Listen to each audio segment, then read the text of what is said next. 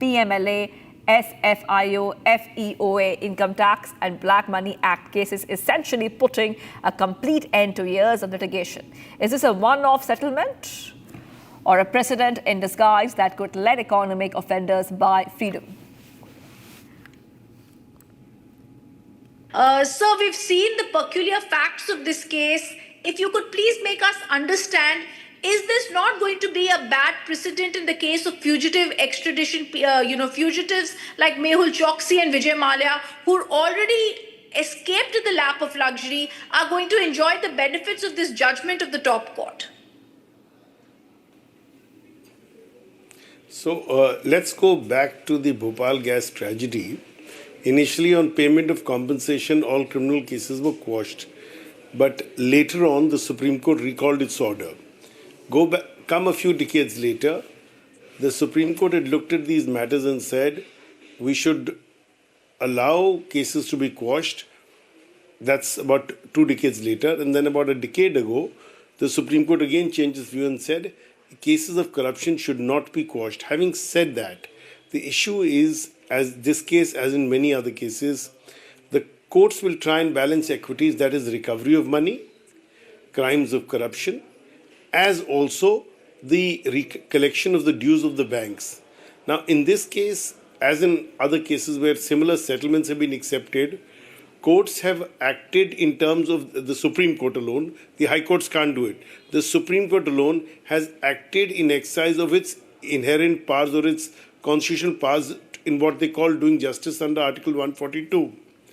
Now, that is a power which is not trammeled by any law, not controlled by any law necessarily. Of course, if there is a law, Article 142 may not be given recourse to. So this is something in an extraordinary case, in an extraordinary power has been done. Will it help other fugitives or other people? It might. Absolutely. You're absolutely right on that. Because people who have not submitted to the jurisdiction of Indian law may try and say, all right, we'll pay the money, please close the criminal case against us, which is not doable by ordinary courts, even the High Court, but only by the Supreme Court. So that is the legal position.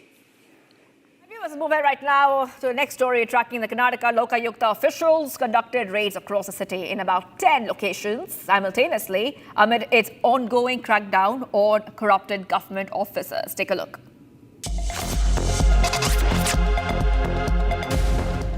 Raids were conducted across Karnataka early this morning. Conducted by Karnataka's Lokayukta sleuths, the raids were conducted simultaneously across 10 locations in an attempt to crack down on the government officials suspected of amassing disproportionate assets. Visuals show the simultaneous raids being conducted across the state. From Karnataka University Professor Subhash Chandra's residence in Dharwad to APMC Assistant Director Prabhuji's residence in Devanagere, and even Municipality CEO Puttaswamy C's residence in Mandya. The raid in Mysore was particularly successful as retrieved in Hootgali Municipality Revenue Inspector Ramaswamy C's residence were property deeds worth crores, gold ornaments and cash. The government of Karnataka has been cracking down on corruption, and the raids are a consequence of this determination to ensure that common man does not suffer due to the avarice of the government officials and they serve the public without seeking bribes and favors.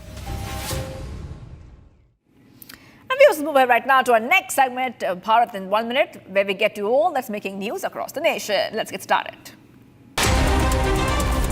Bharat 1 Minute, brought to you by Canara Bank. Together, we can. Amid rising speculations of infighting in Karnataka Congress, Deputy Chief Minister D.K. Shivakumar met Party President Mallikarjun Kharge in the state capital. This crucial meeting comes when MLAs from the Shivakumar faction have already been camping in Delhi to meet the Congress High Command. Karnataka Lokayukta conducted massive simultaneous raids in multiple districts across the state, targeting officials accused of corruption. Search operations were carried out in Bengaluru, Mysuru, and many other districts against officials from different departments. Property deeds worth crores, gold ornaments, and cash have been recovered from Inspector Ramaswamy's residence in Mysuru. The sacred gates of the Badrinath Dham will be closed from today for the winter season. For the ceremonial closure of the gates, the temple has been decorated with 12 quintals of marigold flowers, with large numbers of devotees arriving to witness this significant ceremony. Mandir will now open for the devotees in April next year.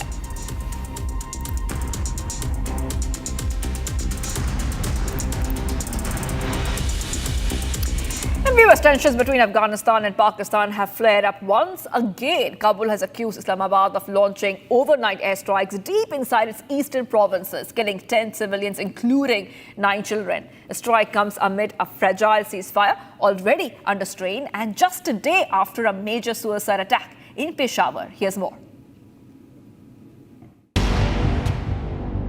Fresh tensions erupting between Afghanistan and Pakistan after Kabul accused Islamabad of launching overnight strikes deep inside its eastern provinces. According to the Taliban government, 10 civilians were killed, mostly children, in 3 provinces: Khost, Kunar and Paktika. Taliban spokesperson Zabihullah Mujahid posted on X that Pakistan bombed a civilian home in Khost, killing 9 children and a woman. He added that the strikes in Kunar and Paktika injured at least 4 more civilians. Pakistan's military has not yet commented, but the allegations come weeks after Kabul accused Pakistan of carrying out drone strikes in Kabul, triggering cross-border clashes. Zalmay Khalilzad, a former US Special Representative for Afghanistan, condemned the airstrikes, calling for diplomacy to prevent wider conflict. Despite the escalation, the Qatar-Turkey brokered ceasefire from October still technically remains in place. The latest flare-up coincides with a deadly attack in Pakistan's Peshawar, where 2 suicide bombers and a gunman stormed the Federal Constabulary headquarters on Monday. 3 officers were killed and 11 injured. While no group claimed responsibility, suspicion quickly fell on the Pakistani Taliban, the TTP. Pakistan maintains that Afghanistan must prevent TTP fighters from using Afghan territory to launch attacks. Kabul insists that it does not allow any group to use its soil against any country. Bilateral ties have rapidly deteriorated since Afghanistan blamed Pakistan for the 9th of October drone strikes on Kabul and threatened retaliation. The clashes that followed killed dozens of soldiers, civilians and militants on both sides before the ceasefire took hold on 19th of October. 2 rounds of talks in Istanbul have since failed. The tension has also frozen trade between the 2 nations. With no breakthrough in talks and renewed deadly accusations, the fragile relationship between Kabul and Islamabad appears to be sliding towards a deeper crisis.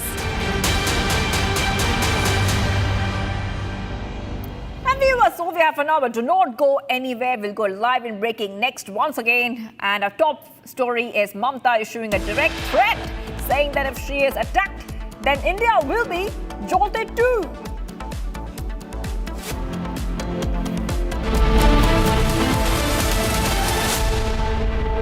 दादी के हाथों का जादू और खुशबू से महकता घर, माँ की मुस्कुराहट और खाने की सुगंध। MDH गरम मसाला, क्योंकि हर रिश्ता है स्वाद से जुड़ा। केसरिया से मन जोगी हुआ रे, दिल झूमे देखो मतवारा हुआ रे। केसरिया से मन जोगी हुआ। हर पल मनाओ केसरी त्योहार। विमल, बोलो जुबान केसरी। प्योर सूजी पास्ता उबालो, मिलाओ और खाओ। 8 मिनट में तैयार। क्या टेस्ट है सबका राजा pure masala.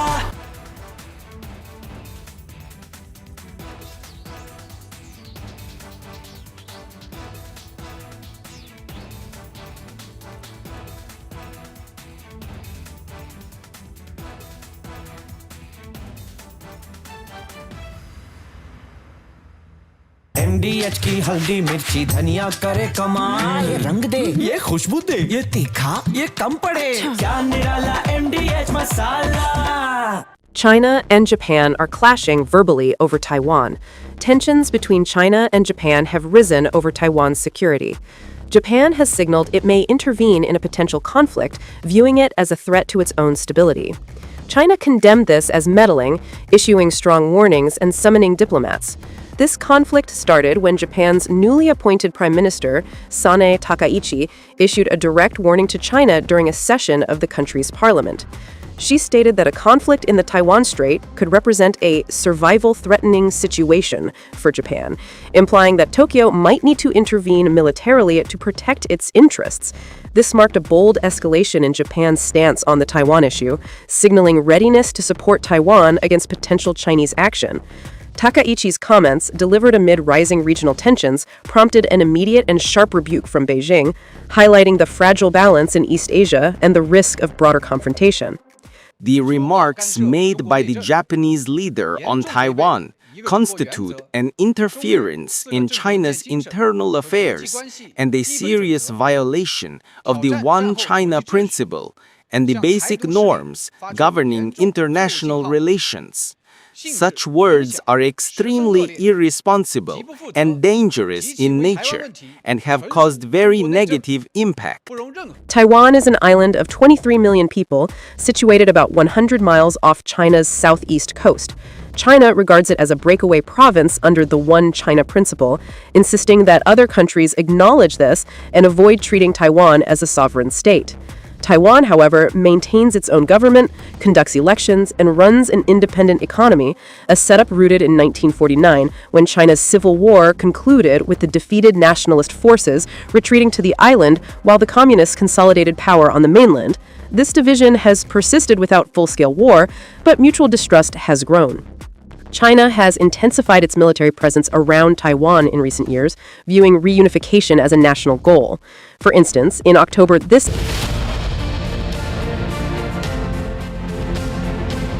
Today, for most parts of the developed world, in Europe, in the United States, in the Middle East, Australia, Japan, Korea, Taiwan, they are all finding in India a trusted partner, and this is going to drive huge amounts of investment and technology, which will not only serve the needs of a growing aspirational India, which will also be the sourcing base for the world.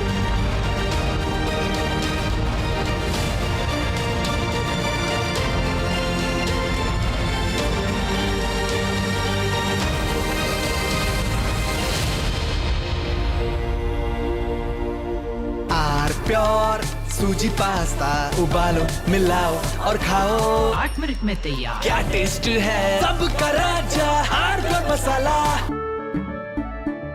केसरिया से मन जोगी हुआ रे दिल झूमे देखो तुम्हारा हुआ रे केसरिया से मन जोगी हर पल बनाओ केसरी त्योहार विमल बोलो जुबान केसरी आधे बाउल दही में 4 चम्मच MDH चटनी पुदीना मसाला डाला स्टर करो पुदीना चटनी तैयार MDH चटनी पुदीना मसाला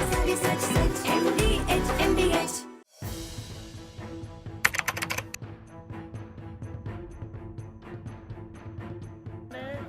So in the past we would see most of the terrorists who would get arrested, they would be like the people who would be working at a very low level, but today we have seen the white collar suspect.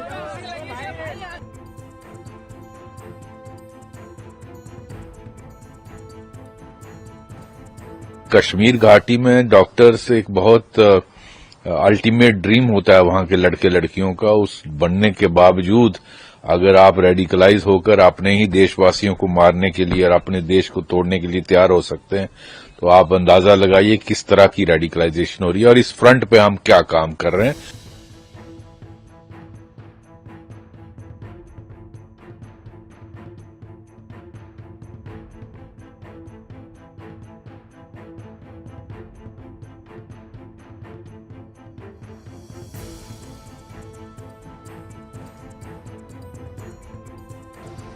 Investigators have identified Maulvi Irfan Wagha, also known as Imam Irfan, from Shopian in South Kashmir, as the mastermind who blended his dual identity, that of a preacher and healthcare worker, to influence and radicalize the educated youth.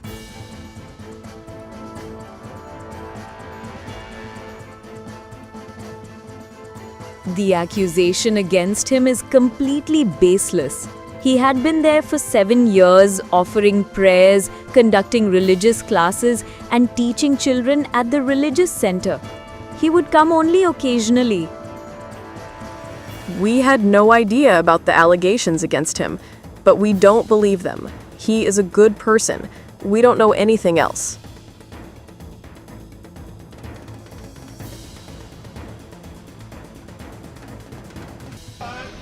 According to the ongoing investigation, Maulvi used his access at GMC Srinagar and his sermons in Naugam's local mosques to identify and influence those he saw as easy targets, pushing them towards radicalization.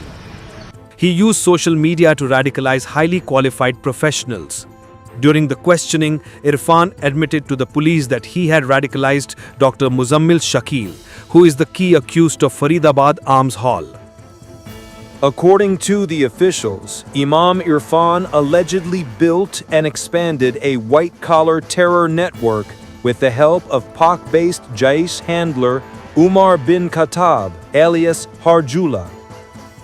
The police found improvised explosive devices materials, electronic gadgets during raid at his residence, providing leads to a wider nexus. The investigation...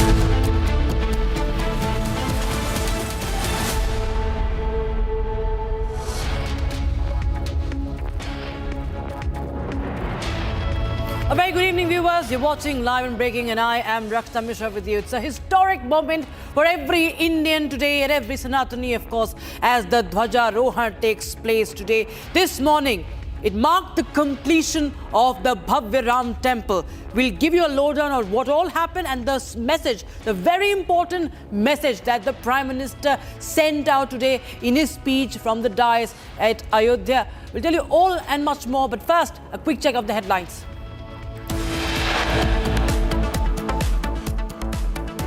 सत्ता के हर कोने में गुलामी की इस मानसिकता ने डेरा डाला हुआ था। अब हमने नौसेना के ध्वज से गुलामी के हर प्रतीक को हटाया है।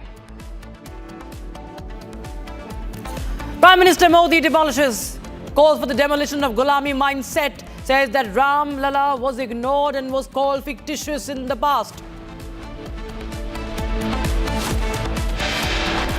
Mamata Banerjee issues a direct threat, says if she's attacked, if Bengal is attacked, then India will be jolted too. Himanta Biswa Sarma gives a big statement on Zubeen Garg death case in the Assembly. He says it was not criminal conspiracy but plain murder.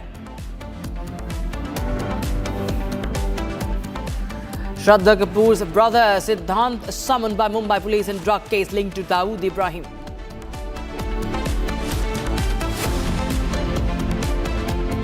Selina Jaitley files domestic violence case against husband Peter Haag.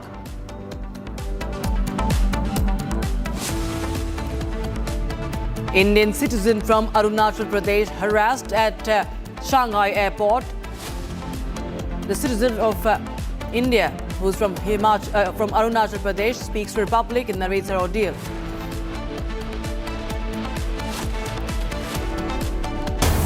All right, we have some breaking news coming in right now. India has issued a notification for a likely missile test in the Bay of Bengal region. A fresh NOTAM coming in just a few weeks after one was conducted already. There have been multiple exercises from the eastern theatre, from east to north, and now this is a fresh NOTAM. Ishan joins us live on the broadcast for more. Ishan, likely dates are 6 to 8, December 6 to 8. Tell us more details, please, about this possible missile test.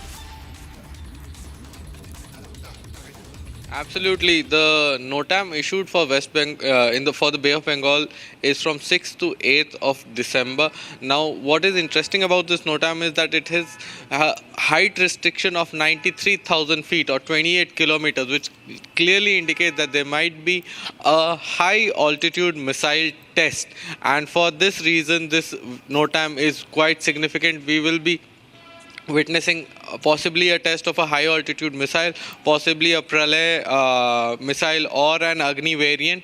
This test will be conducted between 6th to 8th of December, and The details of the NOTAM have just come forth. The most significant part of this NOTAM is the height restriction, because normally NOTAMs are issued for 28,000 feet, 30,000 feet, but this one is for 93,000 feet. A very high altitude test might take place. Now this high altitude missile test will be testing the capabilities of our ballistic missile range, and that will be a very significant test in the upcoming days. Back to you. Right, just a month ago, there were talks about the Agni 6 ICBM also, as India had declared, a 3,550 kilometer no-fly zone in the Bay of Bengal. It was just a few days ago, 10 days back, Keshan, and the NOTAM zone also was expanded. Could it be in connection to that? The planning has been going on for a long time.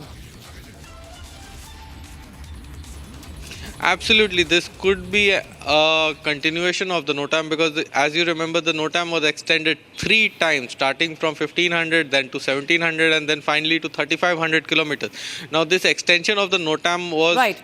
Stay on with us, Sean. We have defense expert Major General K.K. Sinha joining us on the broadcast. Very good evening to you. Thank you for joining us on Republic TV, General Sinha. This is, of course, a big development, sir. We've seen on the Western Front, we've seen those exercise Trishul and multiple other exercises that continue in Rajasthan, in other parts of the country, in Northeast as well. And now this NOTAM, sir, in Bay of Bengal of a possible missile test. How do you read into this situation? Good evening, Jahend.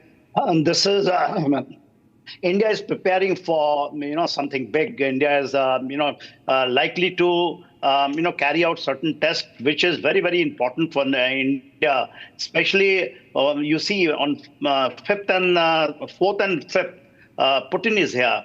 That time, a lot of things will be there in India. Now, just after that, the missile test is the continuation, of course.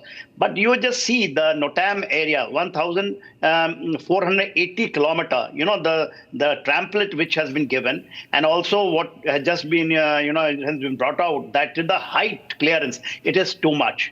And I think we have never tested. These are only for the re-entry vehicles, which India is trying to have the capability, and we have got that capability in an Agni series of missiles. We tested Agni when we fired from the railway platform, the railway lines along with the bogie, which we have achieved that. Now, the second thing which we want to achieve is that, we have to go when you fire multiple warheads from a missile. That test is very, very important. And because we have achieved that capability, but we have to ensure that it gets absolutely formed in our complete missile system.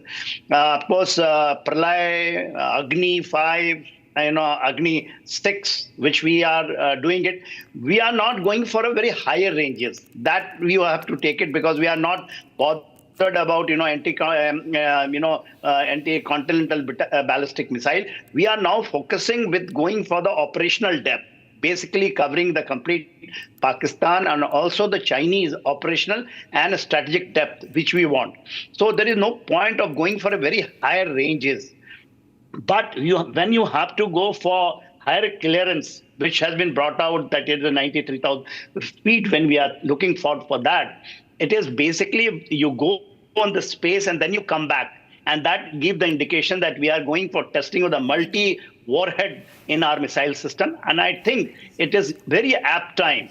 Putin is here, with a lot of defense things will be, taking place. And as you brought it out, that it is very important what is happening in the Western Front. This is happening in the West Bay of Bengal. In the Western Front, you said that you exercised Trishul in the area of basically the run. And there was also indicators. You have seen, you heard Raksha Mantri is speaking that, the borders can change anytime. Right. And what he has been also brought out, that, the gateway to the seaport of Karachi goes through the run. So these are all indicators. Then one more thing has come yesterday, where the army commander has been speaking that holding of ground, capturing ground, that is very important. Capturing on ground from the cold start to cold strike. The Rudra Brigade has been operationally now accepted that it is there. It has done in a record time. Rudra's sanction came during the Kargil day. That was July 26th. Yes. And within 3 months, absolutely, it is the integrated brigade, huge capability. to cold strike.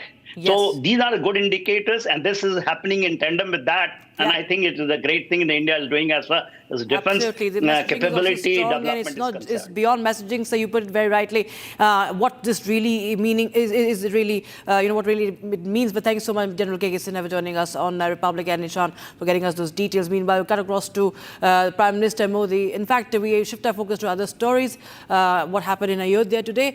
But for that, a quick look at the other stories from across the country. This is Bharat in a minute.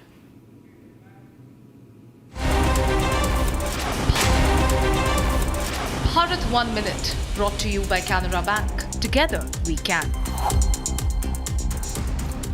Prime Minister Narendra Modi held a roadshow in Ayodhya ahead of the flag hoisting ceremony. Ram Janmabhoomi Temple, sacred saffron flag, hoisted atop the temple's 191 foot high shikhar.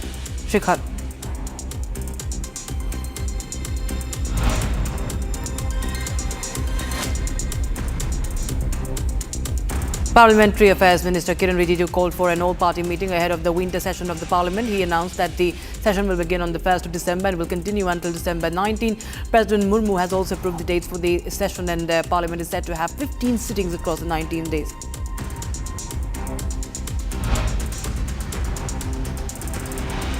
The Bihar Pradesh Congress Committee has expelled 7 senior leaders for 6 years over repeated anti-party activities. A disciplinary review found continuous violations of party guidelines. Despite show-cause notices, their responses were unsatisfactory, leading to strict action to protect the party's image and organizational discipline.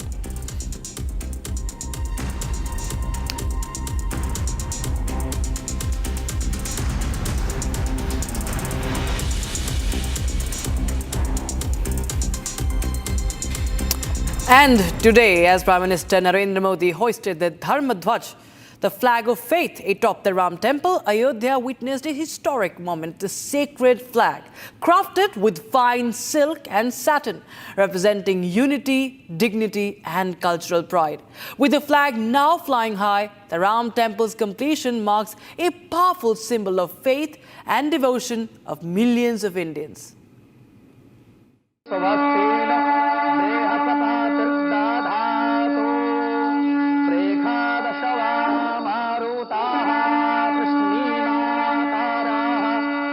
The first glance of the Dharma Dhwaj, hoisted atop the Ram Temple in Ayodhya by Prime Minister Narendra Modi, had appeared moments before the ceremony that Indians have passionately awaited for centuries.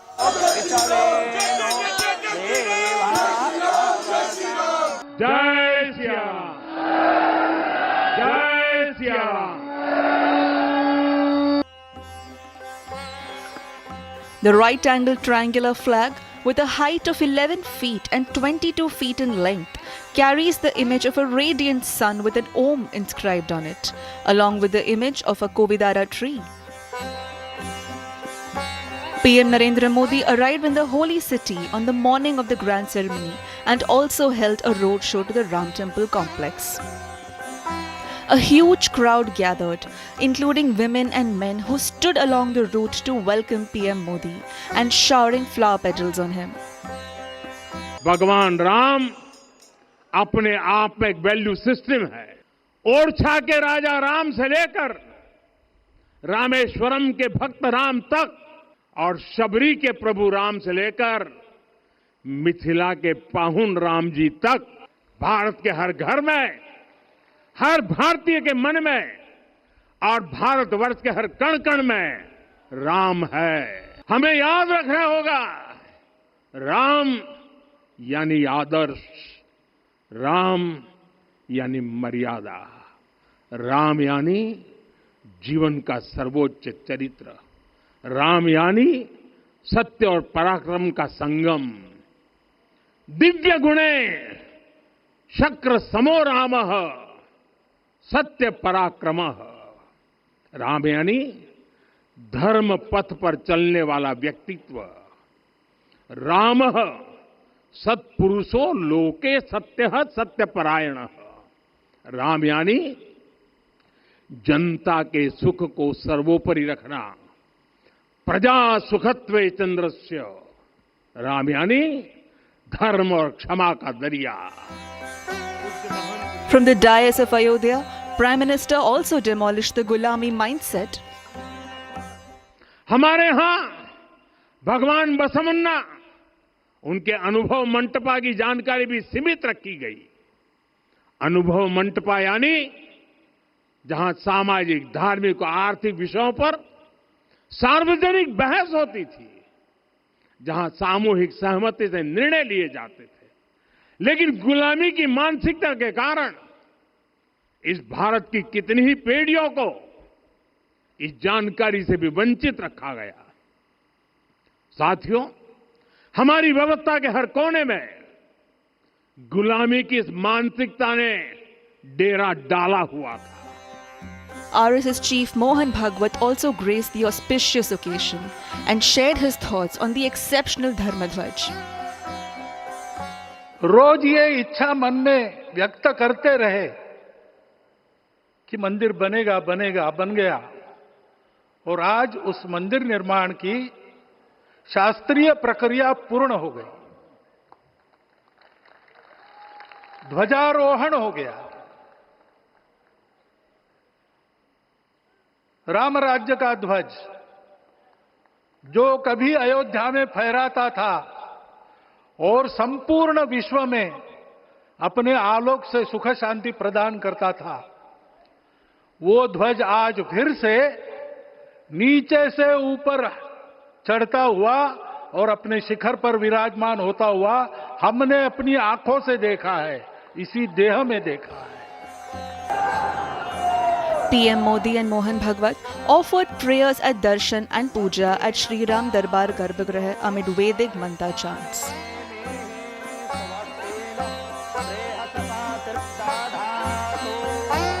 Hare Om.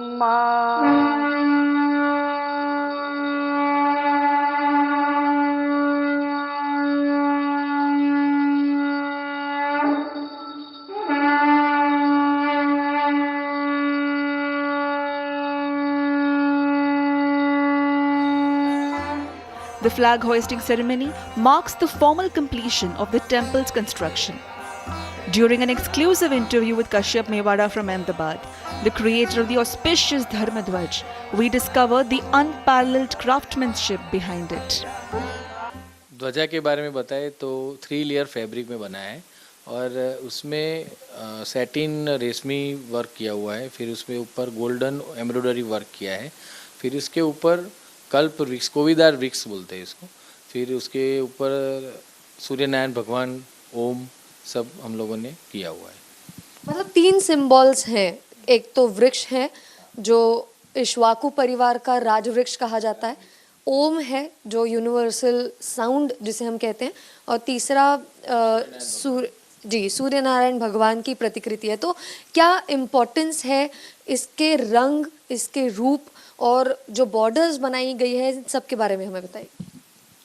कोविदार वृक्ष का importance ये है कि वो राम भगवान के time का है और सूर्यनारायण भगवान जो राम का प्रतीक है, श्री राम भगवान का, और ओम भी उनका प्रतीक है। तो उसका जो बॉर्डर है वो भी हम लोगों ने गोल्डन एम्ब्रॉयडरी करके किया हुआ है पूरा।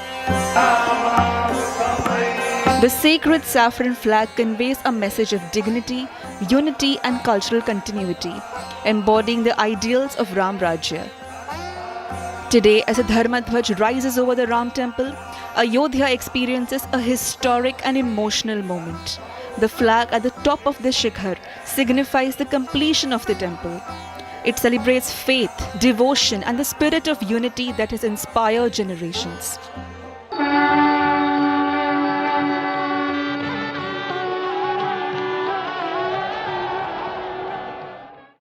Shifting focus now, Assam Chief Minister Himanta Biswa Sarma on today declared in the State Assembly that singer Zubeen Garg's death was not an accident but a murder. In fact, the 52-year-old singer, composer had died on the 19th of September while swimming in the sea in Singapore.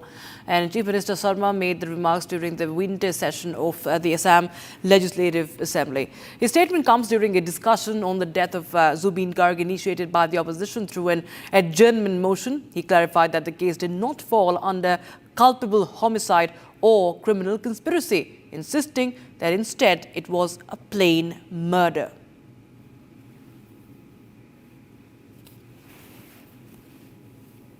সংসদীয় গণতন্ত্ৰত সাধাৰণতে শাসক পক্ষই সভা স্থগিত প্ৰস্তাৱ বিৰোধিতা কৰে আৰু আজিও স্বাভাৱিকভাৱে আমি সভা স্থগিত প্ৰস্তাৱৰ বিৰোধিতা কৰিব লাগিছে কিন্তু আমি কোনেও এই প্ৰস্তাৱৰ বিৰোধিতা নকৰি তাক পূৰ্ণ সমৰ্থন আগবঢ়াইছিল এই কাৰণে যে জুবিন গাৰ্গৰ মৃত্যু জুবিন গাৰ্গৰ হত্যা অসমৰ বাবে এটা অপূৰণীয় ক্ষতি আৰু এই ক্ষতিক হয়তো আমাৰ প্ৰজন্মই কেতিয়াও পূৰণ কৰিব নোৱাৰে জুবিন গাৰ্গৰ ক্ষতি অসমৰ প্ৰতিজন ব্যক্তিৰ বাবে এক অপূৰণীয় ক্ষতি প্ৰতিজন পৰিয়ালৰ ক্ষতি প্ৰতিটো জাতি উপজাতিৰ ক্ষতি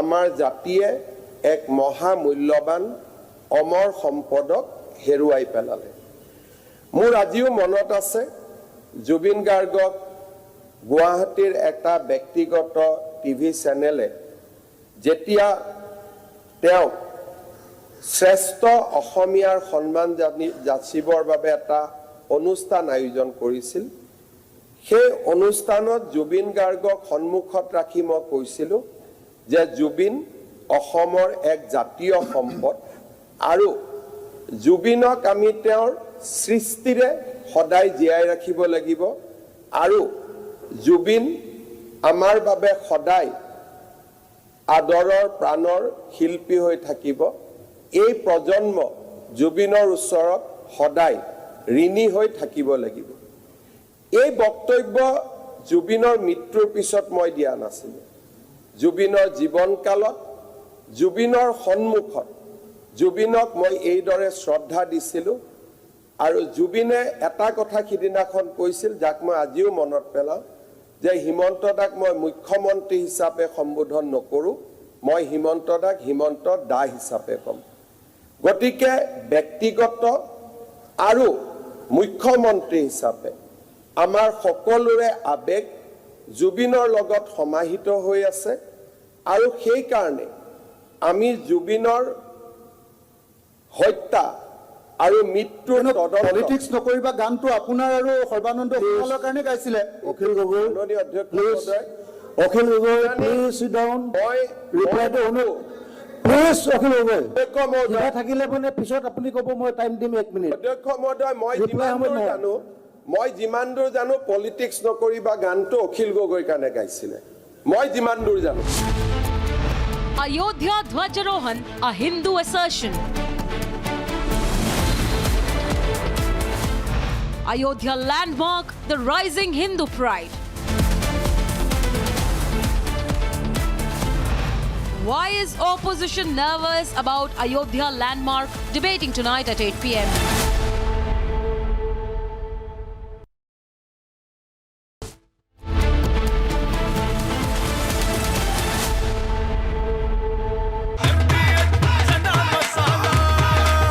अब छोलिया हो या लोबिया सफेद चने या काले चने सबको मजेदार बने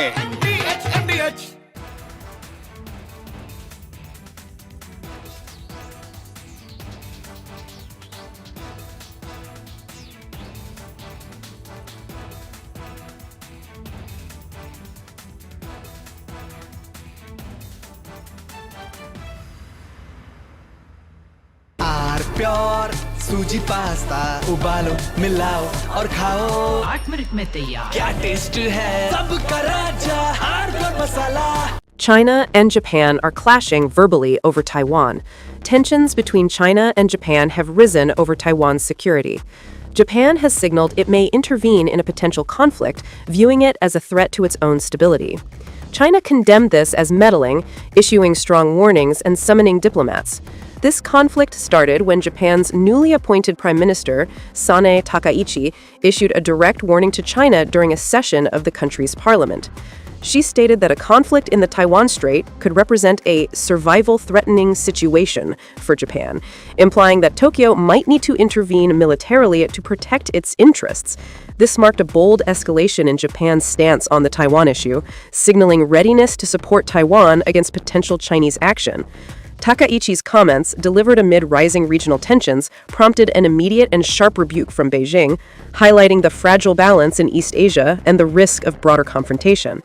The remarks made by the Japanese leader on Taiwan constitute an interference in China's internal affairs and a serious violation of the One China principle and the basic norms governing international relations. Such words are extremely irresponsible and dangerous in nature and have caused very negative impact. Taiwan is an island of 23 million people, situated about 100 miles off China's southeast coast. China regards it as a breakaway province under the One China principle, insisting that other countries acknowledge this and avoid treating Taiwan as a sovereign state. Taiwan, however, maintains its own government, conducts elections, and runs an independent economy, a setup rooted in 1949 when China's civil war concluded with the defeated nationalist forces retreating to the island while the communists consolidated power on the mainland. This division has persisted without full-scale war, but mutual distrust has grown.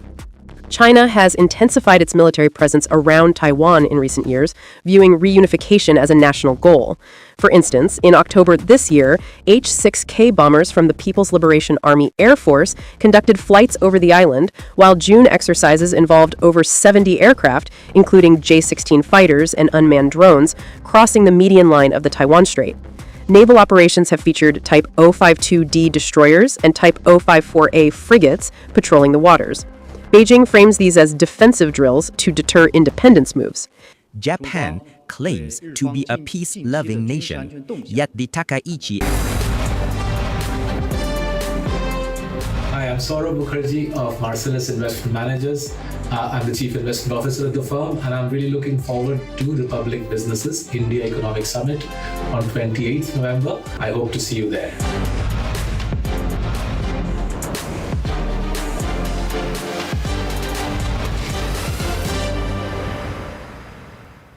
थोड़े में ज्यादा स्वाद ये तो है इसकी खास बात। वाओ मामा क्या स्वाद है? अरे मेरे राजा राजा और pure masala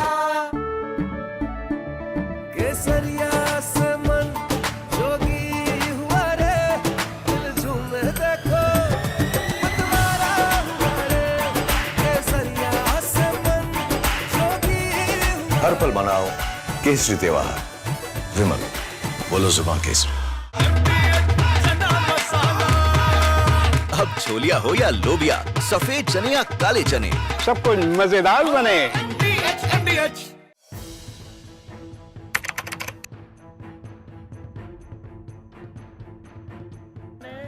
So in the past, we would see most of the terrorists who would get arrested, they would be like the people who would be working at a very low level. But today we have seen the white-collar suspect.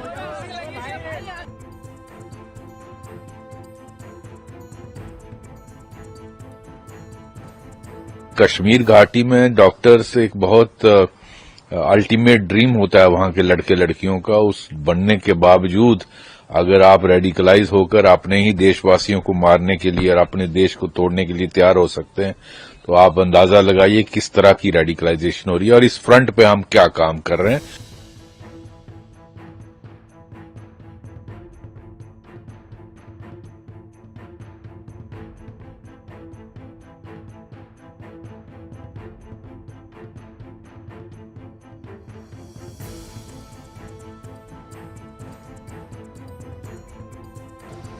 Investigators have identified Maulvi Irfan Wagha, also known as Imam Irfan, from Shopian in South Kashmir, as the mastermind who blended his dual identity, that of a preacher and healthcare worker, to influence and radicalize the educated youth.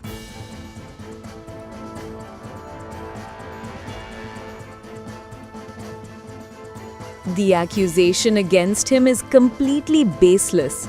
He had been there for 7 years, offering prayers, conducting religious classes, and teaching children at the religious center. He would come only occasionally. We had no idea about the allegations against him, but we don't believe them. He is a good person. We don't know anything else.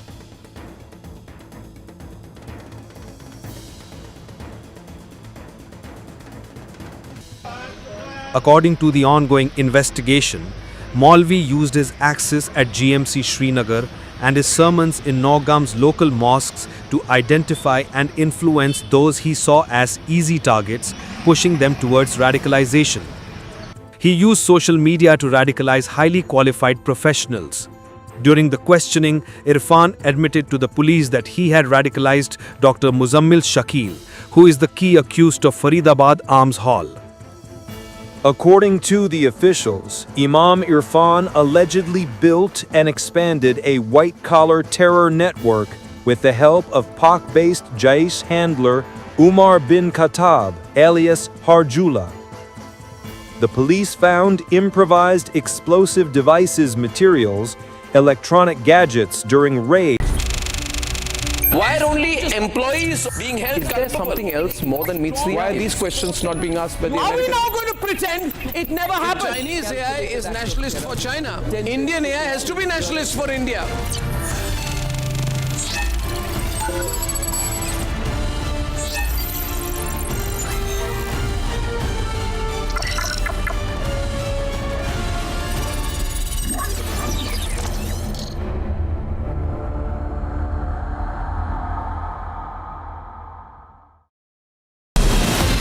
From Asia's largest news headquarters, setting the agenda for Bharat.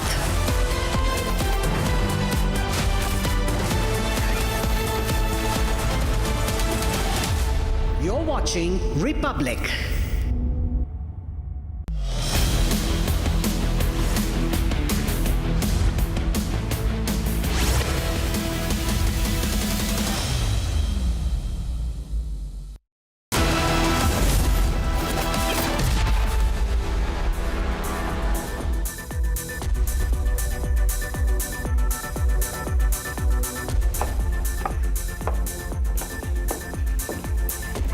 Very good evening. You're watching 6 Stories at 6. I'm Shivangi Shukla getting you the latest coming in. Here are the headlines. History has been made in Ayodhya, says Prime Minister Modi after the Dhwaja Rohan ceremony. West Bengal CM Mamata Banerjee issues a direct threat, says if she's attacked, then India will be jolted too. The latest in the Zubeen death probe, Assam CM Mamata claims in the assembly that the death of singer Zubeen was a murder. Celebs under scanner in the 250 crore drug case. Siddhant Kapoor's brother Siddhant summoned by Mumbai police. Actor Jaitley sues her husband for domestic violence, seeks 50 crore compensation. Republic speaks to Jaitley's legal team. And 9 children and a woman have been killed after Pakistan bombs Afghanistan. The Taliban government vows fierce response. Okay, so let's move ahead, viewers. The top story we're tracking right now. PM Modi has hoisted the Dharma Dhwaj atop the Ram temple. Ayodhya witnessed a historic moment, viewers. A sacred flag crafted with fine silk and satin represents unity, dignity and cultural pride. With the flag now flying high, the Ram temple's completion marks a powerful symbol of faith and devotion for millions of Indians. PM Modi said that the wounds and pain of centuries are healing as a 500-year-old resolve is finally being fulfilled after the formal completion of the Ram temple. Take a look.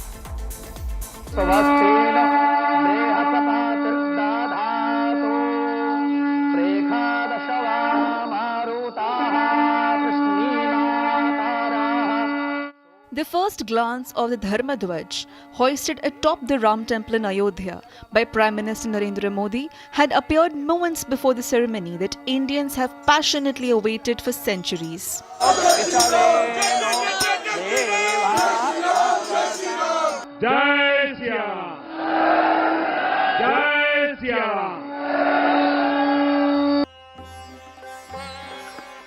The right-angled triangular flag, with a height of 11 feet and 22 feet in length, carries the image of a radiant sun with an Om inscribed on it, along with the image of a Kovidara tree. PM Narendra Modi arrived in the holy city on the morning of the grand ceremony and also held a road show to the Ram Temple complex.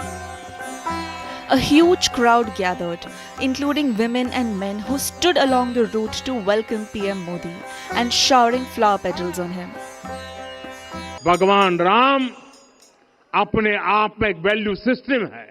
Orchha के राजा राम से लेकर रामेश्वरम के भक्त राम तक और शबरी के प्रभु राम से लेकर मिथिला के पाहुन राम जी तक भारत के हर घर में, हर भारतीय के मन में और भारतवर्ष के हर कण कण में राम है।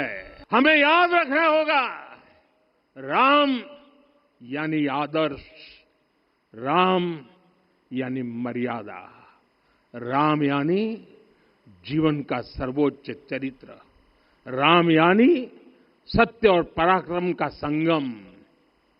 दिव्य गुणे शक्र समो रामः सत्य पराक्रमः। राम यानी धर्म पथ पर चलने वाला व्यक्तित्व। रामः सत्पुरुषो लोके सत्यः सत्यपरायणः। राम यानी जनता के सुख को सर्वोपरि रखना, प्रजा सुखत्वे चंद्रस्य। राम यानी धर्म और क्षमा का दरिया। From the dais of Ayodhya, Prime Minister also demolished the Gulami mindset. हमारे यहां भगवान बसवन्ना, उनके अनुभव मंटपा की जानकारी भी सीमित रखी गई। अनुभव मंटपा यानी जहां सामाजिक, धार्मिक और आर्थिक विषयों पर सार्वजनिक बहस होती थी, जहां सामूहिक सहमति से निर्णय लिए जाते थे। लेकिन गुलामी की मानसिकता के कारण इस भारत की कितनी ही पीढ़ियों को इस जानकारी से भी वंचित रखा गया। साथियों, हमारी व्यवस्था के हर कोने में गुलामी की इस मानसिकता ने डेरा डाला हुआ था। RSS Chief Mohan Bhagwat also graced the auspicious occasion and shared his thoughts on the exceptional Dharmadhwaj. रोज ये इच्छा मन में व्यक्त करते रहे कि मंदिर बनेगा बनेगा, बन गया। और आज उस मंदिर निर्माण की शास्त्रीय प्रक्रिया पूर्ण हो गई, ध्वजारोहण हो गया। राम राज्य का ध्वज जो कभी अयोध्या में फहराता था और संपूर्ण विश्व में अपने आलोक से सुख शांति प्रदान करता था, वो ध्वज आज फिर से नीचे से ऊपर चढ़ता हुआ और अपने शिखर पर विराजमान होता हुआ हमने अपनी आंखों से देखा है, इसी देह में देखा है। PM Modi and Mohan Bhagwat offered prayers at darshan and puja at Shri Ram Darbar Garbhagriha amid Vedic mantra chants.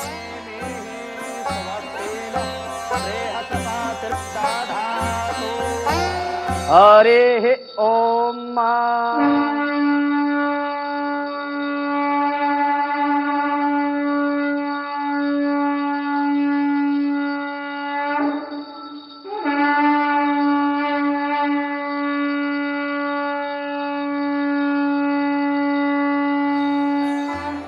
The flag hoisting ceremony marks the formal completion of the temple's construction. During an exclusive interview with Kashyap Mewada from Ahmedabad, the creator of the auspicious Dharmadhwaj, we discovered the unparalleled craftsmanship behind it. ध्वजा के बारे में बताएं तो 3 layer fabric में बना है और उसमें सैटिन रेशमी वर्क किया हुआ है, फिर उसमें ऊपर गोल्डन एम्ब्रॉयडरी वर्क किया है, फिर इसके ऊपर कल्प वृक्ष, कोविदार वृक्ष बोलते हैं इसको, फिर उसके ऊपर सूर्य नारायण भगवान ओम सब हम लोगों ने किया हुआ है।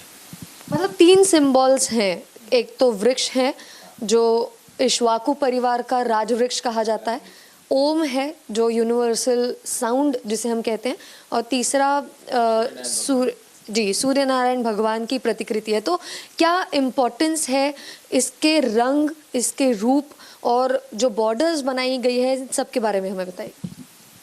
कोविदार वृक्ष का इम्पोर्टेंस ये है कि वो राम भगवान के टाइम का है और सूर्यनारायण भगवान जो राम का प्रतीक है, श्री राम भगवान का, और ओम भी उनका प्रतीक है। तो उसका जो बॉर्डर है वो भी हम लोगों ने गोल्डन एम्ब्रॉयडरी करके किया हुआ है पूरा।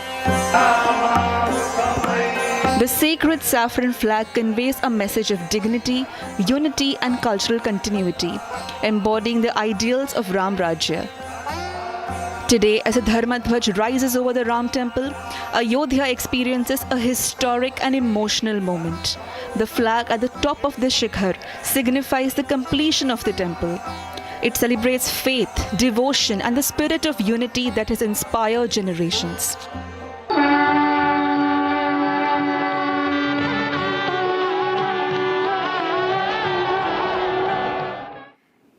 And viewers, West Bengal CM Mamata Banerjee has escalated her attack on the BJP, issuing her sharpest warning yet amid the growing row over the SIR exercise at a rally in North 24 Parganas.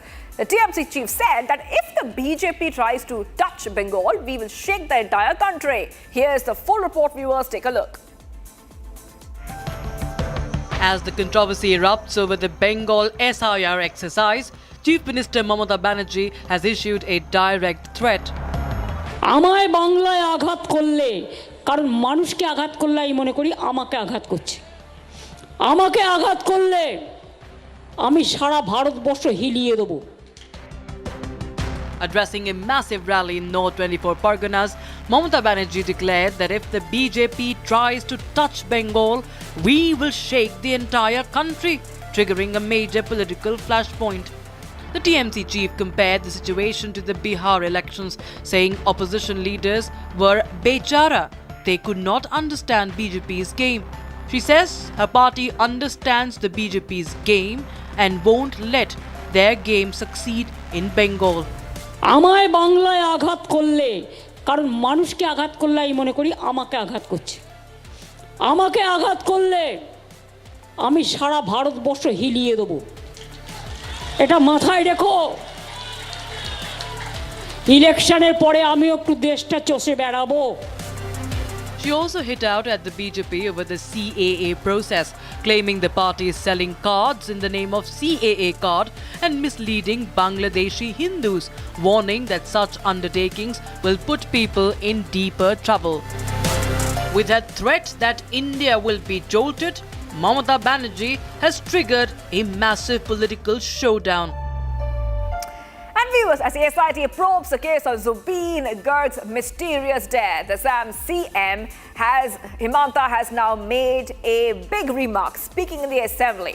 Now, he's called the singer's death a plain, a simple murder. That is right. Himanta's statement comes at a time when sympathy runs high for the late singer after he was murdered in Singapore while participating in the Northeast India Festival. So the death is being probed and the CM says it's a murder.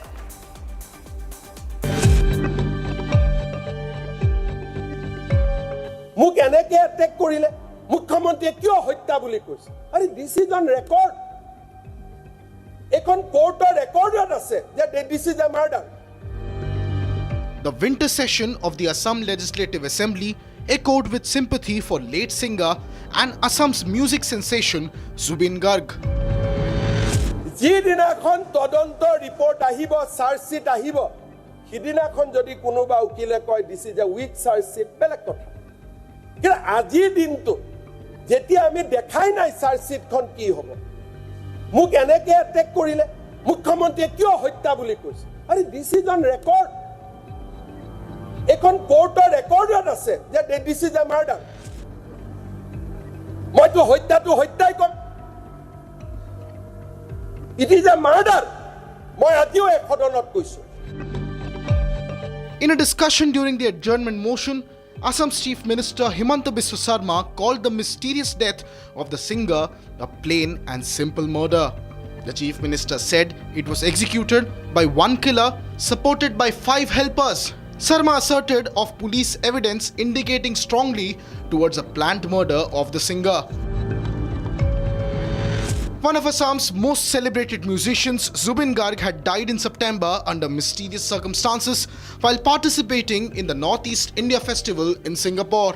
He was out swimming in the sea when the incident reportedly happened. Sentiments soared high in the state since the singer's death. The case was taken up in India under the BNSS, with Mamata government forming a special investigation team of the Assam police to investigate the cause of the death. Home Minister Sri Amit Shah ji has accorded a sanction to proceed the matter further, and the sanction will enable us to give search sheet in time. So one of the major steps towards bringing the conclusion of the case was 208 BNS. Organizers of the event, Shamkanu Mahanta, singer's manager Siddhant Sharma, 2 band members, and one of the singer's cousin Sandeepan Garg were arrested for their alleged role. All stay in custody while the alleged murder is being probed. And viewers, Mumbai police questioned Siddhant Kapoor, the brother of actress Shraddha Kapoor, in the connection with a 252 crore narcotics case. His involvement emerged during the investigation of drug supplier Mohammed Salim Sheikh, also known as Lavish. A case also named Shraddha's influencer Ori, politician Zishan Siddiqui, and actress Noora Fatehi. Authorities are currently verifying allegations about drugs being supplied at parties, and more individuals are expected to be called for questioning. Here's more. Siddhant Kapoor, the brother of actress Shraddha Kapoor, was summoned by the narcotics cell today to record his statement in connection with the Rs 252 crore narcotics case. The police had summoned Siddhant in the case after his name emerged while questioning Mohammed Salim Sheikh alias Lavish.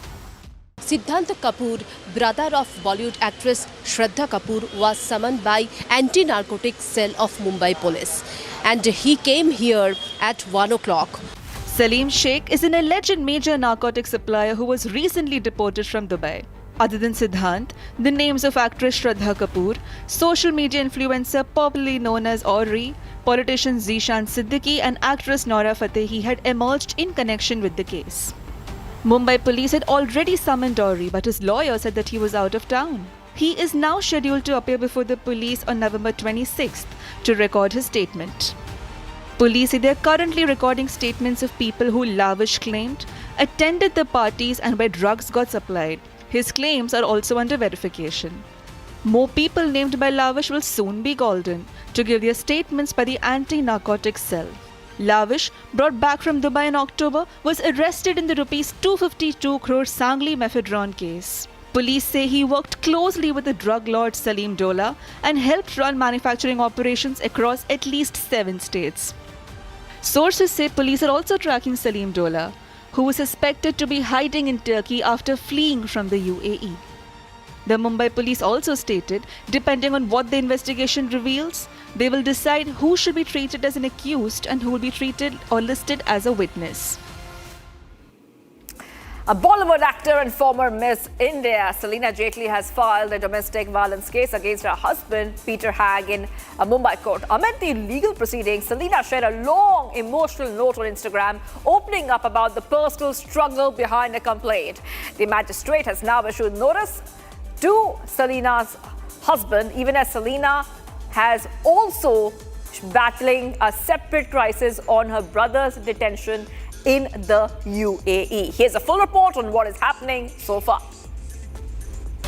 Bollywood actress and former Miss India and Miss Universe runner-up Selina Jaitley has taken her battle to the court, filing a domestic violence case against her husband, Peter Hagg, under the Domestic Violence Act.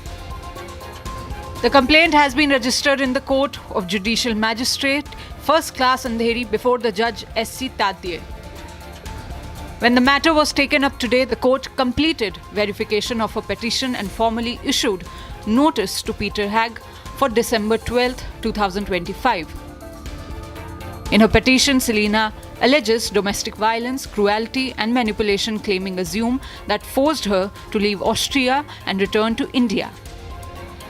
The actress is represented by a team from Karan Javla and Co., Senior Partner Sandeep Kapoor, Principal Associate Niharika Karan Javla Mishra, Senior Associate Ridham Vohra Ahuja, along with Mumbai-based lawyer Arpan Rajput. A domestic violence petition filed on behalf of Ms. Selina Jaitley against her husband, Mr. Peter Haag, alleging cruelty, manipulation and violence came up today before the court of the Learned Judicial Magistrate First Class Andheri in Mumbai. His Lordship was pleased to issue notice returnable on the 12th of December 2025 to Mr. Haag.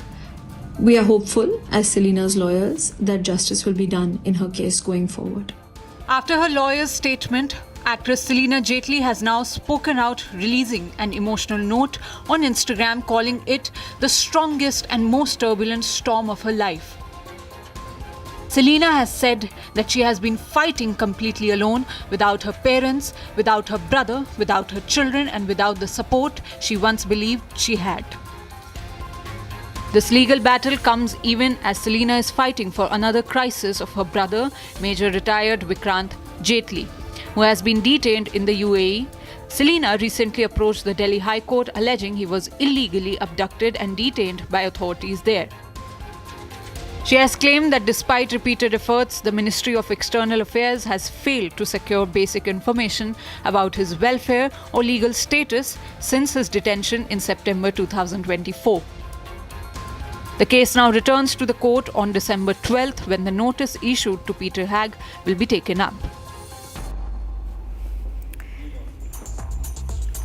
Tensions between Afghanistan and Pakistan have flared up once again. Kabul has accused Islamabad of launching overnight airstrikes deep inside its eastern provinces, killing 10 civilians, including 9 children. The strike comes amid a fragile ceasefire already under strain and just a day after a major suicide attack in Peshawar. In the meanwhile, Afghanistan vows appropriate response. Here's a full report. Fresh tensions erupting between Afghanistan and Pakistan after Kabul accused Islamabad of launching overnight strikes deep inside its eastern provinces. According to the Taliban government, 10 civilians were killed, mostly children, in 3 provinces: Khost, Kunar and Paktika. Taliban spokesperson Zabihullah Mujahid posted on X that Pakistan bombed a civilian home in Khost, killing 9 children and a woman. He added that the strikes in Kunar and Paktika injured at least 4 more civilians. Pakistan's military has not yet commented, but the allegations come weeks after Kabul accused Pakistan of carrying out drone strikes in Kabul, triggering cross-border clashes. Zalmay Khalilzad, a former US Special Representative for Afghanistan, condemned the airstrikes, calling for diplomacy to prevent wider conflict. Despite the escalation, the Qatar-Turkey brokered ceasefire from October still technically remains in place. The latest flare-up coincides with a deadly attack in Pakistan's Peshawar, where 2 suicide bombers and a gunman stormed the Federal Constabulary headquarters on Monday. 3 officers were killed and 11 injured. While no group claimed responsibility, suspicion quickly fell on the Pakistani Taliban, the TTP.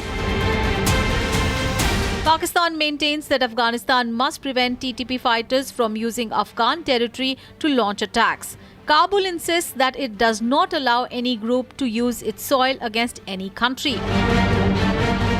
Bilateral ties have rapidly deteriorated since Afghanistan blamed Pakistan for the 9th of October drone strikes on Kabul and threatened retaliation.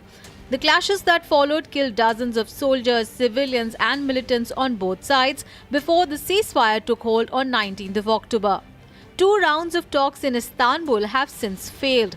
The tension has also frozen trade between the 2 nations. With no breakthrough in talks and renewed deadly accusations, the fragile relationship between Kabul and Islamabad appears to be sliding towards a deeper crisis. And viewers, this is Shivangi Shukla signing off from 6 Stories at 6. Do not go anywhere. Next, we will go live and breaking.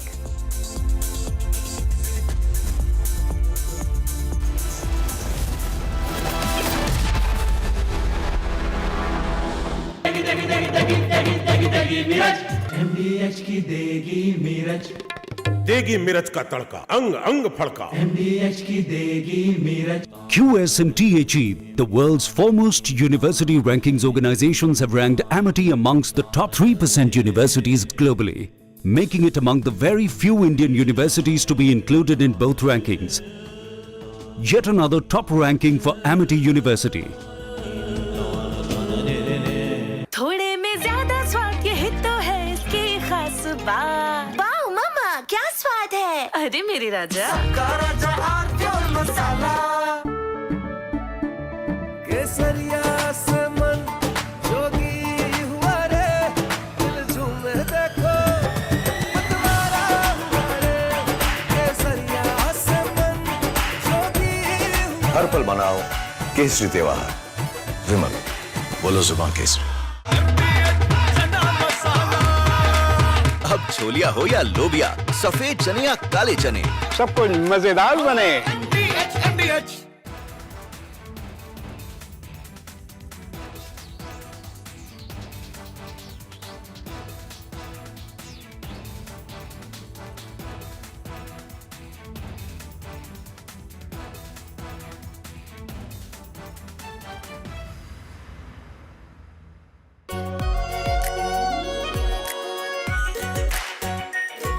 Pure Shahi Paneer Masala.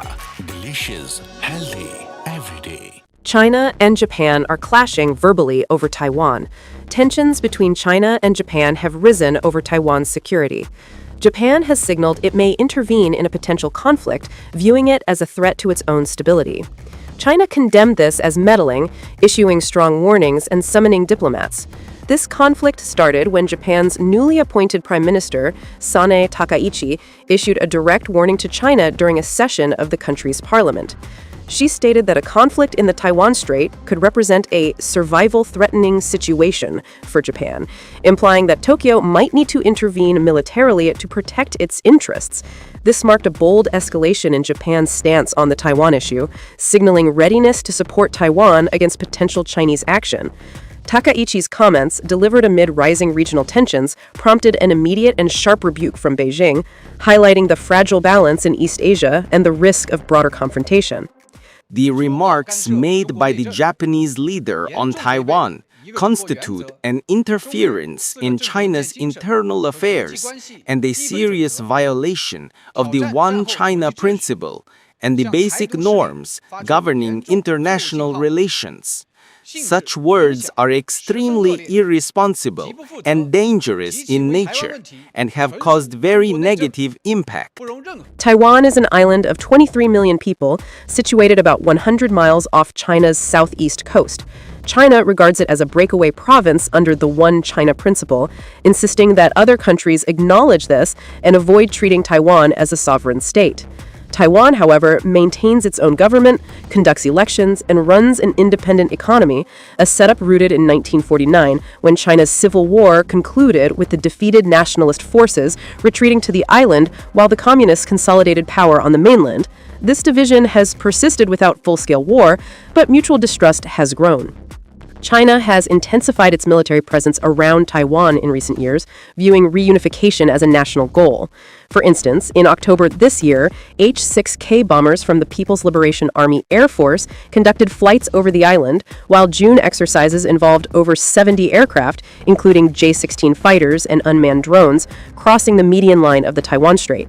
Naval operations have featured Type 052D destroyers and Type 054A frigates patrolling the waters. Ayodhya Dhwajarohan, a Hindu assertion. Ayodhya landmark, the rising Hindu pride. Why is opposition nervous about Ayodhya landmark? Debating tonight at 8 p.m.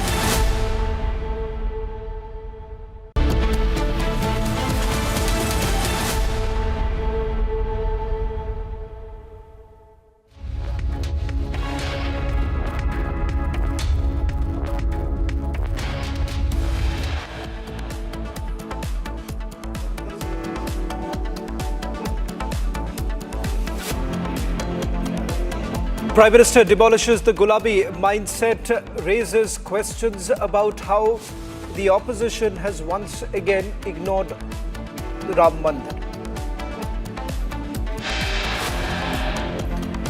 Mamata issues a direct threat, says if she is attacked, then India will be jolted too. Himanta Biswa Sarma gives a big statement on Zubeen death case in assembly. He says it was not criminal conspiracy, but plain murder.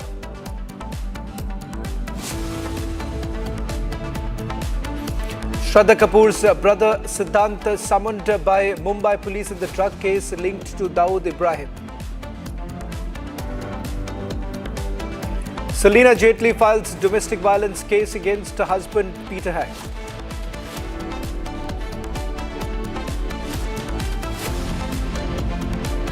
Indian citizen from Arunachal Pradesh harassed at Shanghai airport. She speaks to Republic and narrates her ordeal.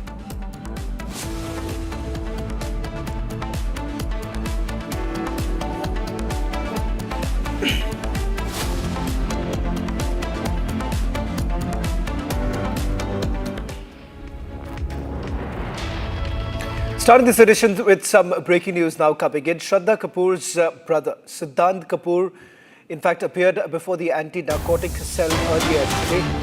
He was summoned by the Mumbai police. The case centers around a huge drug manufacturing and distribution network, and Siddhant Kapoor's name reportedly came up during the interrogation of a key accused, Mohammad Salim Suhail Sheikh.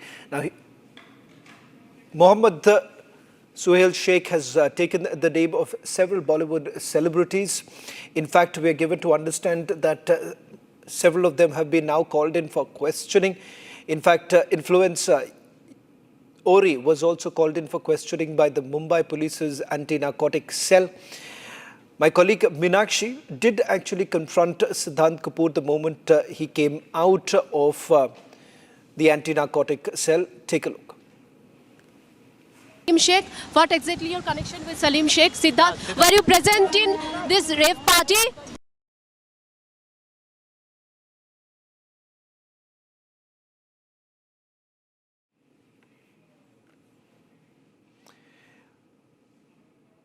In fact, what you see right now on your screens is Siddhant Kapoor, who had appeared before the anti-narcotic cell earlier today. This was after summons were issued by the Mumbai police.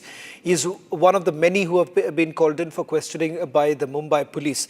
In fact, sources within the anti-narcotic cell are essentially saying that the statements are being recorded because their name have surfaced during the questioning of Mohammad Suhail Sheikh, who has been taken into custody.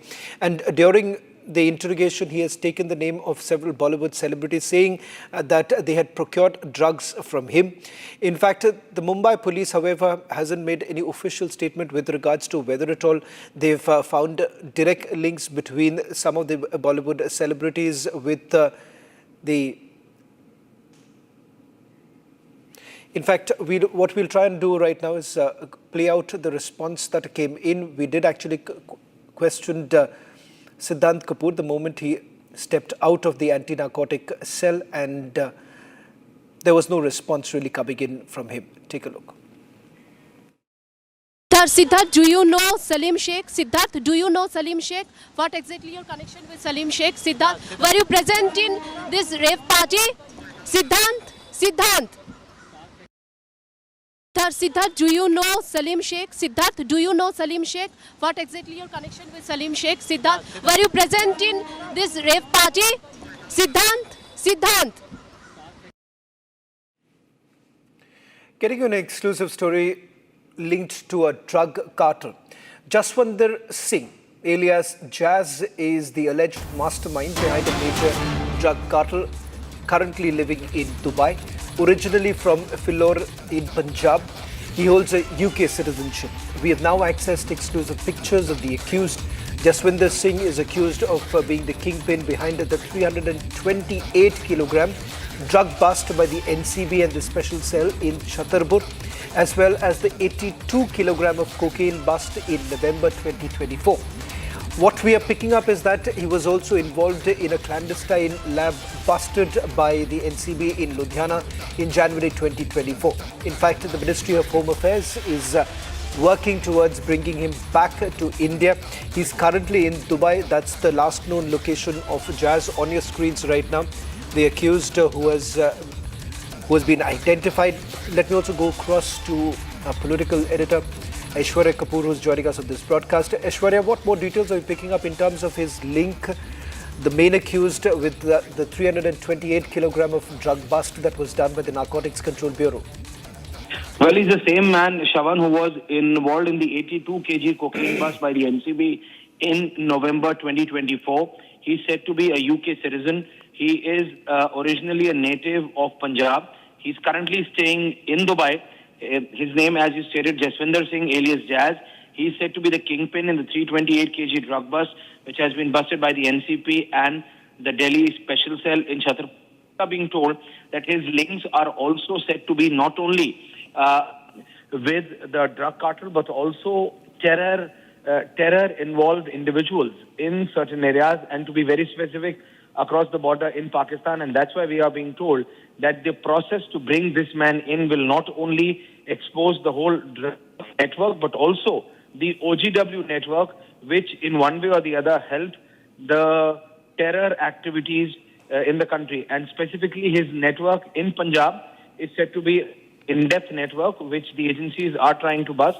We are being told there are around 16 to 17 individuals across 18 districts of Punjab, which are already on the list of the NCP and which have been given not only to the ED, because there is a lot of money laundering which has happened in this area, in this case as well. But as we just said, the nexus between drug and terror is what the agencies are looking at this time. And these are exclusive pictures of Jazz which are on Republic.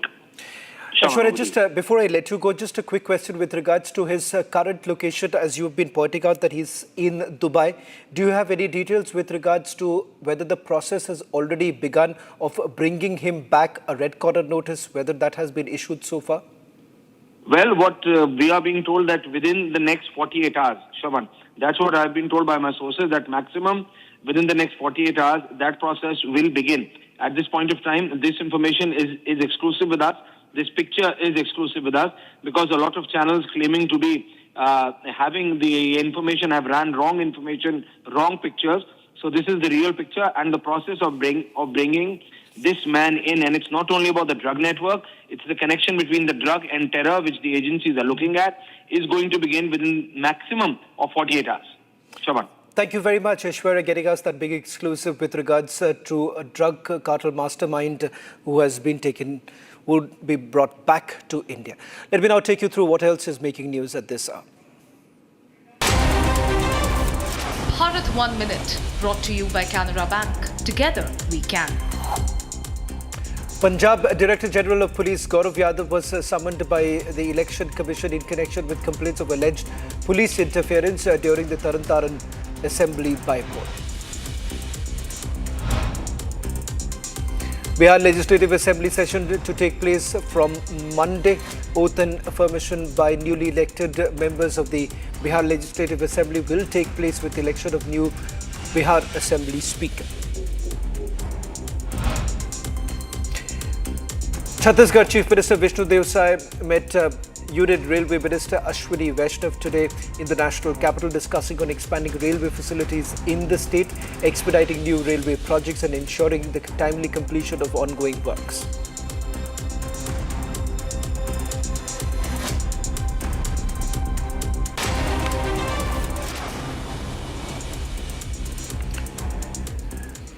Well, staying with the story that we broke just a short while back, this is with regards to the anti-narcotics cell in Mumbai police, which is basically looking into a major drug racket where actor Siddhant Kapoor, brother of Shraddha Kapoor, was being questioned.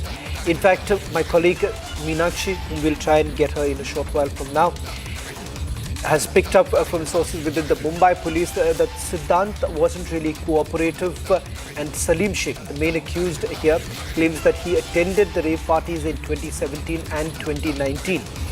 Siddhant, in fact, hasn't denied or even confirmed his presence, leading to further scrutiny. In fact, that is the reason why it seems that the anti-narcotics cell, in all likelihood, will be calling him once again for further questioning. We'll try and see if we can go across to Meenakshi on the phone line, please, to get more details with regards to what's really happening. Just a quick recap of what we know so far.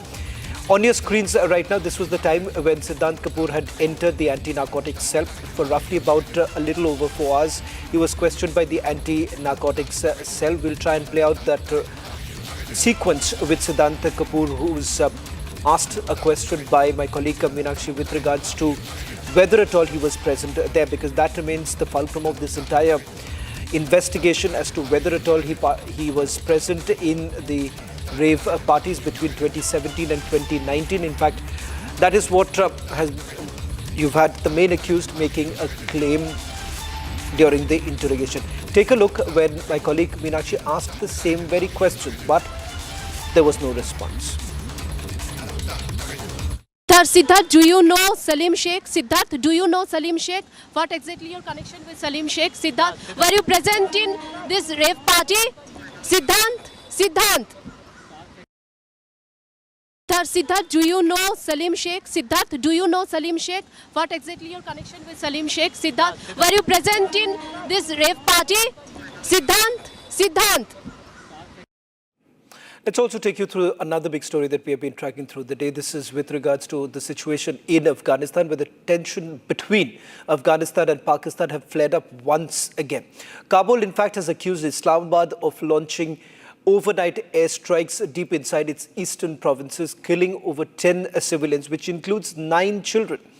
The strike comes amid a fragile ceasefire already under strain, and just a day after a major suicide attack that took place in Peshawar. Take a look at this full report. Fresh tensions erupting between Afghanistan and Pakistan after Kabul accused Islamabad of launching overnight strikes deep inside its eastern provinces. According to the Taliban government, 10 civilians were killed, mostly children, in 3 provinces: Khost, Kunar and Paktika. Taliban spokesperson Zabihullah Mujahid posted on X that Pakistan bombed a civilian home in Khost, killing 9 children and a woman. He added that the strikes in Kunar and Paktika injured at least 4 more civilians.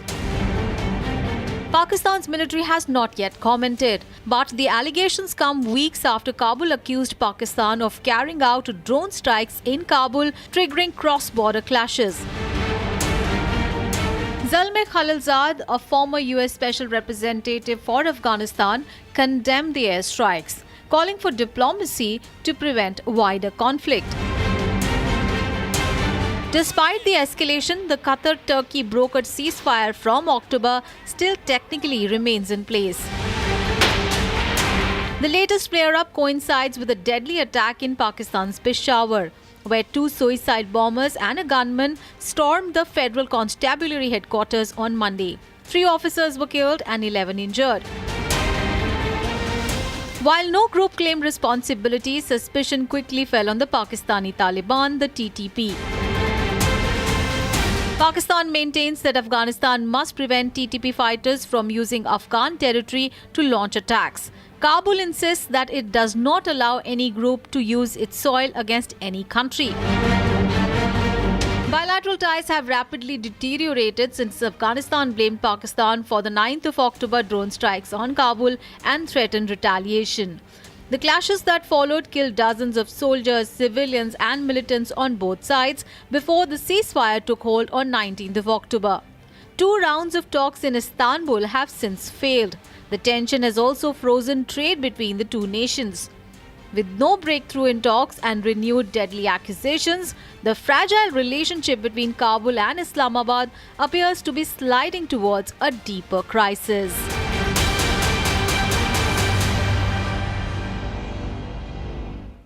Well, it's Bharat in 1 minute coming up, taking you through all that has happened across the country. Bharat 1 minute, brought to you by Canara Bank. Together we can. Amid rising speculations of infighting in Congress party in the state of Karnataka. Deputy Chief Minister D.K. Shivakumar met party President Mallikarjun Kharge in the state capital. This crucial meeting comes when MLAs from the Shivakumar faction have already been camping in the national capital to meet the Congress High Command. Now, as per sources, both the leaders left for the airport in the same car. Karnataka Lokayukta conducted massive simultaneous raids in multiple districts across the state, targeting officials accused of corruption. Search operations were carried out in Bengaluru, Mysuru and Dharwad, among other districts, against officials from different departments. Property deeds worth crores, gold ornaments and cash have also been recovered from Inspector Ramaswamy's residence in Mysuru till now. The sacred gates of Badrinath Dham will be closed from today for the winter season. For the ceremonial closure of the gates, the temple has been decorated with 12 quintals of marigold flowers, with large number of devotees arriving to witness the significant ceremony. The mandir will now open for the devotees in April next year.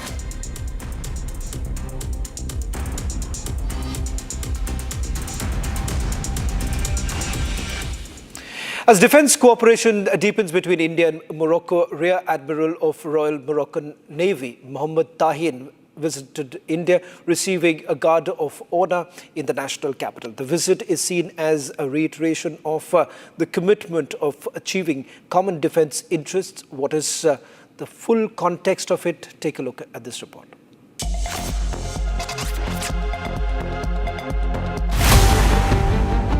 Marking a significant milestone in bilateral defence journey with Morocco, Rear Admiral of the Moroccan Navy, Mohammed Tahin, received the Guard of Honour here in the national capital. He was received in Delhi by Indian Navy Chief Admiral Dinesh K. Tripathi. This defence visit comes trailing closely after Defence Minister Rajnath Singh's visit to Morocco in September. Defence Minister Rajnath Singh had undertaken a 2-day official visit to Morocco, marking the first ever official travel of an Indian Defence Minister to the North African nation. His visit was marked by defence MOUs between the two countries, paving way for future collaboration. India and Morocco now plan to work together in defence capacity building and joint military exercises in the future. With India's first ever overseas defence manufacturing facility inaugurated recently in Morocco, bilateral defence engagement deepens between the two nations. And now this visit of Rear Admiral Tahin reiterates the commitment of achieving common strategic interests. As the SIT probes the case of singer Zubeen Garg's mysterious death, Assam Chief Minister Himanta Biswa Sarma today spoke in the Assembly, calling the singer's death a plain, simple murder. Himanta's statement comes at a time when sympathy runs high for the late singer after he was murdered in Singapore while participating in the Northeast India Festival.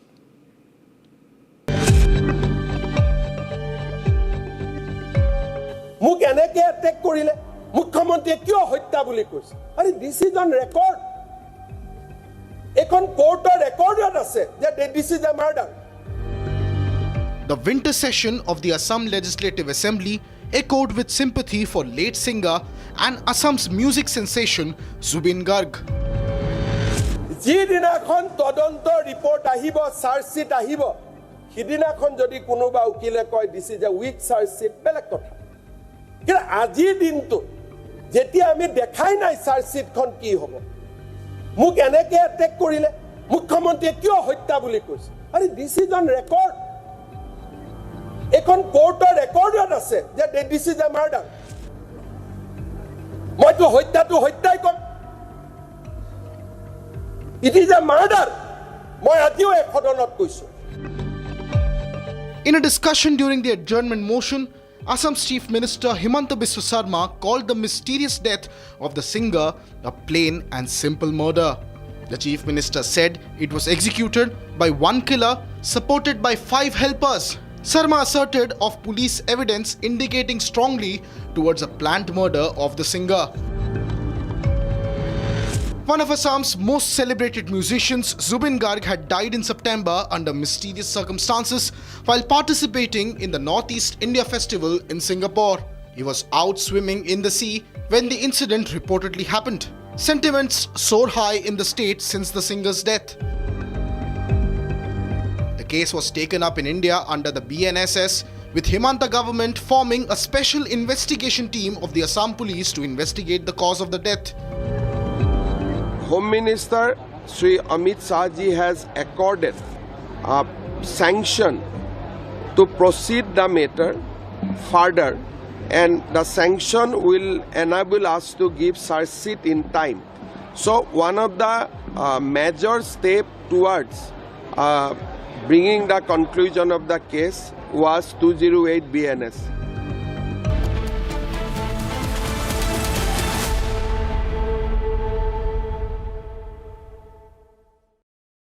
आधे bowl दही में 4 चम्मच MDH चटनी पुदीना मसाला डाला, stir करो, पुदीना चटनी तैयार। MDH चटनी पुदीना मसाला।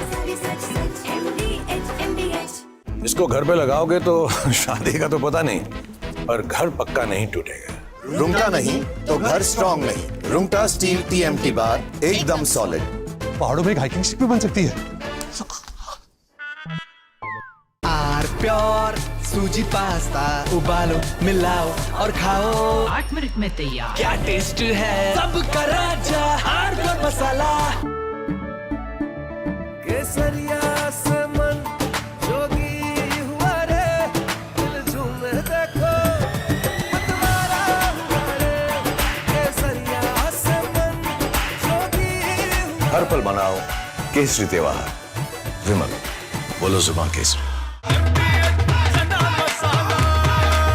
अब छोलिया हो या लोबिया, सफेद चने या काले चने, सब कुछ मजेदार बने। थोड़े में ज्यादा स्वाद, यही तो है इसकी खास बात। वाओ मामा क्या स्वाद है, अरे मेरे राजा।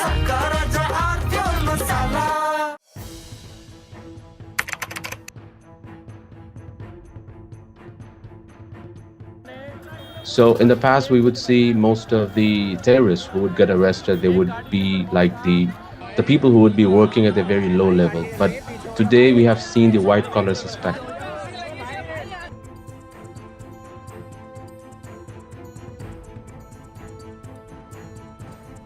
कश्मीर घाटी में डॉक्टर्स एक बहुत अल्टीमेट ड्रीम होता है वहां के लड़के लड़कियों का। उस बनने के बावजूद अगर आप रेडिकलाइज होकर अपने ही देशवासियों को मारने के लिए और अपने देश को तोड़ने के लिए तैयार हो सकते हैं, तो आप अंदाजा लगाइए किस तरह की रेडिकलाइजेशन हो रही है और इस फ्रंट पे हम क्या काम कर रहे हैं।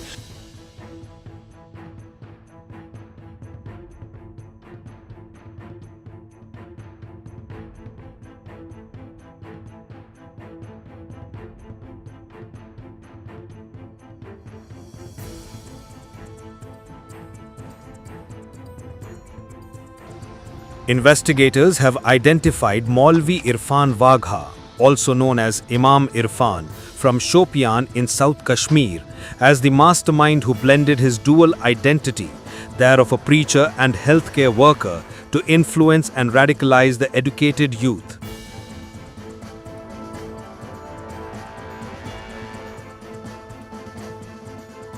The accusation against him is completely baseless. He had been there for 7 years, offering prayers, conducting religious classes, and teaching children at the religious center. He would come only occasionally. We had no idea about the allegations against him, but we don't believe them. He is a good person. We don't know anything else.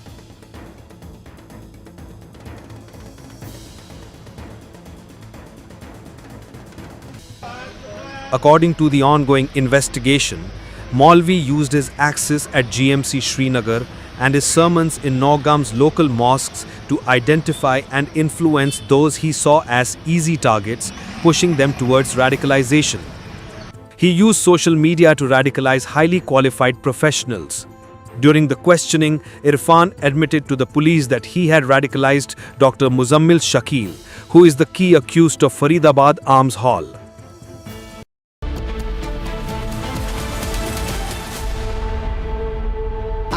Pure सूजी pasta उबालो, मिलाओ और खाओ, 8 minute में तैयार। क्या taste है सबका राजा hardcore masala. QS&THE, the world's foremost university rankings organizations, have ranked Amity amongst the top 3% universities globally, making it among the very few Indian universities to be included in both rankings. Yet another top ranking for Amity University. दादी के हाथों का जादू और खुशबू से महकता घर, माँ की मुस्कुराहट और खाने की सुगंध। MDH गरम मसाला, क्योंकि हर रिश्ता है स्वाद से जुड़ा। केसरिया से मन जोगी हुआ रे, दिल झूमे देखो मतवारा हुआ रे। केसरिया से मन जोगी हुआ। हर पल मनाओ केसरी त्योहार। विमल, बोलो जुबान केसरी। थोड़े में ज्यादा स्वाद, यही तो है इसकी खास बात। वाओ मामा, क्या स्वाद है। अरे मेरे राजा, राजा और pure masala.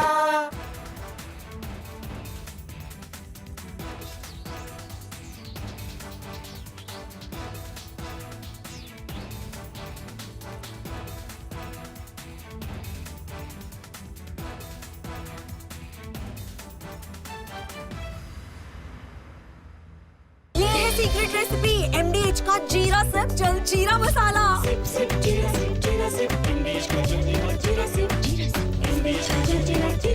China and Japan are clashing verbally over Taiwan. Tensions between China and Japan have risen over Taiwan's security. Japan has signaled it may intervene in a potential conflict, viewing it as a threat to its own stability. China condemned this as meddling, issuing strong warnings and summoning diplomats.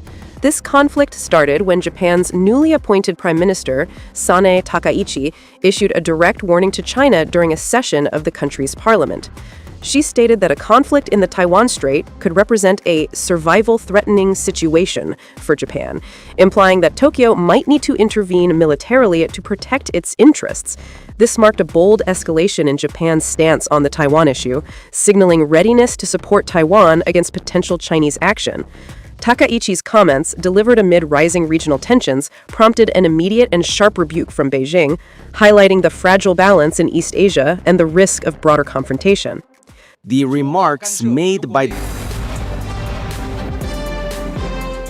Hi, I'm Deepak Jayaraman, and I'm excited to be part of the India Economic Summit, hosted by Republic Business on the 28th of November 2025 at the Republic headquarters in Noida.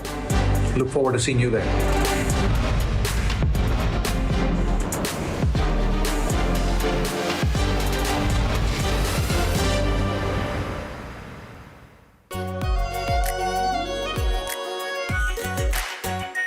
Our pure Shahi Paneer Masala. Delicious, healthy, every day. इसको घर पे लगाओगे तो शादी का तो पता नहीं, पर घर पक्का नहीं टूटेगा। रूंगटा नहीं तो घर स्ट्रॉन्ग नहीं। रूंगटा स्टील TMT बार एकदम सॉलिड। पहाड़ों में एक हाइकिंग स्टिक भी बन सकती है। MDH की हल्दी मिर्ची धनिया करे कमाल। ये रंग दे, ये खुशबू दे, ये तीखा, ये कम पड़े। क्या निराला MDH मसाला। आर प्योर सूजी पास्ता, उबालो मिलाओ और खाओ। 8 मिनट में तैयार। क्या टेस्ट है, सबका राजा आर प्योर मसाला।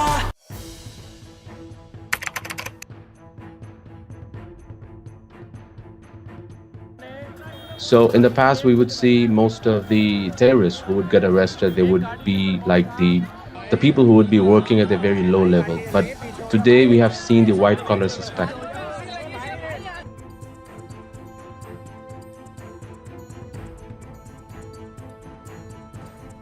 कश्मीर घाटी में डॉक्टर्स एक बहुत अल्टीमेट ड्रीम होता है वहां के लड़के लड़कियों का। उस बनने के बावजूद अगर आप रेडिकलाइज होकर अपने ही देशवासियों को मारने के लिए और अपने देश को तोड़ने के लिए तैयार हो सकते हैं, तो आप अंदाजा लगाइए किस तरह की रेडिकलाइजेशन हो रही है और इस फ्रंट पे हम क्या काम कर रहे हैं।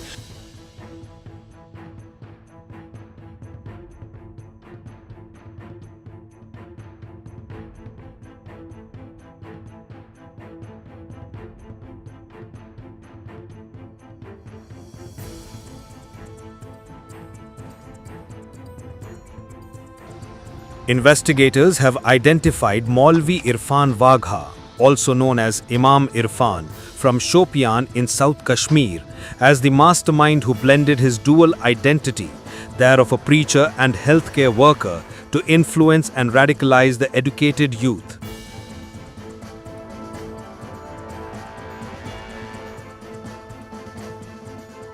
The accusation against him is completely baseless. He had been there for 7 years, offering prayers, conducting religious classes, and teaching children at the religious center. He would come only occasionally. We had no idea about the allegations against him, but we don't believe them. He is a good person. We don't know anything else.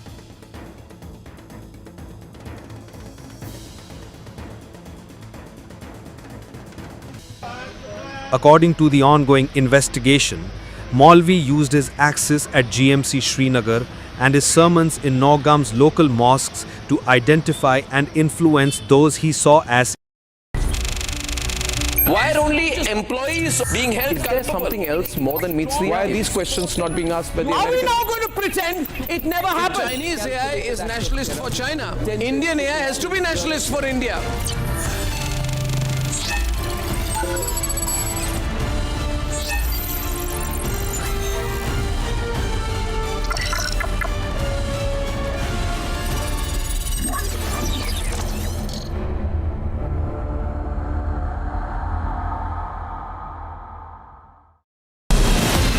From Asia's largest news headquarters, setting the agenda for Bharat.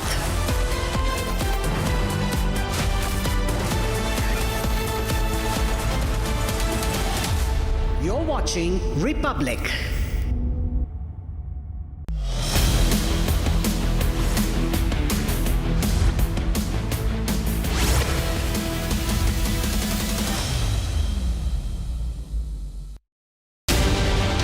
They were asked to pay a certain amount to settle. We'll tell you why it's on the show and it's controversial. We have top lawyers asking questions on whether this can now become a precedent. That and more coming up. Here are the headlines on This Is Exclusive.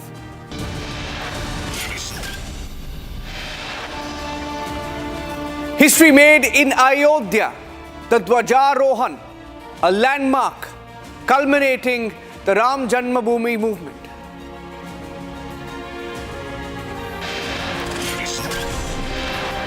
A 500-year journey culminates in Ayodhya, the Dwajarohan, the saffron flag, making sure that a new era now begins.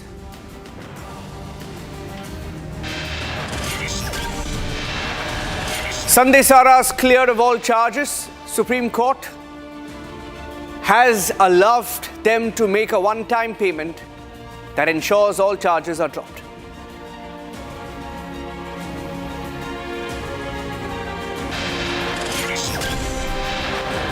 Top lawyers ask a question on whether the Supreme Court verdict will now become a precedent.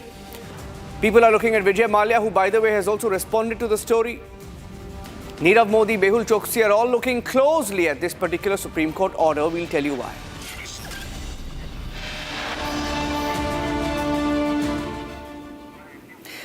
Ladies and gentlemen, in 2018, agencies probing the Sandesara brothers said that they had taken loans and defrauded banks for over 8,000 crore. That was in 2018. In 2021, the attachments had begun, the investigation had begun, and there were many big names involved in this case called the Sandesara case, including politicians. In 2021, nearly 14,000 crore worth of attachments were done. But now, in 2025, all charges have been dropped against the Sandesara brothers. They've been asked to pay 5,100 crore as a one-time settlement. The Supreme Court order on Sandesara case saying that quashing would be operative on a deposit of 5,100 crore. 5,100 crore full and final payment based on the consensus by the petitioner and the banks involved. And that the amount of 5,100 crore should be deposited before the court. The amount, the court said, will be kept in a short-term interest-bearing fixed deposit account. And on submission on the claims, the court has said that the amount shall be dispersed to lender banks, thereby bringing an end to what has been almost 8 to 9 years of investigation in the Sandesara case. Now, there are questions being asked. Top lawyers are asking the question on whether this will now become a precedent for all the other economic fugitives. Now, these are the numbers given by the Supreme Court. The Supreme Court has spoken about the total amount of defalcation that stood at 5,383 crore. A one-time settlement was earlier made of 3,826. Foreign guarantors owed about 2,935 crore. Total sum that came up to about 6,761. A voluntary deposit was made after the courts intervened, which was roughly about 3,508 crore. And after all the calculations, investigating agencies have, in a sealed cover, said that a one-time payment of 5,100 crore will have to be made. Siddhant Luthra, senior advocate, spoke to Republic TV. I'd like to go across to that. Siddhant Luthra was live on Republic, and he was of the opinion that this case could now become a precedent. Even though the Supreme Court in its judgment has said that this cannot be a precedent. This is what the court said. Directions are issued are in peculiar facts of this case. Therefore, it cannot be a precedent, is what the court had said. They said that they shall not be treated as precedent. That's what the Supreme Court had said. Here's what Siddhant Luthra, top advocate, said while speaking to Republic TV earlier today.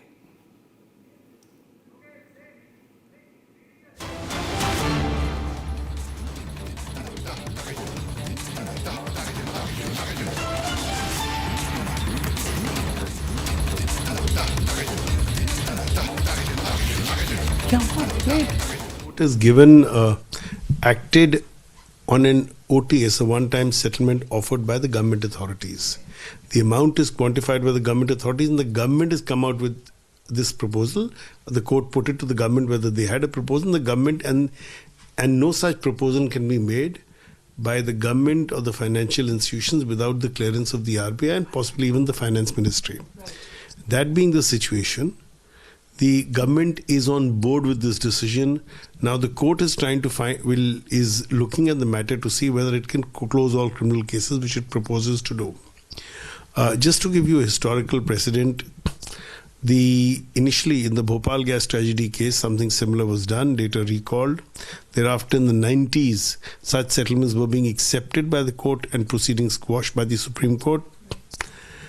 Somewhere in about 2009-10, the Supreme Court's view got a little more conservative to say that in cases of public fraud or corruption, these settlements should not be accepted. Right. Having said that, in the last few years, there have been occasions where cases of financial fraud or cases of, let's say, death or injury have also been settled on a compensation by the Supreme Court exercising its constitutional extraordinary powers under Article 142 to close rare cases on a case-by-case basis. What the court normally does, as it appears is proposed in this case, to make the case specific to these peculiar facts and to say that it will not be read as a judgment of the court or be followed or allowed to be used by others.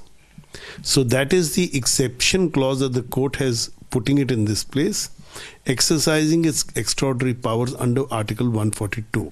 The High Courts can't do it. The trial courts can't do it. This power only vests in the Supreme Court. Right. So now the fact that let's talk about what kind of influence it might have on the legislative or policy reforms around financial regulation or corporate accountability. So this verdict, of course. I think it's a standalone case. Is it possible that others will try and use it? Obviously they will. Litigants always want to take benefit of other orders for other individuals, and lawyers will always try and be creative. But I believe that the restriction that the Supreme Court puts it will make it difficult to use in any other similar case. Having said that, I think this is not about financial policy. It's about a decision two litigating parties have taken. Sterling Biotech on the one hand, and the government and its authorities and its functionaries on the other hand. And the court is only fine-tuning it and putting its approval on it. So any specific reason for being, considering this particular verdict? Because, given the fact that they have been now given that if they might be able to deposit rupees 5,100 crore, then of course all the criminal charges. So what seems to be the idea is that if banks or financial institutions had to collect their money, it would take them years, if at all they could collect it. Okay. But here is a party which is willing to offer the money, and the banks and financial institutions have quantified the amount which they believe is due to them and are willing to accept it.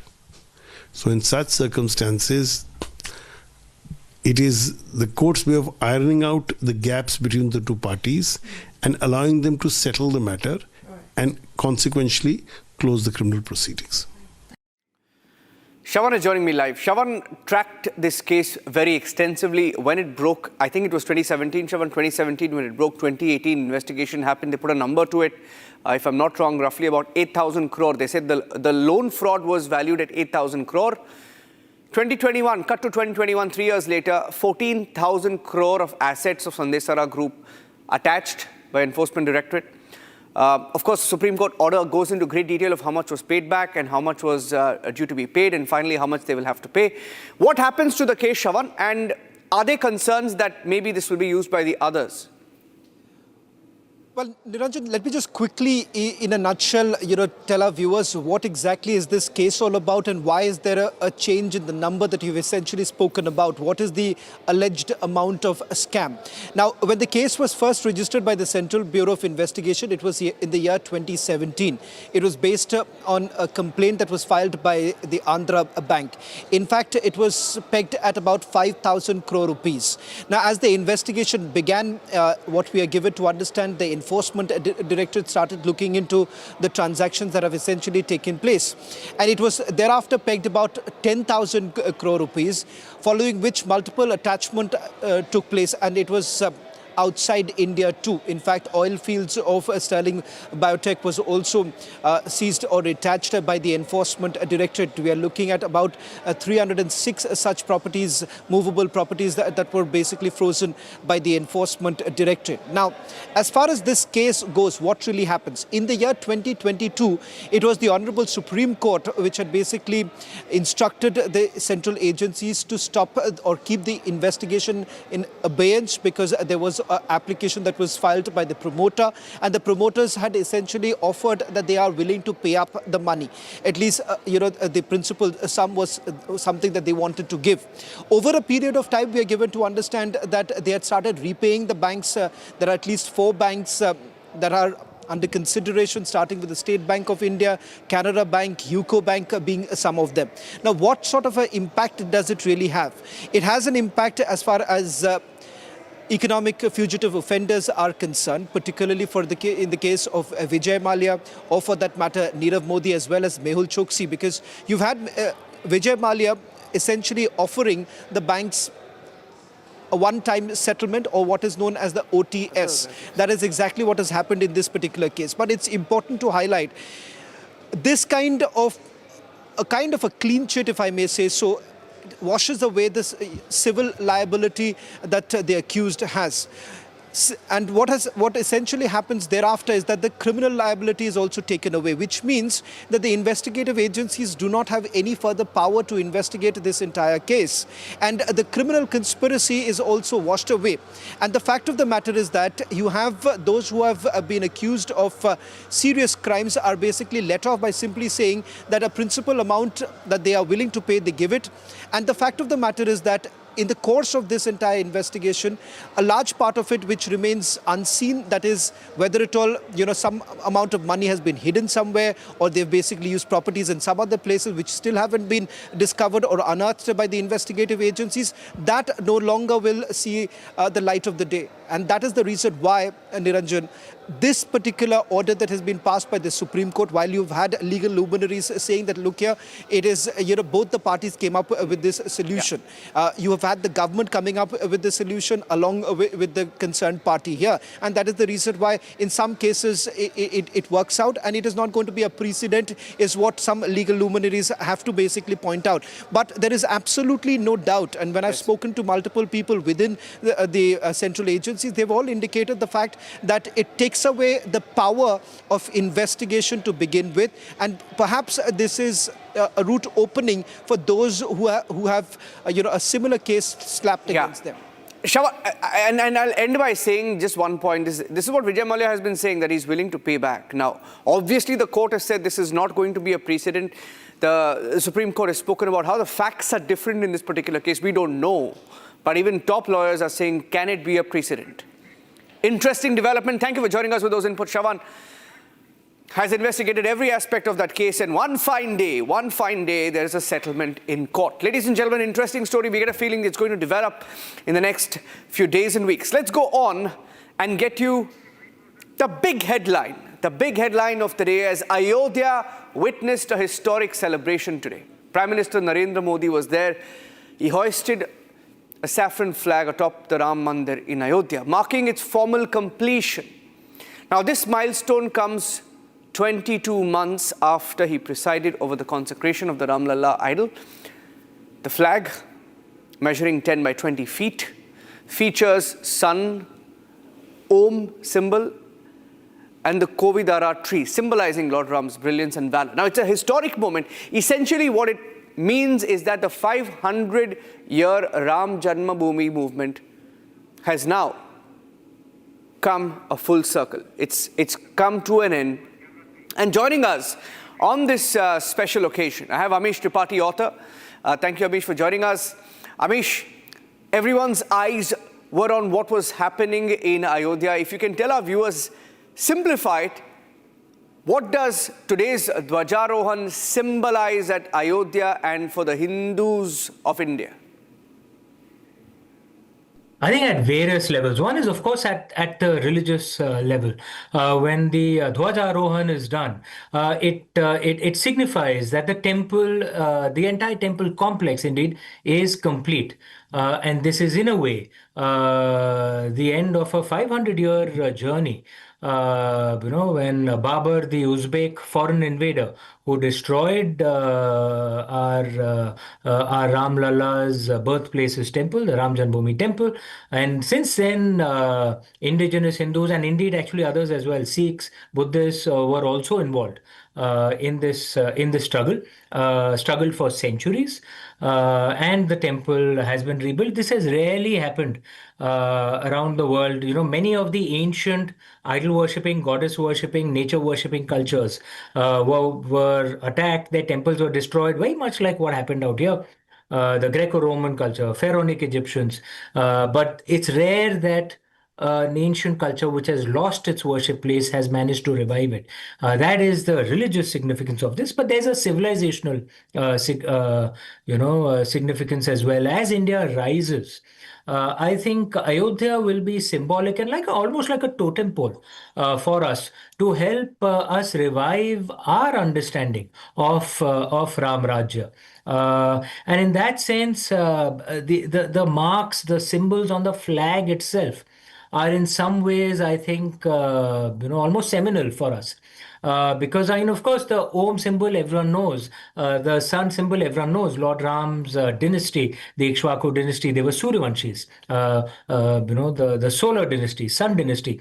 But the third symbol, the Kovidara Vriksh that's there, that is a symbol of the Ayodhya, the ancient Ayodhya kingdom. This has been mentioned in the Valmiki Ramayana. I've read many of these versions, of course, as I'm sure you're aware. Valmiki ji is credited with 3 Ramayans, the Valmiki Ramayana, Ananda Ramayana, and the Adbodh Ramayana, and there are various other Ramayans as well.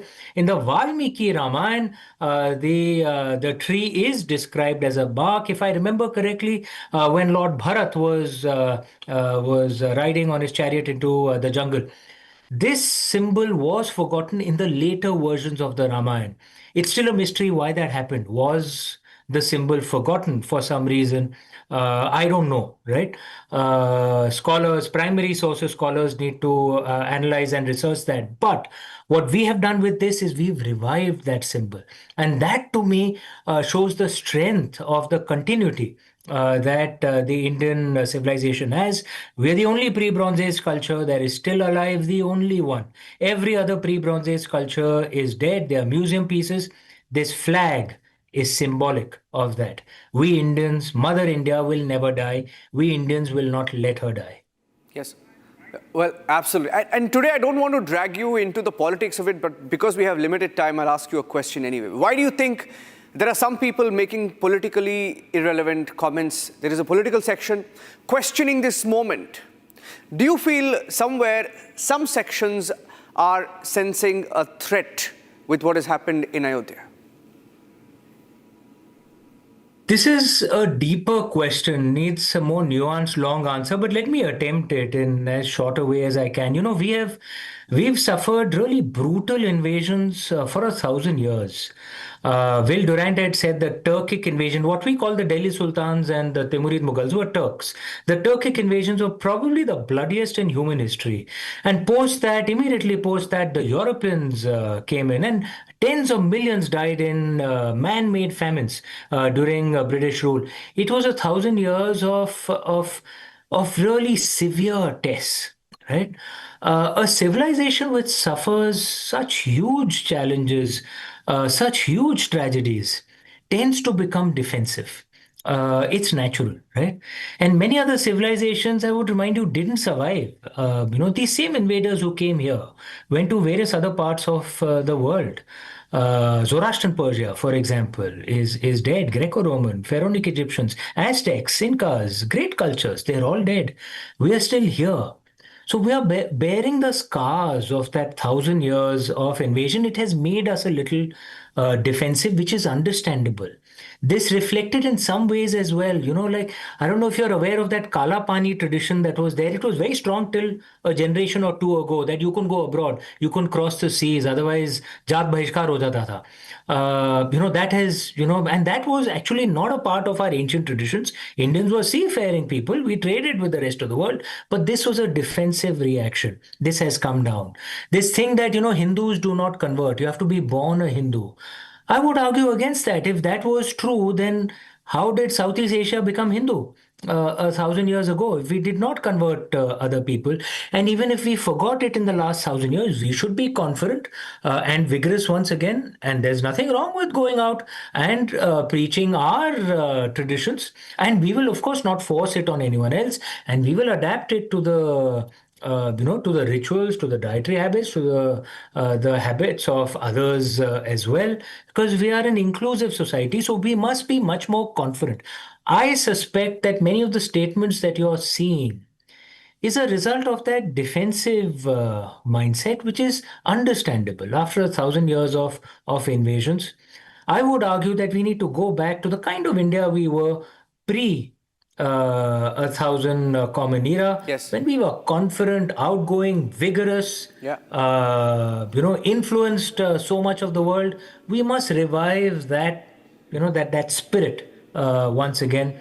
And hopefully this Ram Janmabhoomi temple, the symbol of it, will drive that revival.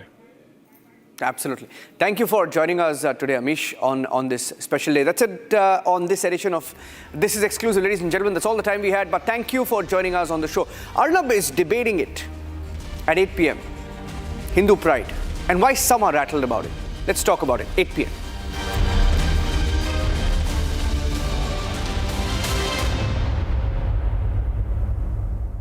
Co-powered by Century Ply Club Prime. Raho befikar. MDH की हल्दी मिर्ची धनिया करे कमाल, ये रंग दे, ये खुशबू दे, ये तीखा, ये कम पड़े, क्या निराला MDH मसाला। पैसा लगाना है तो सेंचुरी प्लाई क्लब प्राइम पे लगाओ। डूबेगा नहीं, जलेगा भी नहीं, कोई खा नहीं जाएगा, धोखा नहीं देगा, ऊपर नीचे भी नहीं होगा, सेफ रहेगा, सिक्योर्ड, मिनिमम 30 साल का रिटर्न देगा। अब इससे बेटर इन्वेस्टमेंट है तो बताओ। सेंचुरी प्लाई क्लब प्राइम, रहो बेफिक्र। Our pure shahi paneer masala, delicious, healthy everyday. मुस्कुराए लड़खड़ाए जिंदगी, चाहे जो भी हो। सर, पेशेंट के लिए कौन सा रूम प्रेफर करेंगे आप? जिंदगी भर के प्यार का कोई रेट कार्ड नहीं होता। Tata AIG health insurance, with you like family, with you always. ये है सीक्रेट रेसिपी MDH का जीरा सिप जलजीरा मसाला। सिप सिप जीरा सिप जीरा सिप MDH का जलजीरा जीरा सिप जीरा सिप MDH का जलजीरा जीरा SIP.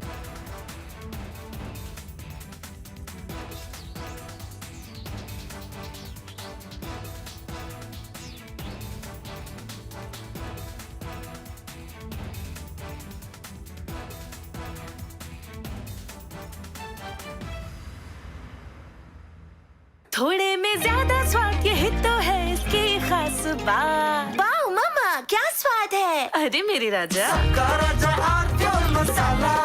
China and Japan are clashing verbally over Taiwan.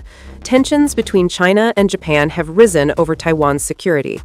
Japan has signaled it may intervene in a potential conflict, viewing it as a threat to its own stability. China condemned this as meddling, issuing strong warnings and summoning diplomats. This conflict started when Japan's newly appointed Prime Minister, Sane Takaichi, issued a direct warning to China during a session of the country's parliament.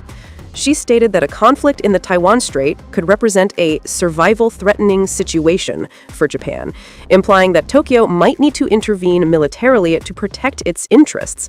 This marked a bold escalation in Japan's stance on the Taiwan issue, signaling readiness to support Taiwan against potential Chinese action. Takaichi's comments, delivered amid rising regional tensions, prompted an immediate and sharp rebuke from Beijing, highlighting the fragile balance in East Asia and the risk of broader confrontation. The remarks made by the Japanese leader on Taiwan constitute an interference in China's internal affairs and a serious violation of the One China principle and the basic norms governing international relations. Such words are extremely irresponsible and dangerous in nature and have caused very negative impact. Taiwan is an island of 23 million people, situated about 100 miles off China's.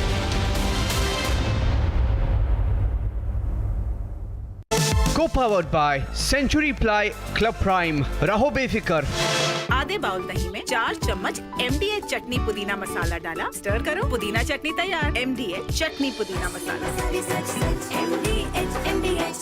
QS&THE, the world's foremost university rankings organizations, have ranked Amity amongst the top 3% universities globally, making it among the very few Indian universities to be included in both rankings.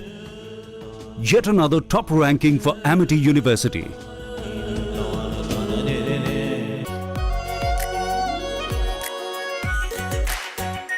Are pure shahi paneer masala, delicious, healthy everyday. मुस्कुराए लड़खड़ाए जिंदगी, चाहे जो भी हो। Sir, patient के लिए कौन सा रूम प्रेफर करेंगे आप? जिंदगी भर के प्यार का कोई रेट कार्ड नहीं होता। Tata AIG health insurance, with you like family, with you always. दादी के हाथों का जादू और खुशबू से महकता घर, माँ की मुस्कुराहट और खाने की सुगंध। MDH गरम मसाला, क्योंकि हर रिश्ता है स्वाद से जुड़ा। पैसा लगाना है तो सेंचुरी प्लाई क्लब प्राइम पे लगाओ। डूबेगा नहीं, जलेगा भी नहीं, कोई खा नहीं जाएगा, धोखा नहीं देगा, ऊपर नीचे भी नहीं होगा, सेफ रहेगा, सिक्योर्ड में मिनिमम 30 साल का रिटर्न देगा। अब इससे बेटर इन्वेस्टमेंट है तो बताओ। सेंचुरी प्लाई क्लब प्राइम, रहो बेफिक्र। थोड़े में ज्यादा स्वाद, यही तो है इसकी खास बात। वाओ मामा, क्या स्वाद है। अरे मेरी राजा।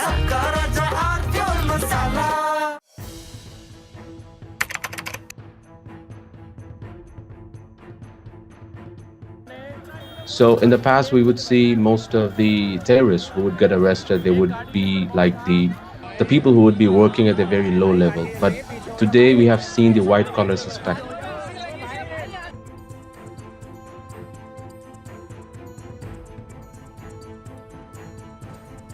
कश्मीर घाटी में डॉक्टर्स एक बहुत अल्टीमेट ड्रीम होता है वहां के लड़के लड़कियों का, उस बनने के बावजूद अगर आप रेडिकलाइज होकर अपने ही देशवासियों को मारने के लिए और अपने देश को तोड़ने के लिए तैयार हो सकते हैं, तो आप अंदाजा लगाइए किस तरह की रेडिकलाइजेशन हो रही है और इस फ्रंट पे हम क्या काम कर रहे हैं.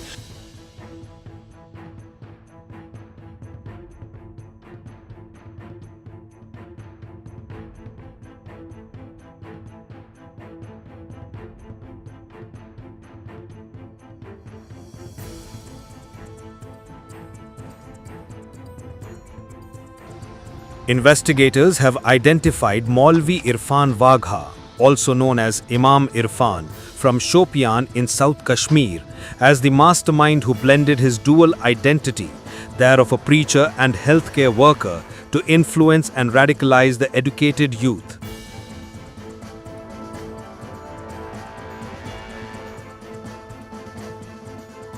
The accusation against him is completely baseless. He had been there for 7 years, offering prayers, conducting religious classes. From Asia's largest news headquarters, setting the agenda for Bharat.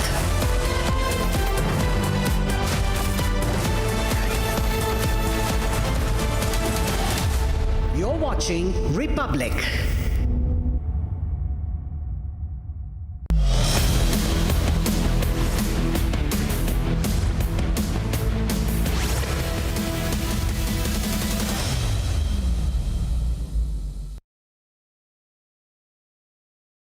Start with the breaking news coming in from Palghar in Maharashtra, where a gas leak has been reported, viewers. That's the big breaking that we're tracking for you right now. A chlorine gas leak has been reported that had caused widespread panic in the Diwan Man area of Vasai West in Palghar district. 10 to 12 people have been affected so far, what we know, and they've been admitted to hospital for treatment. And the chlorine leak, viewers, is of course very, very dangerous, and it has led to breathing problems, nausea and eye irritation as well. And upon receiving information about the incident, firefighters wearing oxygen masks have been carried the damaged chlorine cylinder to a drain away from the scene and diffused it. Meenakshi joins us on the phone line. Meenakshi, tell us more details about this chlorine gas leak, please.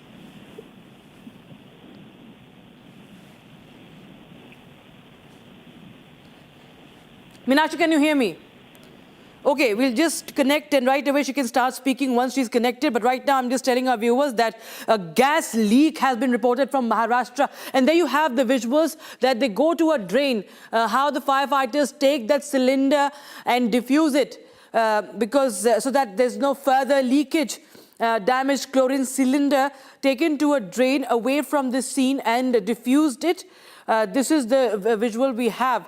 But what we know is that many people are hospitalized, and at least 3 of them are in critical condition. At least 3 of them are in critical condition, and 10 so far have been hospitalized. 12 people, in fact, have been hospitalized so far. We'll just update that figure. Chlorine gas leaked in Palghar. Meenakshi joins us live on the broadcast. Meenakshi, what more details can you share with us?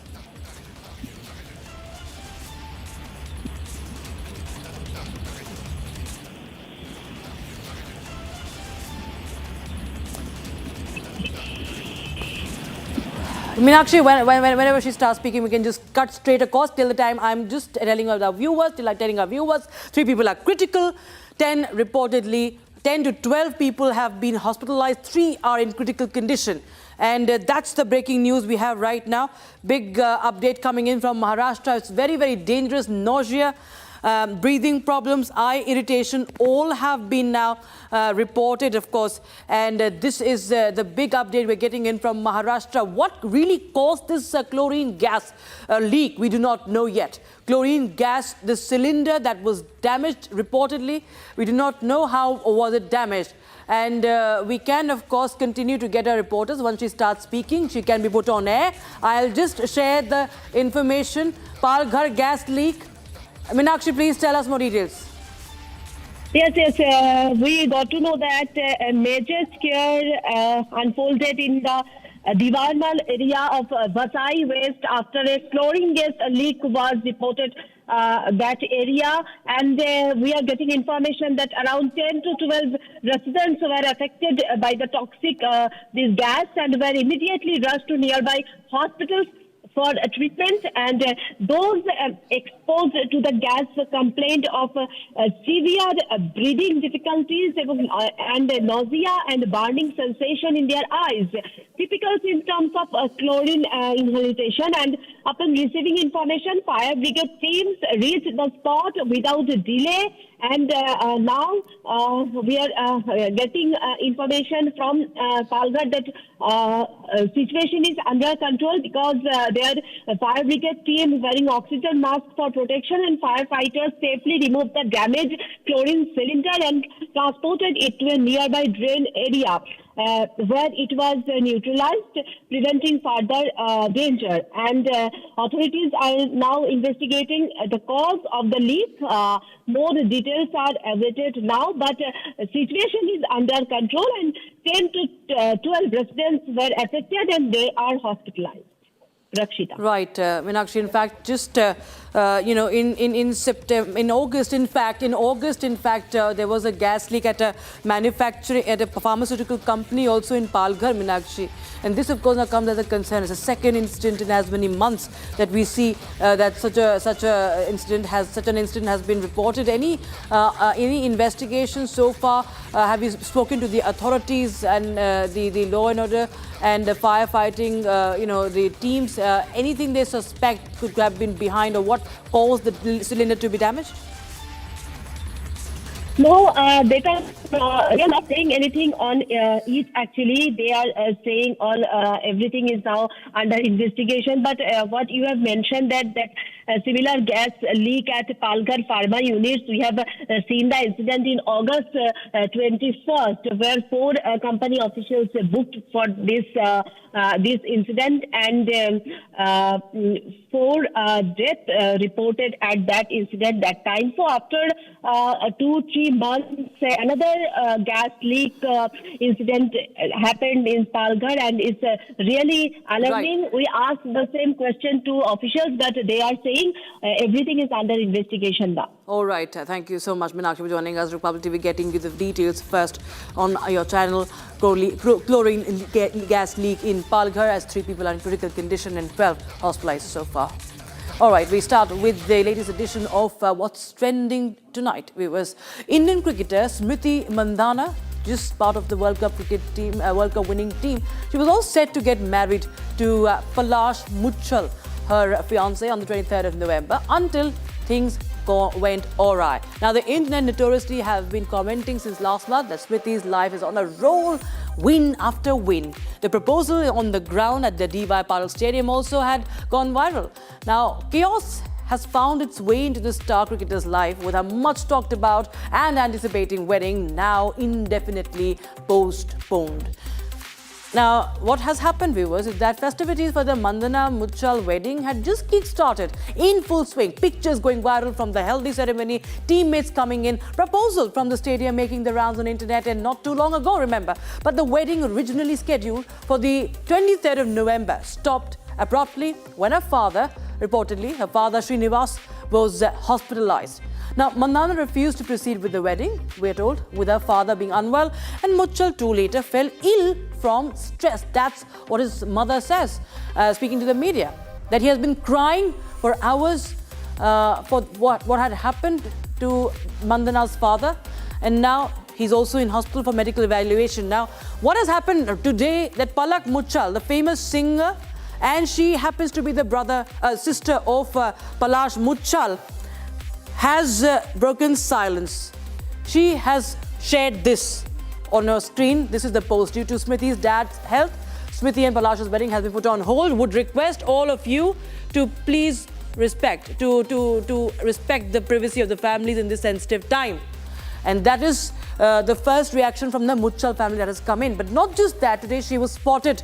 Pictures came out of Palak Muchal. She was outside one of the hospitals in Mumbai, where this is the photograph, this is the video from social media that we picked up. She was visiting her brother, who is admitted in a hospital in Mumbai. And not just that, this visit was followed by her mother, his mother.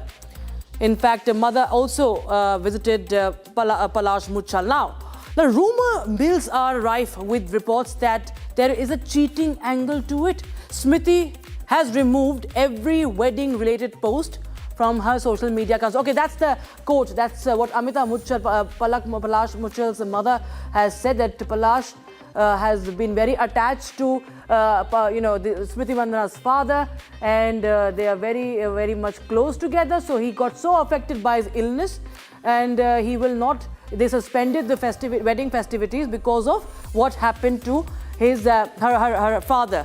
And since Haldi was done, he did not let him go outside, and he has been crying, and he has been depressed, and he just fell sick. That he was for 4 hours he was in hospital. That he also was given IV drip, and he has undergone ECG tests as well. So we will be continuing with that story, and we shift our focus to the other story that we are tracking for you. It's the volcanic ash. The eruption in Ethiopia after 12,000 years has pushed an ash plume nearly 15 kilometers into the atmosphere, high enough to enter the stratosphere. And across the Arabian Sea. Now, this has triggered major flight disruptions, SIGMET alerts, and multiple cancellations by Air India and other carriers. So it's been suspected that the event might also affect or worsen the AQI Delhi NCR, which is already in a dire state. Some flights will be diverted, and red and orange danger zones. Now, what are the...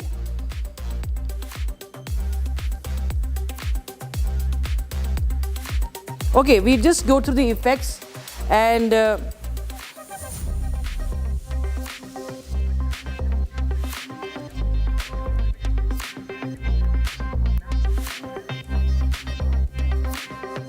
okay, so the volcanic eruption in Ethiopia has had a very limited but noticeable impact on a few Indian states, viewers. This is the map which shows the affected areas from north to the western states. Punjab, Haryana, Delhi, Uttar Pradesh, Rajasthan, Gujarat and northwest Maharashtra. In fact, it entered from the Gujarat side.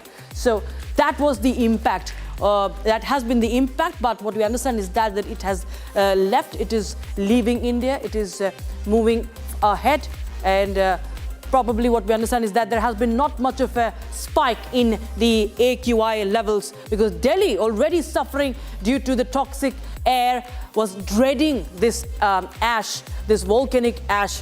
That, of course, was a big cause of concern.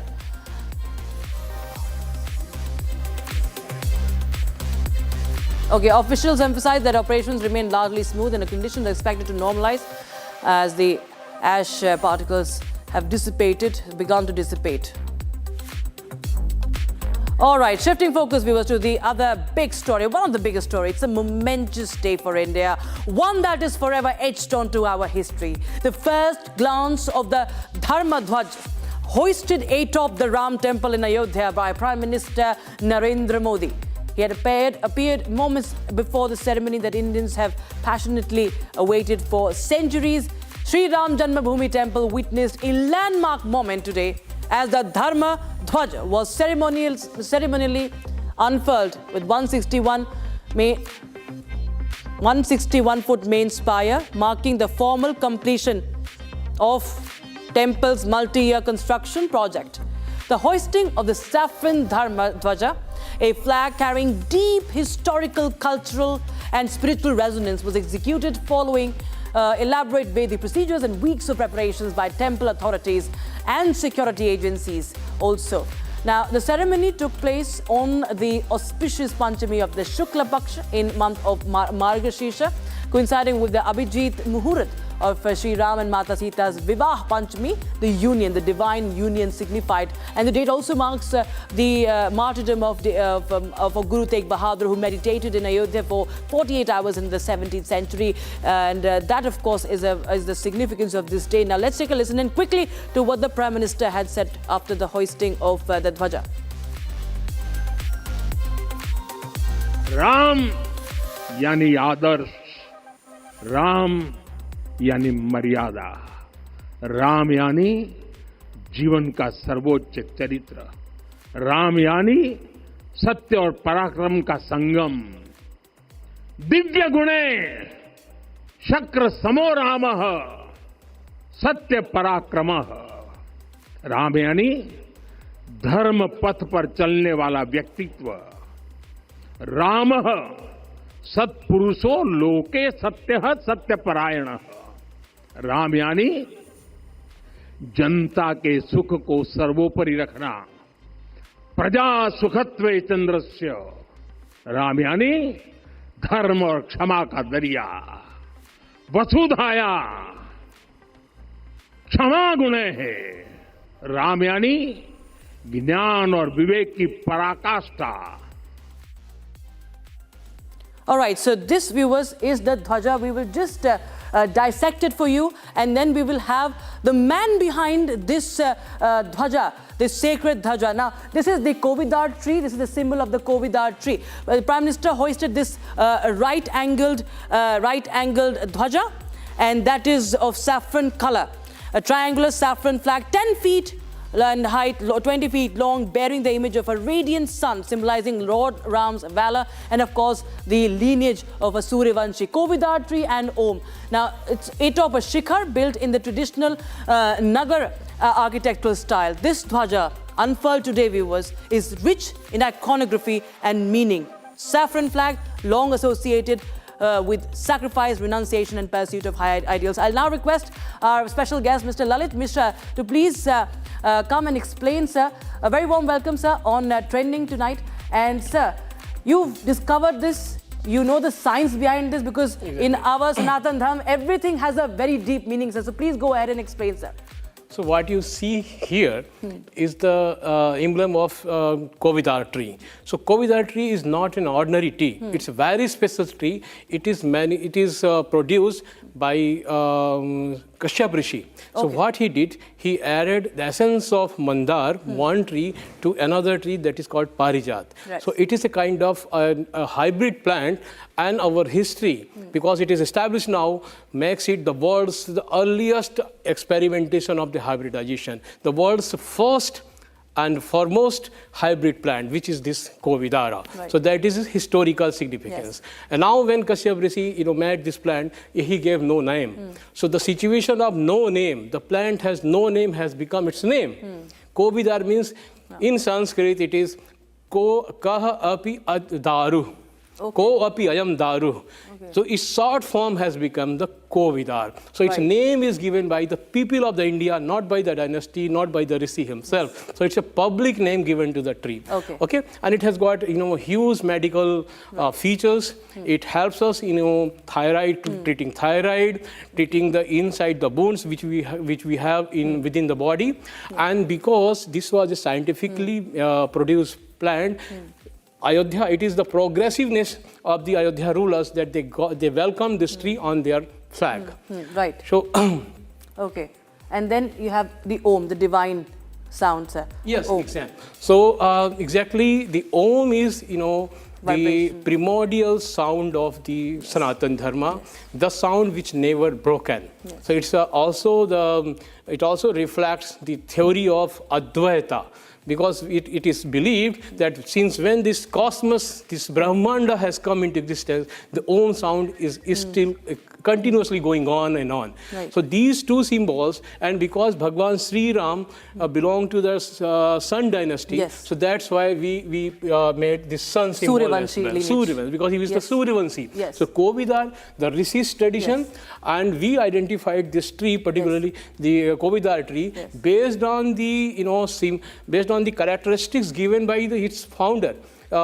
Kashyap Rishi. Right. He said these flowers of this tree would have beautiful mixture of the violet and the rose. Okay. The rosy color and the violet color, both the mix. It looks very beautiful when you see in sector 132 Noida. This plant is, naturally came up, and somebody can go and see. So we got half a dozen these plants planted during the Pran Pratishtha Samaro last year. And now this particular flag after a long period, because the tradition, this plant was lost, the flag's memory was lost after the Tretas, directly in Kali Yuga, in 21st century, the plant and the flag goes back to the Ayodhya. So it is kind of bringing the live memory, live heritage of our culture, our Sanatana Dharma from Treta to 2025.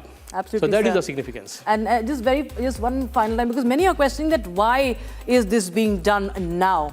So if you could just explain that why, what does it really signify, the Dhwaja Rohan, why is it so special and such a grand ceremony, sir? See, Dhwaja denotes the pinnacle.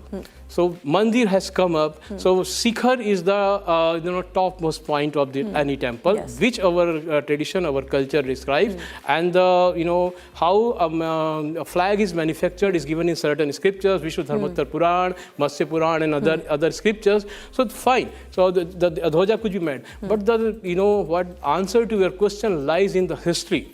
See, I found this in a Mewad's Ramayana. So what happened, Akbar also made a Ramayana, stories and got depicted. So what happened, even Bhagwan Ram was looking in Akbar's Ramayana as Persian Rama. Our rishis were looking like Sufis. So Islamization of the Ramayana's tradition was, understood by Mewad's rulers. And then Rana Jagat Singh, he came up to restore our culture and keep it protected from the influence of Mughals. So they initiated a cultural struggle, cultural war against the Mughals' influence. And in their manuscripts, while I was working, I spotted this. And there is also world level of world level importance of this particular flag and the tree. In the history of the world flags, India is given lower place. China, Greeks and Roman empires are given the higher place. Now with this Treta and that antiquity, it will place India at the on the first position, the historically first position on the top of the world. So this is one. So this is the one world's earliest experiment of the hybridization. Was earlier, that is a sign. And we requested the government to get this genetic study done. We have given the proposal. We are ready. As the government asks, we will be starting the genetic studies. And world's earliest flag, world's earliest hybrid plant. So not only these, it gives a completion to the mandir, but it also gives our India in a world map, the top positions. Absolutely. This is actually unfortunate, sir, that we did not know about that. It was one of the first hybridization, experiments that we talk about. We do not actually believe that, that is why the Prime Minister today actually told about the Macaulay mindset. One more thing, the Kashyap. So there is I think it's a blessings of the Bhagwan Ram. He wanted, because it was unintentional. The discovery happened unintentional. So all of a sudden, I just spotted it. And I myself come in the lineage of the Kashyap. So the tree which was lost, which was made by the Kashyap, is reinvented by a person who belongs to the same lineage. Wow. That's wonderful, sir. But thank you so much for enlightening us, sir, with, understanding. Thank you so much for discovering and also explaining this flag to the nation, sir. Thank you so much, sir. Thank you so much. So viewers, that is, of course, about the Dharma Dhwaja, the carefully engineered structure meant to endure the elements for years. It's a parachute-grade, weather-resistant fabric that is designed to withstand high winds, rain, intense sunlight. So it's going to be there for years and years, and within some periods it will be changed also, viewers. With that, viewers, we shift our focus to the other stories. In fact, we will be telling you what the Prime Minister had said during the Dhwaja Rohan. Ram yani adarsh, Ram yani maryada, Ram यानी जीवन का सर्वोच्च चरित्र, राम यानी सत्य और पराक्रम का संगम, दिव्य गुणे शक्र समो रामः सत्य पराक्रमः, राम यानी धर्म पथ पर चलने वाला व्यक्तित्व, रामः सत्पुरुषो लोके सत्यः सत्यपरायणः.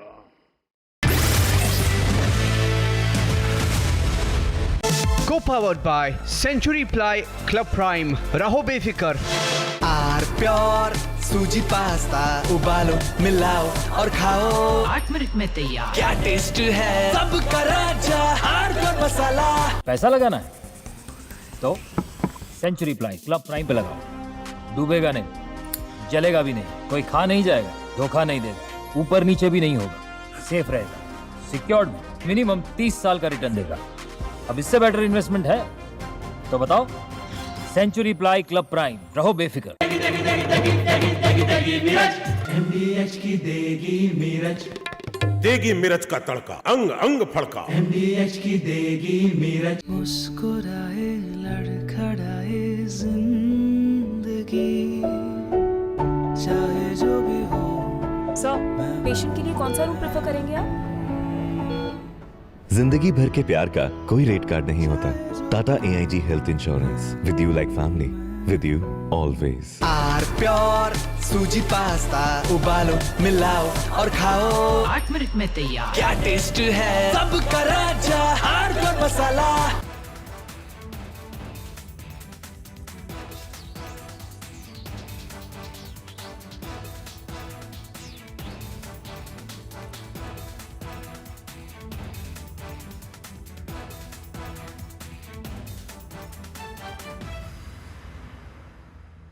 आधे बाउल दही में 4 चम्मच MDH चटनी पुदीना मसाला डाला, स्टर करो, पुदीना चटनी तैयार। MDH चटनी पुदीना मसाला। MDH।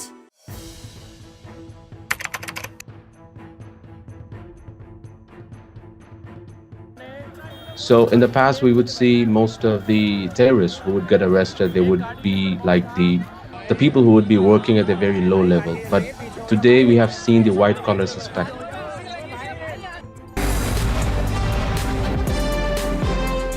Hi, I'm Saurabh Mukherjee of Marcellus Investment Managers. I'm the Chief Investment Officer at the firm, and I'm really looking forward to Republic Businesses India Economic Summit on 28th November. I hope to see you there.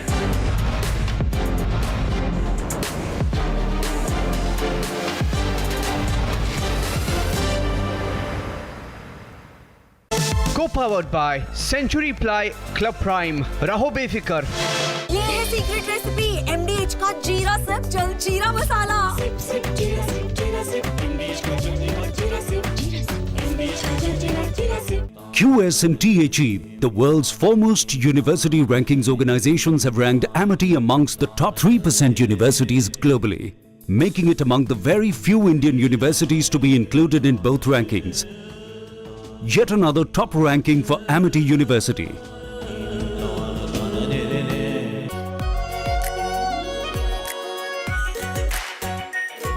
Pure shahi paneer masala, delicious, healthy, everyday.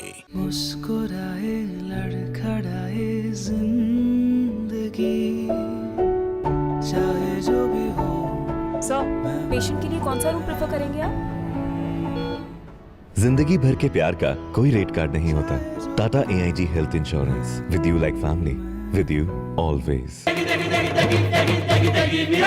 MDH की देगी मिर्च, देगी मिर्च का तड़का, अंग अंग फड़का। MDH की देगी मिर्च। पैसा लगाना है तो सेंचुरी प्लाई क्लब प्राइम पे लगाओ। डूबेगा नहीं, जलेगा भी नहीं, कोई खा नहीं जाएगा, धोखा नहीं देगा, ऊपर नीचे भी नहीं होगा, सेफ रहेगा, सिक्योर्ड में मिनिमम 30 साल का रिटर्न देगा।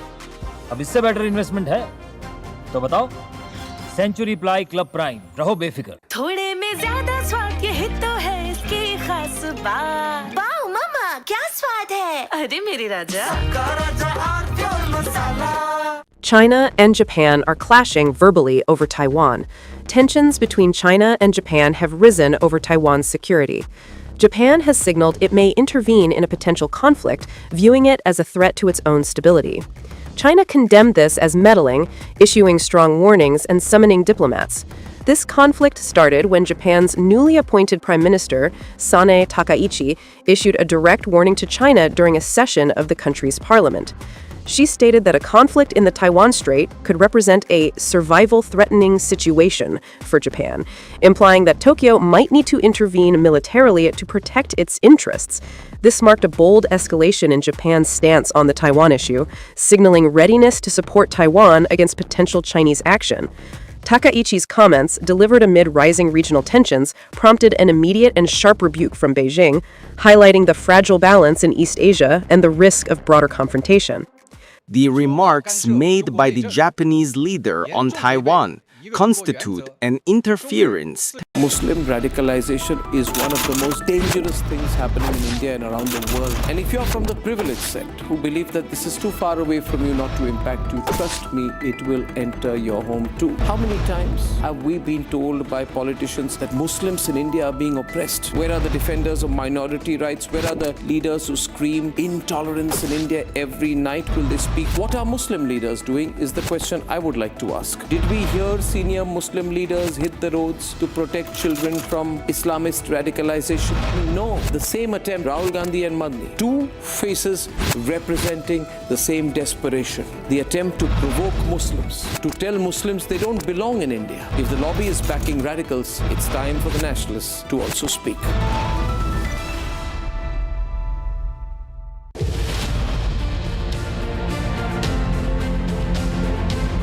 India's growth, if it has to get into a $5 trillion and subsequently a $10 trillion economy by 2047, has to be driven by the private sector.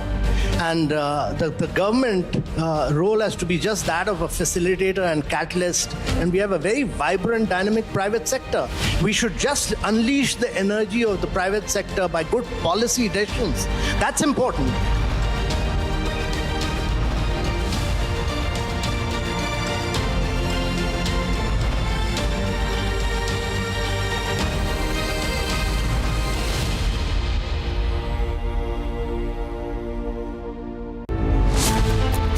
Politicians obstructing SIR to protect infiltrators.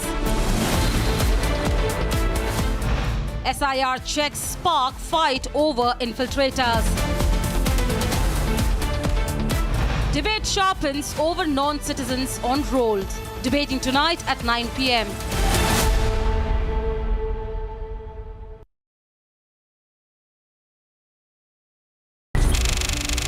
Why are only employees being held accountable? Is there something else more than meets the eye? Why are these questions not being asked by the Americans? Are we now going to pretend it never happened? Chinese AI is nationalist for China. Indian AI has to be nationalist for India.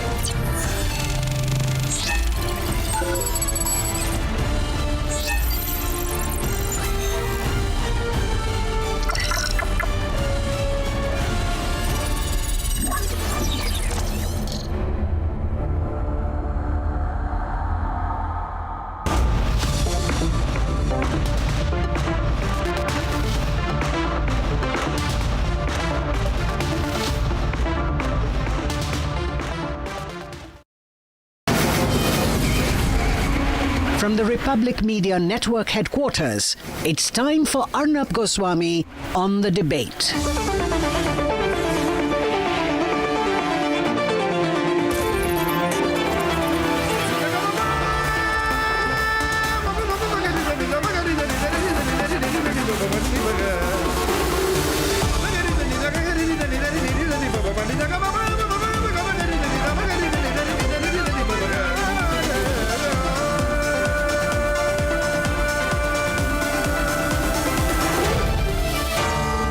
Arnab Goswami on The Debate. On the show tonight was the growing significance of the statement made by the Prime Minister at the Dhwajarohan ceremony on the completion of the Sri Ram Janmabhoomi temple in Ayodhya.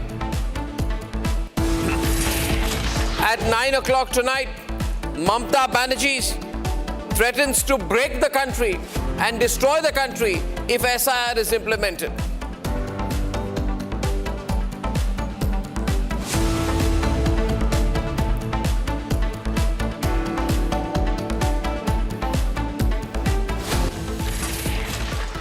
Ladies and gentlemen, there was a time, not very long back, when the Congress party was in power.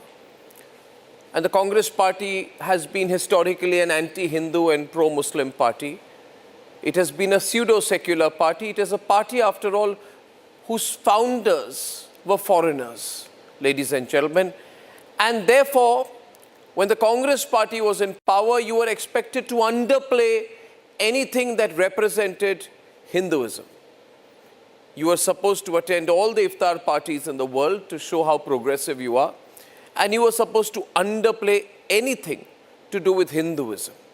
And that is why, from that time to now, today the Prime Minister hoisted an 11 kilogram, 22 feet long, 11 feet wide, saffron flag, Bhagwa Dhwaj, at the Ram Mandir in Ayodhya. What a beautiful ceremony. And a great significance of this event also is, ladies and gentlemen, the fact that it marks the completion of the Sri Ram Janmabhoomi temple's main spire and outer wall. A 42-foot Dharma Dhwaj, engineered to rotate with the wind as per ancient temple design, is hoisted in the most sacred Abhijit Muhurat. The Dhwaj was hoisted on a very sacred day as well. And this was such an important thing. The growing sense of Hindu pride in the country. We look at these images and we are grateful for this time that we are living in. But the Congress party was very angry. Let me show you what the Congress has said. The Congress said this country has no religion. The Congress party, which is in denial, whose leader is more often in Colombia and Bangkok than in India. Rashid Alvi, not Ajay Rai there. Rashid Alvi of the Congress party said, will Narendra Modi hoist a flag on a mosque, a gurdwara or a church? He wants to hoist a saffron flag on the Ram Mandir for political benefit. He should learn true secularism from who else, according to them, but Pandit Jawaharlal Nehru. Ladies and gentlemen, the Congress party should explain to us why was Prime Minister Jawaharlal Nehru, when he was Prime Minister, offering the chadar in Ajmer Sharif Dargah every year? Was that a religious comment? Did Nehru visit the Kumbh Mela also in 1954, though his great-grandson doesn't? Did that make Nehru a one-time secular? Or did that make him non-secular because he went to the Kumbh Mela? Months after Sanjay Gandhi's death, ladies and gentlemen, Indira Gandhi visited the Chamunda Devi temple in Himachal Pradesh in December 1980. When she visited the temple, was she communal? Ladies and gentlemen, they are questioning why Prime Minister Narendra Modi did the Dhwajarohan in Ayodhya today. The Prime Minister is also the same person, ladies and gentlemen, who has stood by every single moment of Hindu pride. Does the Congress party want the Prime Minister of the country to be an atheist? Which part of the Constitution of India says that if you are the Prime Minister of India, where there are more than 80 to 85% Hindu population, you have to be an atheist? Would the Congress party speak in the same language if, and it's not, if 80% plus of the population of India were to be Muslim? Ladies and gentlemen, I completely understand now where the Congress party is coming from, because it is a declared intention of the Congress party. They say, as Revant Reddy of the Congress said, Muslims equals Congress and Congress equals Muslims. They are absolutely clear about it. Absolutely clear about it. Now they question why the Prime Minister was in Ayodhya for the Dhwajarohan. Did they account for the case when the Prime Minister also paid his respects to non-Hindu religions? Did they talk about the time when the Prime Minister visited the Imam Al-Hakim Binar Allah Mosque in Egypt? Did they account for the time, ladies and gentlemen, when the Prime Minister continued the tradition of sending a ceremonial chadar to the Ajmer Sharif Dargah? In fact, at the Dhwajarohan event today, the Prime Minister said something significant. He said, Ram is not just a person, he is a value. If you want to make India develop by 2047, we will have to awaken the Ram within ourselves. What day can be better than today for this resolution? The Prime Minister, therefore, is speaking of Ram Rajya. The Congress says this is marketing for Hindus. The Congress says if you talk of Lord Ram, if you talk of the Ram Mandir, if you talk of Dhwajarohan, you become communal, and they say this is marketing. Was the Congress party doing marketing when it said the following? When it said that Congress equals Muslim and Muslim equal Congress? Was that marketing? When the Congress party said that there must be Muslim reservations, was it marketing? These questions will have to be asked of the Congress party. They are, and everybody knows they are a pro-Muslim party. They have chosen to be a pro-Muslim party, but they cannot be anti-Hindu in a country where more than 80-85% of the population is Hindu. Ladies and gentlemen, talking of Ram Rajya, the word Satyagraha has been mentioned 110 times, roughly, in the 557 odd pages of my experiments with truth. Meaning, Mahatma Gandhi talks about Satyagraha once in every 5 pages or 1,000 words.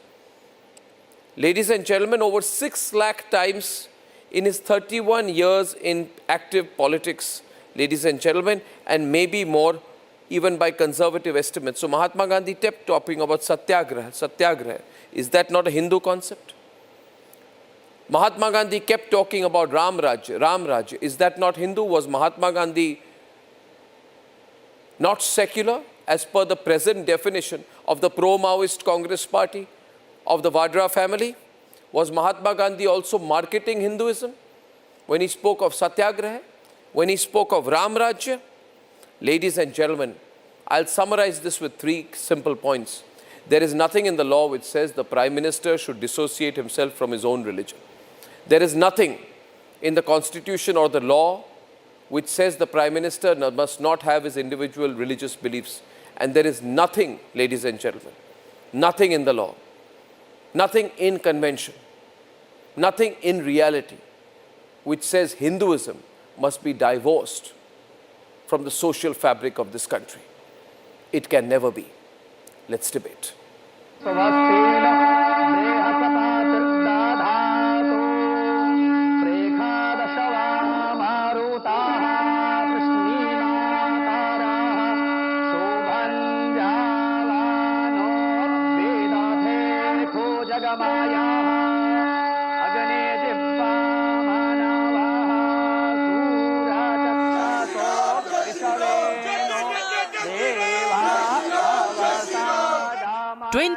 November 2025, a date etched in eternity.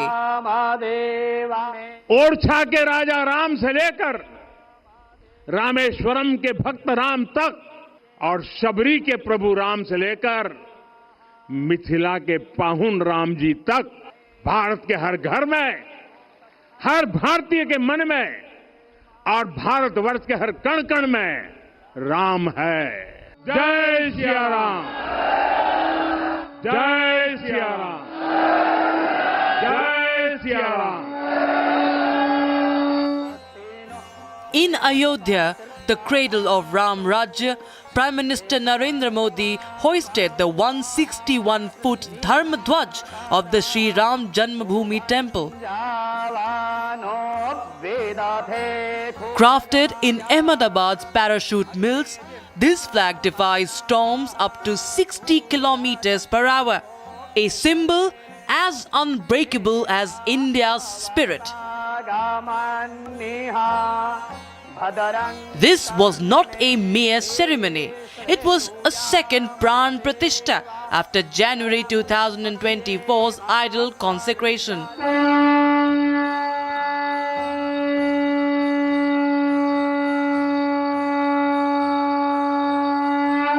All 44 doors flung open. Aarti echoed on Vivah Panchami, celebrating Lord Ram and Goddess Sita's union.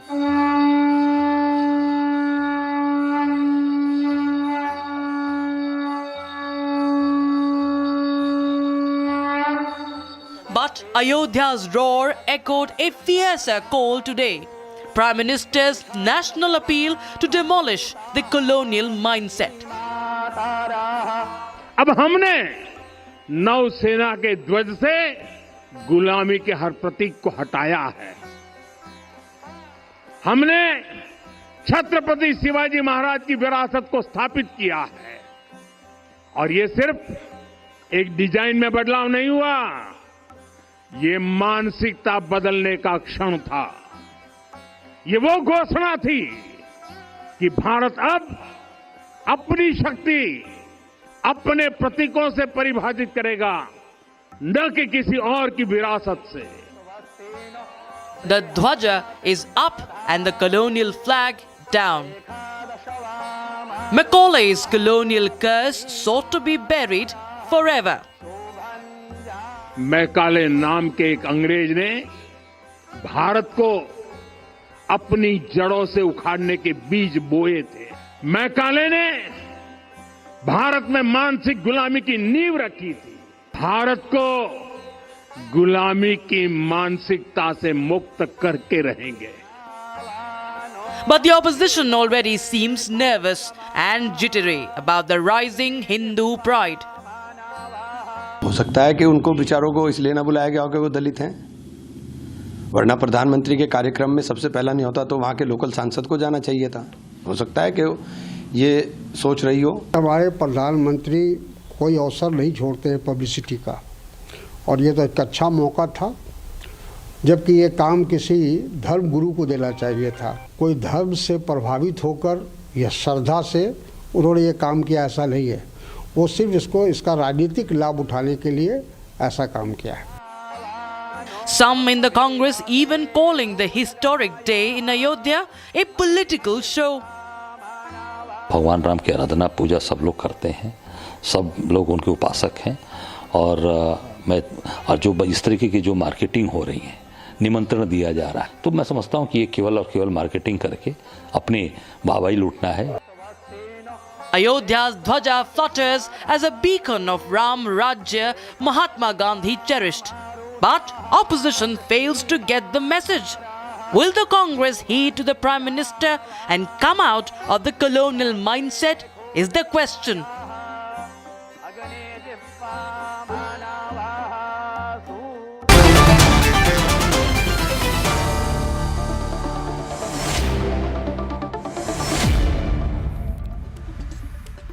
I have Dushyant, Sridhar, Prafulla Ketkar, Sadhvi Jaya Bharti on one side. I don't need to elaborate on which side they are from. They are supporting the pro-Hindu side. They are pro-Hindu. And I'm so happy and proud that in India we can say somebody is pro-Hindu. Because if you were told, in Congress time that you're pro-Hindu, you would be put in jail.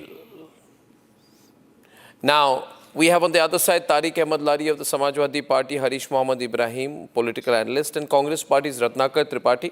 Ratnakar जी, वैसे जो Congress party के मुस्लिम नेता है, pro मुस्लिम Congress party के मुस्लिम नेता तारिक अनवर, उनको क्या पता है कि हिंदू धर्म क्या होता है, जो वो ज्ञान दे रहे हैं वहाँ पे कि हिंदू धर्म के मुताबिक ये होना चाहिए, हिंदू धर्म के मुताबिक वो होना चाहिए। वो मुस्लिम नेता है, वो खुद मुस्लिम है और वो एक प्रो मुस्लिम पार्टी के नेता हैं, तो वो धर्म, हिंदू धर्म के बारे में लेक्चर क्यों दे रहे हैं कि क्या करना चाहिए था, क्या नहीं करना चाहिए था। और एक बड़े हिंदू कार्यक्रम में, in a very major Hindu religious ceremony, why should a Muslim leader make offensive comments about the Hindu religion? If a Hindu were to make offensive comments about a Muslim religious ceremony, then people would say, sar tan se juda. आप बोलने देंगे कि फिर आप? Yeah, they would say sar tan se juda. Now you are using these words, saying this is marketing, this is terrible, this is publicity. देखिए, मेरे पास खुद भी समय बहुत कम है, आप बोलने देंगे क्या? हाँ बोलिए ना, आपको रोक नहीं रहा हूँ, you don't have to be on back foot. तो आप ही रोकते हैं ना, उनको उतना ज्ञान तो जरूर है सनातन धर्म के बारे में जितना अमित शाह जी मोदी जी को इस्लाम के बारे में था, जब वो इस्लाम की सारी नीतियों पे बात कर रहे थे। भारत में रहते हैं, जिससे पहले हिंदुस्तान का किस नीति? ट्रिपल तलाक की बात कर रहे हैं? कई बात की बात कर रहा हूं। ट्रिपल तलाक, पॉलीगैमी, 4 बीवियां होना, 4 मैरिंग 4 वुमेन। फिर बीच में बोले आप सर? नहीं, किस पार्ट? निकाह हलाला कि 12 साल की बच्ची के साथ निकाह हलाला के नाम पर बलात्कार करना, उसके बारे में बोल रहे हैं। आप बताइए ना कौन सी नीति के बारे में बोल रहे हैं? आप तो मैंने बीच में टोका। Have the decency, sir. बीच में मत टोकिए। Don't be on back foot, sir. No, I am not on the back foot. Everyone on the left. हाँ, तो मैं बता रहा था उतना ज्ञान उनको है। और जहां तक रही बात इनकी माननीय प्रधानमंत्री जी की, तो बस मैं एक शब्द में कहूंगा, मन ना रंगाए रंगाए जोगी कपड़ा। अरे मैं तो उस शहर में पैदा हुआ हूं, पला हूं, बड़ा हूं और रहता हूं जहां धर्म ध्वजा तो हर जगह रहती है। जो मंदिर है उस पर धर्म ध्वजा होगी। रहते हुए भी कुछ सीख नहीं पाया। फिर आप बीच में बोले। मैं बीच में नहीं बोल रहा, एंड में बोल रहा हूँ। I am speaking at the end. मंदिर की प्राण प्रतिष्ठा हो गई, लोग दर्शन करने लगे, वहां ध्वजा थी नहीं मंदिर की। मुझे ज्यादा शौक तो इस बात का है जो आप बोल रहे हैं। और फिर आपने कहा कि प्रधानमंत्री जी ने बात की राम मंदिर वैल्यूज की, तो वैल्यूज तो लिखा है चारिमानस जी में, दैहिक दैविक भौतिक तापा राम राज काहू नहीं व्यापा। और यहाँ दैहिक दैविक भौतिक तो ताप हो रहा है पूरी भारत की जनता को। और आपको मैं एक बात और बता दूं, जो colonial mindset, change the colonial mindset का आप करते हैं ना, एक चीज चेंज करवा दीजिए डॉक्टर गोस्वामी। आपके चैनल पर मैं 10 बार बोल चुका हूं, फिर बोल रहा हूं। प्रधानमंत्री जिस प्लेन से पूरे विश्व की यात्रा करते हैं ना, उस पर वीटी लिखा रहता है। 1986 में जब पाइपर प्लेन में चलाता था ना, तो उस पर लिखा रहता था VTCNK2। That is vice Royce territory. He still goes in the plane which has the symbol of viceroy territory. उनसे कहिए वो चेंज कराते। उसको जब चेंज करा लेंगे तो मैं मान लूंगा। Siddhant Yadav is on the debate. Ladies and gentlemen, it's opening up right now. Well, Congress party has called the Dhwajarohan ceremony as a marketing gimmick. I don't know. Does the Congress party want a green flag and not a saffron flag? उनको हरा झंडा चाहिए? हाँ, उनको basically भगवा से नफरत है। इतना बड़ा भगवा झंडा वहां पे खड़ा हो गया as a sign of Hindu civilizational pride, जिसको आप लोगों ने नीचे दिखाने की कोशिश की। The Hindu pride is my hashtag. आज का हैशटैग हमारे प्रोग्राम का क्या? हिंदू प्राइड। हिंदू प्राइड। गर्व से कहो हम हिंदू हैं, गर्व से कहो हम हिंदू हैं। ये कहना नामुमकिन था जब कांग्रेस पार्टी पावर में थी। आज लोग गर्व से कहते हैं कि वो हिंदू हैं। वो मानसिकता थी आपकी। Now I want Siddhant Yadav to respond because it was a political comment made on the Prime Minister. Siddhant Yadav, they've said this is pure marketing. Pure marketing. It should not have happened. They said it was advertising. It was marketing and it was misleading.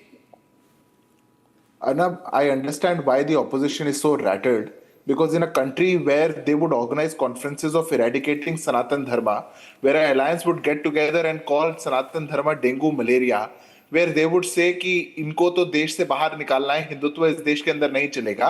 In that time, when Ram मंदिर का ध्वजारोहण होगा तो मिर्ची लगनी तय है। That is their problem. One political ideology, one political family, one party which over the years have just ridiculed the Hindus in this country, who have just always done appeasement politics, who always thought कि हिंदुओं को जितना चाहे उतना दबाते जाओ, who never understood the civilizational issue, who went to the courts and said कि जितनी बातें आप कर रहे हैं सब काल्पनिक है, राम काल्पनिक है। आज उनके आंखों के आगे राम मंदिर बन गया और उसका ध्वजारोहण हो गया। I am sure why they are rattled. There is no denial in that. They want to live in ambiguity. I want to be direct about everything. They want to live in ambiguity. Sorry to intervene, but I think everybody must know today is Sonia Gandhi, after marriage, as per what appeared to be Hindu rituals, if I make a comment today, they will not like it. But Ratnakar Tripathi, the nation wants to know, is Sonia Gandhi a Catholic, practicing Christian Catholic, or is she Hindu? Nobody has any objection to it. But you must also be clear about it. And if Sonia Gandhi is Christian, she must say I'm Christian. I'm just curious to know, why are you getting touchy? Why are you getting touchy? Why are you touchy? I'm just asking you. I'm just asking you. Is it wrong? Is it wrong to ask that question? Now getting touchy, getting all touchy. Hot under the collar, Ratnakar Tripathi. Now I'm talking about Hindu pride. If Sonia Gandhi was trying to bring in a communal violence bill which always would have put Hindus as perpetrators of crime, perpetrators of communal violence, and Muslims and other minorities as victims of communal violence, I want to know whether it was Sonia Gandhi, a Christian, who was about to do it, or Sonia Gandhi, a Hindu, who was about to do it. If Sonia Gandhi, as a Christian, as a practicing Christian, is passing a communal violence bill which is portraying the Hindu community as perpetrators of communal violence, the nation has a right to know. Do you understand that? The nation has a right to know. Yes. Because of the comments you make about Hinduism all the time. Because of your perverse hatred for Hinduism. Don't shout. Let me Your speak. perverse hatred for Hinduism. Has a right to know that the wife of Jaishankar ji, External Affairs Minister, is she a Hindu or Buddhist or Japanese? Or a Catholic Japanese? Nation has a right to know. Are you out of your mind? Don't be stupid, Ratnakar Tripathi. I am asking you about the religion of Sonia Gandhi. Why are you hiding it? Is she a Christian or a Hindu? Do I have a right to know that? Is she a Christian or a Hindu? You just tell me whether you got married by Hindu religious customs, but you married by Hindu religious customs and remained a Christian, or you became a Hindu? Because I want to set this whole conversation in perspective, because it is the Congress party which makes the most ridiculous and perverse attacks on our religion. You can't reply to me because you don't know whether the External Affairs Maybe that Minister, explains a lot. Hindu, Buddhist, or Siddharth Catholic, is on the debate, because she's a Dushyant is on the debate. I am Because only she's put. Japanese. Well, I have many answers tonight. When a 42-foot Dharma Dhwaj is, when a Dharma Dhwaj, Bhagwa झंडा इतना बड़ा हो गया हमारे देश में, जहाँ पे कांग्रेस पार्टी एक समय राज करती थी, भगवा झंडा पच नहीं रहा है. They can't 42 फुट का भगवा झंडा. They can't digest it. This family can't digest it. The Congress party can't digest it. I can't imagine the visual. They are so anti-Hindu. देख रहे होंगे, भगवा लहरा रहा है, क्या फील कर रहे होंगे? जल रहे अंदर से, जल रहे. Give them burn all. रंगाए जोगी कपड़ा. सिद्धार्थ यादव जी, इनको बर्नॉल की जरूरत पड़ेगी आज. आज बहुत बर्नॉल की जरूरत पड़ेगी इनको. धर्म नहीं बेचते हैं, आध्यात्मिक है. हमारे ना देखो. आप क्या बेचते हैं, क्या नहीं बेचते, रहने दीजिए. देश के संसाधनों पर पहला अधिकार किसका है? तो यहाँ रख के डिस्प्ले आपकी तरह नहीं करते. जब बात हिंदुओं की आएगी, then you will eradicate Sanatan Dharma. You want to eradicate Sanatan Dharma. You call it. No, today the opposition. See what is happening in the country now. See it from your eyes. Ram मंदिर के ऊपर ध्वजा फहरा चुका है. अरे ध्वजा फहरा चुका है रत्नाकर त्रिपाठी जी. आप लोगों के रहते हुए फहरा चुका है, देखते हुए आंखों के आगे. राजा रामचंद्र जी की ध्वजा भारत की ताकत कितनी देर कर दी बिना ध्वजा के. वो एक ऐसे महल में थे, ऐसे मंदिर में थे जिसमें ध्वजा नहीं थी. Shame on you. आप वहां पे बेचने तो क्या करेंगे? ना आपको सनातन पता, ना संस्कृति पता, मंदिर में ध्वज हो कब नहीं हो ये नहीं पता. पूरे commentary you will do here. उनके महल पे you don't have a problem with a mosque named Babri. पूरी दुनिया में there is no mosque named after any person, but Babri mosque में प्रॉब्लम नहीं है. पर राम मंदिर के ऊपर ध्वजा फहर गया तो प्रॉब्लम है. मैं तो कह रहा हूं आपको शर्म आनी चाहिए कि Ladies and gentlemen, the Congress party's opposition, the Congress party's opposition, I find it amusing. मुझे अच्छा लग रहा है, क्योंकि एक पार्टी जो कहती है, which says today, Dushyant, that Congress means Muslim. Muslim means Congress. Means Congress party is 100% Muslim and 100% Muslim vote bank is for Congress. Means Congress is a Muslim party. And why not? They have been a Muslim party since 1985, when the Supreme Court passed a judgment in the Shah Bano case, by which a destitute, divorced woman would be entitled to maintenance after divorce pertaining to Muslim women. But Rajiv Gandhi said, no. This is a great opportunity to oppress women and make hardline Muslim men my vote bank. So the Congress party today has been a Muslim party, Dushyant, for 40 years. Rahul Gandhi is 57 years old. When Rahul Gandhi was 17 years old, the Congress became a Muslim party. There is nobody who can factually argue with this clear position I have taken. Dushyant, this anger, angst, bile against the Dhwajarohan ceremony because it's open declaration of Hindu pride. How do you view this, Dushyant? Namaskaram, Arnab. Namaskaram to all my fellow panelists and to all the viewers across the world who are watching Republic TV. As an apolitical person, I wish them the best wishes on such an auspicious day when there was Dharma Dhwajarohanam that happened in Rama Janmabhoomi. 3 very quick points, Arnab. So Valmiki Ramayana clearly mentions Kovidara Dhwajorate. So the motive of Kovidara on the flag, I was actually on your channel, Arnab, this afternoon while I had to give a running commentary. I just swelled up because I couldn't hold my tears when I saw that Kovidara Dhwaja. It is a momentous occasion, there's no doubt, because our art forms, be it our music, dance, cuisine, textiles, architecture, everything is so much influenced by the Ramayana. Rama lives in our hearts. That said, second point I would like to make, Arnab, there is an accusation on the throne at the current Honorable Prime Minister that how could he be a part of the Dhwajarohanam of a Hindu temple.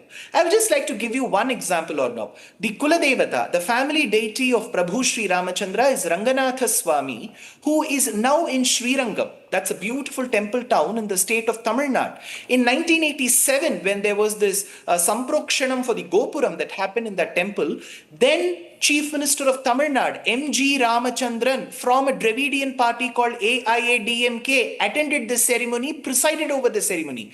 A Chief Minister from a Dravidian party in the state of Tamil Nadu presided over a temple event, and Narendra Modi ji cannot preside over a temple event in Ayodhya. That itself is amusing. Probably their partner who's leveling this accusation should answer. Third, last point, Arnab. Had this been, this event would have never occurred 10 years back. Just imagine a person like me who sports a tilak on my forehead would have never been called to a TV debate, because you just not have to speak English, you have to look English. But in the last 10 years, something that has really happened amongst the masses is you don't have to be apologetic to be a Hindu. You can sport your religion on your sleeve without hurting any other religion or community. And this is what the Prime Minister has demonstrated, and I'm extremely proud of him. And you know, Harish, what's the problem, Harish? What's the problem, Harish? I mean that, you know, the fact is that Hindus are 85% out of the population of India, and Muslims are about 15% of the population of India, 85%, somewhere in between that, or 80%. Now, you can't suppress a religion, right, followed by how many? Over 1.1 billion Hindus. You can't do that. In fact, in the coming years, Harish, Hinduism will become more assertive, more vocal, and there'll be a greater research and understanding and appreciation for India's infinitely deep Hindu roots. Hinduism in our soul, Hinduism in our history, Hinduism in our culture. It's not marketing. But all these things that have happened will have to be corrected. Historical wrongs, Harish, Tariq ji, will have to be corrected, because Hindu pride is becoming a very major thing. Someone told me recently that even young people are coming together to sing bhajans, and I was so happy. That means that among young people, Prafulla Ketkar, Sadhvi Jaya Bharti, among young Hindus, there is growing pride, there is growing assertion, there is a deep sense of pride at the greatness of the Hindu religion. Shouldn't you be happy, Harish? Tariq? Yeah. This is going to be the base for a Rama Rajya in the future. There will be Rama Rajya in the future, as Mahatma Gandhi wanted. Mahatma Gandhi's vision of Rama Rajya will come alive, right? And after all, what is Mahatma? Mahatma means Maha Atma, right? It has Sanatan roots. It has Sanatan roots. The word Mahatma aligns with Sanatan Dharma's teachings on inner divinity, spiritual greatness, transcendence of the physical self. Everything here, our political history is rooted in Hinduism. Harish, you know, our political history is rooted in Hinduism. And we must all now, including you, me, Prafulla Katkar, learn to welcome it and be happy at what we are seeing around us. I'm sure you're happy, Harish. No, Yeah, Praful, everyone should be happy now. Absolutely. I don't know what's going on. Because Babur and Aurangzebs were aggressors for all Indians.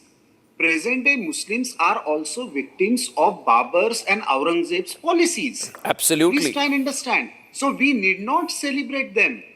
We need not. If Congress and Communists would not have been there, the Muslims and the Babur... I don't know why the government has not renamed Aurangzeb Road and Babur Road and all these, Humayun Road and all these roads in Delhi. Why roads in Delhi named after Babur? Yeah, we should talk Aurangzeb? Aurangzeb is fortunately changed to Dr. APJ Abdul Kalam. Harish, you understand, no? The Harish, point Tariq. is, the point we need to understand is this is a civilizational justice that Shift, we are civilizational These people who talk about social justice, they want to talk everything shit about the on caste lines, Tariq. but they don't want to accept the historical reality on the religious persecution. And I want to talk, I want to tell people like Tariq Bhai, please try and understand. On record, KK Mohammed, who was one of the main person involved in the excavation through Archaeological Survey of India, he said, if communist historians and the Congress party wouldn't have been there wouldn't have been Babri Masjid Action Committee and Muslim instigation. Muslim would have happily accepted the historical reality that Ram Mandir existed. None of those historians actually came forward and gave any statement in the Supreme Court that shows their hypocrisy. The same hypocrisy happened now when Somnath reconstruction happened. Sardar Patel and K. Munshi. No, speak in English, please, for a wider English audience tonight. Thank you, and please continue. You want to say something? Can I say something? Yes. First of all, ये prime minister होने का ये मतलब नहीं है कि आदमी अपने धर्म का पालन नहीं करेगा. सरकार सेकुलर होती है, लेकिन जो व्यक्ति बैठता है वो अपने धर्म का पालन करता है और सबको बराबर की निगाह से देखता है. मैं अगर कल को सांसद हो जाऊं तो क्या मैं अपने धर्म का पालन करना छोड़ दूंगा? क्या मैं नमाज पढ़ना छोड़ दूंगा, कुरान पढ़ना छोड़ दूंगा, मस्जिद में जाना छोड़ दूंगा? अरे भाई, वो एक हिंदू है, सनातनी है, वो अब जा रहे तो उसमें कौन सी बात है? ये रत्नाकर त्रिपाठी जी को समझाइए. ये रत्नाकर त्रिपाठी जी और उनके पार्टी को समझाइए. रत्नाकर जी की तो बहुत बड़े आदमी, हमारे बड़े भाई हैं, लेकिन जिन साहब ने ये कहा है वो राशिद अलवी साहब, मैं उनको आज से नहीं, जब मैं 15 साल का लड़का था तब से उनको जानता हूँ, मैं तब से जानता हूँ. यहाँ तो अभी कुछ ही दिन हुआ आए हुए, उससे पहले वो बीएसपी में थे, तो बीएसपी में टिकट भी हमारे पापा नहीं दिलवाया था. वो छोड़ दिए राशिद अलवी साहब की बात. हम बहुत अच्छी तरह जानते हैं राशिद अलवी साहब को. कहाँ उनकी बातों में आ रहे हैं आप लोग? भैया रत्नाकर भाई, आप कल को प्राइम मिनिस्टर हो जाएंगे तो क्या आप अपना धर्म का पालन करना छोड़ देंगे? मंदिर जाना छोड़ देंगे? तिलक लगाना छोड़ देंगे? या मैं करना छोड़ दूंगा? भाई मैं तो नहीं छोड़ूंगा. मैं मंत्री भी हो जाऊंगा, मैं राष्ट्रपति भी हो जाऊंगा, मैं प्रधानमंत्री हो जाऊंगा, तो भी अपने धर्म का पालन करना थोड़ी ना छोड़ूंगा. तो मेरे धर्म के ऊपर कमेंट करेंगे? अरे ये बेवकूफी की बात है. मुद्दों में कमेंट करिए, मुद्दों में कमेंट करिए. बेरोजगारी पे कमेंट करना चाहिए. वो कह रहे हैं कि आपको जबरदस्ती धर्म परिवर्तन कराया गया. कहाँ राशिद भाई ने कहिए, कहाँ राशिद? अब हम राशिद भाई कह रहे हैं, आप समझ सकते हैं प्राइवेट में क्या कहता हूँ. राशिद जी से कहिए कि कम से कम इतना ध्यान रखे, हर चीज को पकड़ कर बैठ जाना और टीवी में आने से काम नहीं होता है सिर्फ इसलिए कि टीवी में नाम आ जाए. अरे बट नेचुरल है, he is a Hindu man. मैं खुद कर से कहता हूँ कि मैं सनातनी हिंदुस्तानी मुसलमान हूं. मैं कहता हूं, मैं 100% कहता हूं मैं हिंदुस्तानी सनातनी मुसलमान हूं. क्या वो नहीं है? आप तो सनातनी हिंदुस्तानी है, मैं तो सनातनी हिंदुस्तानी मुसलमान हूं. मैं तो ये कहता हूं, मुझे क्या तकलीफ है? कोई तकलीफ नहीं है. हाँ, कहेंगे भारत माता की जय करो तो नहीं करूंगा. आप कहेंगे वंदे मातरम गाओ तो नहीं गाऊंगा. मेरी अपने भी लिमिटेशन है. भैया वो भी है, उनका नाम मोदी जी है, नरेंद्र मोदी है. वो हिंदू है तो जाएंगे ही, राम जी के यहाँ जाएंगे, माता जी के यहाँ जाएंगे, शिव जी के यहाँ जाएंगे. अरे क्यों जाए मस्जिद, क्यों जाए गुरुद्वारा, क्यों जाते हैं तो बहुत बड़ी बात है. क्यों जाए वो वहां पे? पिछली बार हुआ था कि साहब मोदी जी ने टोपी पहनने से मना कर दिया. अरे भैया आप तिलक लगा लो फिर जाकर. तो वो उसके लिए नहीं तैयार हो तो मुल्ला जी है. उस दिन मुल्ला जी बड़े बिलबिला गए थे मेरे ऊपर. तो ऐसे काम नहीं होता. आप तिलक नहीं लगाओगे लेकिन दूसरों को टोपी पहनाओगे, ये नहीं होता है. I don't agree. ये सेक्युलरिज्म का मतलब नहीं है. सेक्युलर का मतलब कुछ होता है और कम्युनल का मतलब कुछ होता है. सेक्युलर सीखिए, सेक्युलरिज्म क्या है, हमको भी सीखना चाहिए. लेकिन लोग तो बस आजकल हिंदू मुस्लिम बस, और कुछ बचा ही नहीं. आपको क्या जरूरत थी शगुफा छोड़ने की? मतलब पौन घंटे की डिबेट हो गई. अरे डिबेट होती है, अच्छी डिबेट होनी चाहिए. आप मुझे डिबेट की मत सिखाइए. देखिए, द हिपोक्रेसी इज दिस. देखिए Tariq, you have to understand this, and Harish and Ratnakar, any of you may be anti-Hindu, but you'll have to understand it. Manmohan Singh, when he was Prime Minister, when Manmohan Singh was you have a right to be anti-Hindu. I have a right to oppose you. You are possibly anti-Hindu. I suspect you are anti-Hindu. Anyway, I have a right to suspect you are anti-Hindu. I have a right to suspect you are anti-Hindu. I just want to ask you. I just want to ask you here. Harish, what's your problem? Okay, Harish, come to the debate with Sadhvi Jayabharti. Who said I'm anti-Hindu? Yeah, what's the problem? Please tell me. Yeah. Don't brand like that. Have your mind full of the journalism ethics, please, for heaven's sake. What journalism Don't ethics are you teaching me? Anyone, for that matter. Why? What journalism ethics are you teaching in your own way, never ever, Mr. Arunachal Goswami, never ever. Don't do that. Come to the point. At least if you're trying to copy me, complete my sentence. No, I'm saying never ever. You require presence of mind. Like my question is this. My question is, Harish, listen. I'll tell you, I'm a very simple man. I look at things in a very simple way. Yeah, we know that. When I was a child, Congress party was in power. And in the years of the Congress party, Hindus were expected to hide. I'm telling you, this is a reality. Let's get everyone on. Hindus were expected to be self-consciously secular up to a point where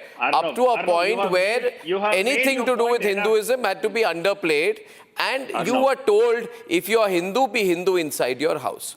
Now, you are Hindu in your house, you are Hindu outside your house, you are Hindu in a railway station, you are Hindu in a park, you are Hindu on the roads, you are Hindu in your temples, you will be Hindu in public spaces.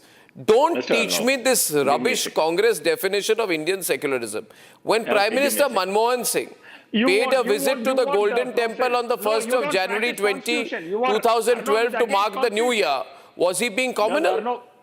When Prime Minister Manmohan Singh visited the Golden Temple on January 1st, 2012, was he being communal? Does Arnav is against Constitution? Does Arnav is against Constitution? Answer this, simple. If you ask me stupid questions, I won't reply. No, then whatever. You are asking the same thing for the 24 Prasad against Constitution? 1 second, give me a second. Tafula countering, Tafula. When he inaugurated. One second. Lara, audio.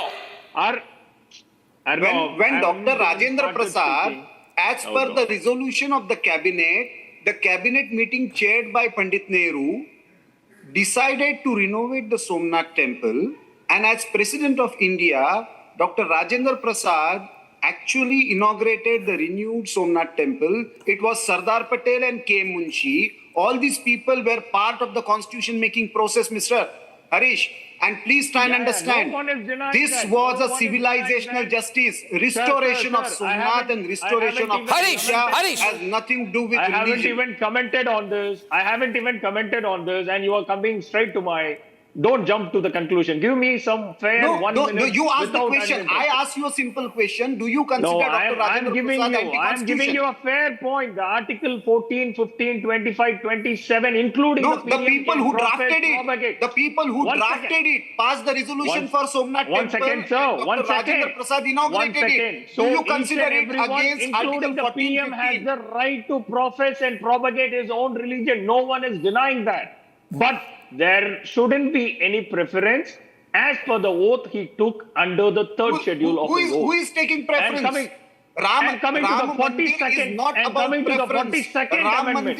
Sir, 1 second. Sir, 1 second. Harish and Jaya. No, I'm not denying. This is not at all new. Or I'm not saying that the PM shouldn't do all this. It is not new, and PM has all the right to do it. Including PM, it has been mandated, given by the Constitution under the Article 14, 15, 25 and 27. So I'm not denying that at all. Even PM has all his right and all his constitutional liberty. Jaya Bharti, you're muted. Jaya, you're muted. Jaya Bharti, you're muted. But 1 second. As per the 42nd amendment of this Indian Constitution, it has clearly stated when the secular, that shouldn't be any diligence or allegiance to one particular faith. Even if what particular faith, yaar? You know, Jai Bharti, countering it. I just need 1 minute. Now, one thing, and I want to be very clear what we witnessed today, and honestly, what do we expect from the opposition? This is the same ecosystem that has consistently stood against Hindu civilizational justice. These are the same people who denied existence of Ram Setu, the same parties that stalled the Ram Mandir for decades, the same. This opposition has been in government and they have been holding Hindus as criminals. We remember how car savers were beaten, lathi charge, even shot. Nobody spoke about it. And this is their secular, it's not about secular, it is their own ecosystem and the propaganda to make Hindu apologetic that has failed today. So you better talk about what you've done. For decades, this opposition ecosystem treated Hindu suffering invisible, Hindu demand illegitimate, demanding something so embarrassed about. They imposed the slavery on us. Sir, you're not talking sense. You're talking like a blank constitutional book that Rahul Gandhi keeps showing. You're not talking in the constitutional manner either. Constitution does not deny Hindus their right to justice. And that's what you've been debating since this debate started. It's better even if you're taking up the constitution. Even for the Muslims, even for the Christians, it doesn't deny. But whether the RSS and Sangh Parivar is doing that, they are lynching the people from SC community, OBCs and minorities. Whether the constitution is given only for the Hindus to mandate to preach and profess, no. It allows for each and every religion. But whether the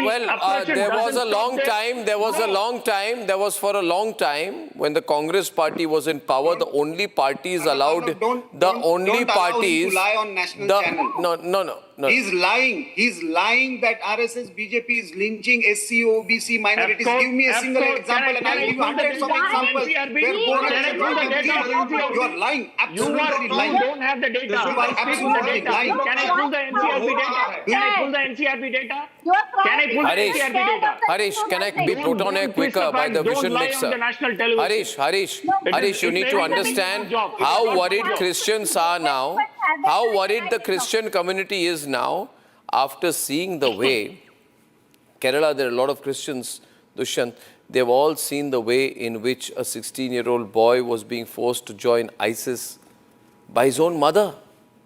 This level of Islamist radicalization is so dangerous. Mr. Ajit Doval had said that, Mr. Ajit Doval, the National Security Advisor, said 80% of Hindus has been No, we all know. Listen. Don't try to misquote a great man like Mr. Ajit Doval. Be quiet. Harish, worry about Islamist radicalization. Even people like you will not be spared. Now listen to me. I wish to say the only parties, Ratnakar Tripathi, the only parties allowed in India when the Congress party was in power, the only parties, Dushyant, allowed by the Congress party when they were in power were iftar parties. There were no other parties. Every time, as if he had no work, Manmohan Singh attended about 100 iftar parties every season. Sometimes there were 7-star hotels which were booked for iftar parties by the Congress party. And the Congress party used to go then to the Shahi Imam and beg for the Muslim vote. Today, what we are seeing is, I think, an important point. I think this is a moment of great celebration, except for people like Ratnakar Tripathi. Hindus have fought the case after case after case for 134 years. Why should they not celebrate? Why should they not celebrate? I'm shocked. What are you shocked about? Having a judge on it. That is what I'm saying. Since beginning. Raja अपने महल में था, राजा भगवान अपने मंदिर में थे बिना ध्वज के. They should feel shame on it. मुझे लगता है पहले दिन लगाना चाहिए था. और दूसरी चीज, by Supreme Court, this was not a given thing. Supreme Court, the Hindus won in the Supreme Court on the basis of evidence. Speak with respect for the Supreme Court. Where did I disrespect Supreme Court? 5 judges, Justice Gogoi, Justice Bobde, Justice Bhushan, Justice Chandrachud, Justice Nazir, representing different ideologies and backgrounds, unanimously said, give 5 acres for the Ram Mandir, for the mosque, and build the Ram Mandir. You call the Supreme Court verdict marketing? Is that marketing? Judiciary की insult करना आपकी आदत है। आपको देखिए, 5 जजों ने कहा कि ध्वज लगेगा इंस्टॉलेशन के बाद। दिखाइए ना, पढ़िए कोर्ट की जस्टिस। कोर्ट डिसाइड करेगा कि ध्वज लगेगा, किस रंग का ध्वज लगेगा, कोर्ट डिसाइड करेगा. कहां बनेगा ये कोर्ट डिसाइड करेगा. I see, viewers, you see, I'm realizing, just look at the body language of this Congress leader. Reduce his audio, and you will realize, if you actually do analysis of the body language, it's very interesting. Look at the anger, the way he's speaking. His real problem is with the saffron color, the same color today that Dushyant Sridhar is proudly wearing on the program. They don't like this color. Dushyant wants to say something to you, sir. I'm just loving your internal contradictions. Yes. Arnab, I just have a question to Shri Harish, who was on the panel. Harish, 1 minute. Let me put him on air first. Harish, a question for you. Yes, sir, I'm here. I heard Shri Harish's views.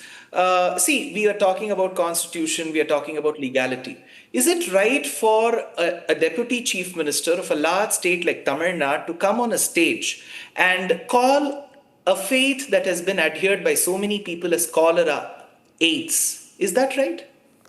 Can I answer simply? It is a plain, simple text. He hasn't called any particular faith as a cholera or dengue like the North media has portrayed it. He has 100%. He has 100%. And he's never clarified on it. He has never clarified on it. No, he has. No, he has. He called Sanatan Dharma dengue, cholera, malaria.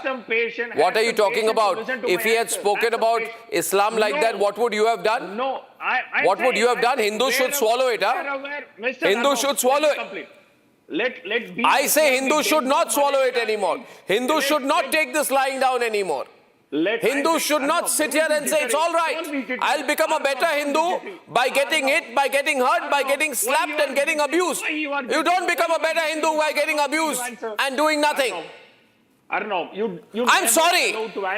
I'm sorry. Don't have to tell me. He said it. Don't defend Udayanidhi's talent. Don't defend Udayanidhi's talent. I have to, because the truth where it is, we have to defend. We are not Arnab Goswami to go ahead to another angle where there is no truth. You are certainly not Arnab Goswami and never will be. Yeah, of course, I never want to be, number one. And number two, you just want a ticket from the DMK. Hello, come on, Mr. Arnab Goswami. Don't spill the beans, don't brush under. But I'm not spilling the beans. Did I spill the beans? That means you are seeking a ticket. I didn't intend to spill the beans, but I saw it on your face. The Freudian slip, the mix of expressions, the body language, showing clearly a growing keenness in getting some kind of support for a political aspiration from the DMK and hoping that your appearances on Republic give you a double promotion to do so. Anyway, continue. Okay, you are done? You are done? Okay, let me complete. Yeah, I'm not done, but I am done for the moment. Okay, wherever there is an oppression, it has to be dealt, is what he meant. No, you didn't answer Dushyant's question. What if these words were used for Islam? Of course, I'm saying, if it is Islam, it is not even I'm comparing to dengue, it is an AIDS for me. When there is an oppression in any particular religion on any human, it should be called in definite way, whether it is cholera or whether it is AIDS. Be it in Islam. No, I'm sorry, he's avoiding the question. No, how can I be put forward like this as an explicit way? I don't know how I want to put it further. You answer Dushyant's question. I don't know the line. Siddhant, did he answer Dushyant's question? If you can't take my lines, then I don't know. I couldn't hear. Chief Minister who has taken the and he represents the DMK. How can he answer? But Arnab, a lot of constitutional references were made on your show, and just for your viewers, I wish to mention this specifically. The Constitution is not the Constitution which Rahul Gandhi carries in his pocket. This is the original copy of the Constitution. When we have the part 3, the fundamental rights, just above that part, the scene of Ram Rajya is there. Prabhu Shri Ram, Mata Sita, and Lakshmanji. This is the true spirit of the Constitution. Maybe. And you want to teach us that that Constitution tells us secularism, and that secularism, the Prime Minister cannot go and hoist that flag. You want to teach us that? You have killed the true spirit of the Constitution. You have hidden it from the people of this country. You have tried to change the Constitution. When you speak of the 42nd Amendment, do not forget that you made that amendment when everybody was in jails, when the courts were shut down, when the media houses were shut down. When you tried to change the spirit. This is not the spirit of the Constitution. That is not the truth. The spirit of the Constitution is Ram Rajya. The spirit of the Constitution is Christian Rajya. The spirit of the Constitution is Dharma. It speak of the civilizational issues. And when we are reawakening the civilizational issues, that is when you have a problem. And that is when you come out and say it's dengue or malaria. Keep calling it. Ratnakar! ये बुझता हुआ दिया है, ये जाएगा. Siddharth Yadav ji, don't teach us what is religion and spiritualism. You don't. अरे sir, आपने constitution पढ़ा क्या? बहुत रेफरेंस ले रहे थे अभी. पार्ट 3 से पहले कौन सी इमेज है? It's the original image in the original constitution. What is that? Hold your horses. अष्टादश पुराणेषु व्यासस्य वचनद्वयम्. अभी आप कॉन्स्टिट्यूशन पे जवाब नहीं देंगे. अभी पूरा ज्ञान संविधान पे देना था. पुराणों में व्यास जी ने बस 2 बात Now you will keep aside the constitution and then you will teach us धर्म ध्वजा को कब लगाया जाता है. You are the biggest Shankaracharya on the show. Ratnakar Tripathi ji is the biggest Shankaracharya. He will give certificate when has to happen, what has to happen. पापाय परपीडनम. आप दूसरों को प्रताड़ित करते हैं, पाप करते हैं, ये सनातन नहीं है. प्रभु रामचंद्र तो उक्तियों के मुताबिक जब धोबी ने कह दिया, he has lost his connection. I think दे दीजिए. ऐसा नहीं कि सीता को पहले वनवास देके तो प्रधानमंत्री बने. ये मुझे मत बताइए सनातन का. He has lost his connection and he will speak all absurd that he can think of just because he don't have arguments. I haven't He's lost my rattled. connection. He can't see the Bhagwa Dhwaj. That's the problem. Ratnakar Tripathi की आंखों में चुभ रहा है. He's so rattled, Arnab. See, look at him. Look at him. He'll say all absurd things. Just because today the Dharma Dhwaja is above the Ram temple. For years and years, you planned and you worked hard so that this doesn't happen. And it has happened. I'm sorry. Exactly. Ratnakar Tripathi, it has happened. I think the frustration, the fact is that for years the Congress worked hard to make sure the Ram Mandir doesn't happen. And for them to realize that after, by the way, Ratnakar Tripathi, is Sonia Gandhi a Christian or a Hindu? You didn't answer my question. Jayashankar's wife is Buddhist or Christian? Is she a Christian or a Hindu? After marriage, as per Hindu ritual, she remained Christian. She married as per Hindu rituals only for marriage and then remained Christian. I'm asking a question. Last time I asked why she was quiet. Last time I asked why she was quiet when Hindus were attacked and killed. Tell me, what religion is followed? When I said why Hindus were killed in Palghar, at that point of time, Antonia de Maino was quiet. Is Sonia Gandhi a Hindu or a Christian? You have to tell me. Why should it be a mystery? Which religion she follows? Why should it be a mystery? Itni mystery kya hai? Jaya Bharati, what are they hiding? Buddhist, Hindu. They're hiding their own confusion. They're hiding their confusion and they're hiding the truth. And now the thing is, even the truth that the Hindu consciousness, they were, even they were hiding that. They were hiding the real constitution. Okay, ladies and gentlemen, I have some breaking news has come in. Some breaking news has come in that there's been an escalation in the dispute between India and China. As you know, an Indian national who'd been living in the UK was going through China to Japan. She's from Arunachal Pradesh originally. She was stopped, she was harassed, she complained. The MEA made this an issue, complained to the Chinese, and the Chinese have put out a sharp statement back. I see an escalation between India and China, the geopolitical uncertainties over that when I'm back. For a quick breather. Arnab will be right back with the debate. Powered by Century Ply Club Prime. Raho befikar. QS&THE, the world's foremost university rankings organizations, have ranked Amity amongst the top 3% universities globally, making it among the very few Indian universities to be included in both rankings. Yet another top ranking for Amity University. हमारे यहाँ भगवान बसवन्ना उनके अनुभव मंटपा की जानकारी भी सीमित रखी गई।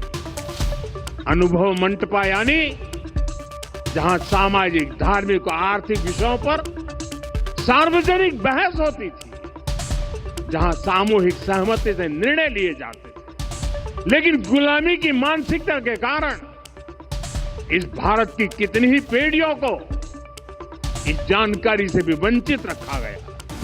Time for a quick breather. Arnab will be right back with the debate. Powered by Century Ply Club Prime. Raho befikar.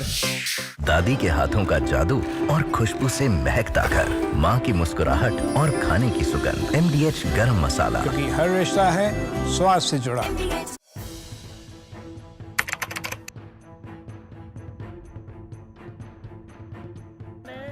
So in the past, we would see most of the terrorists who would get arrested, they would be like the people who would be working at a very low level. But today we have seen the white-collar suspect.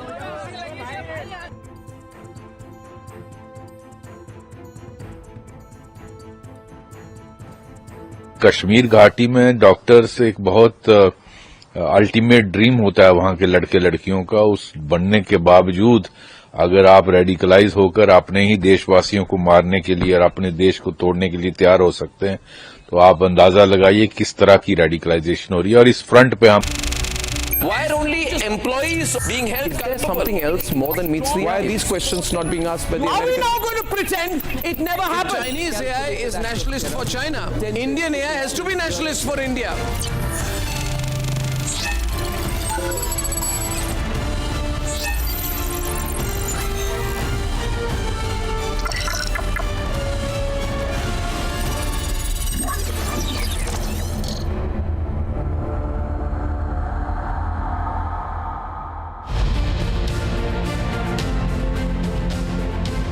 Today, no matter which part of the world you live in, India looms large on the global horizon.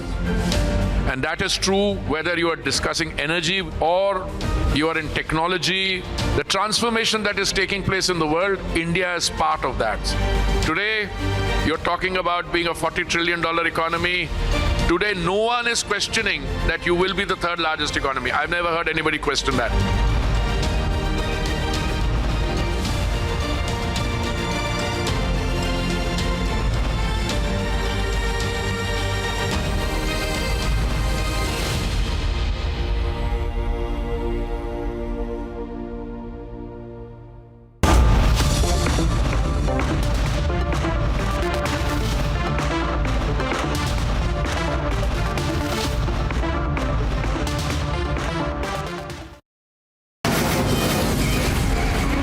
From the Republic Media Network headquarters, it's time for Arnab Goswami on The Debate.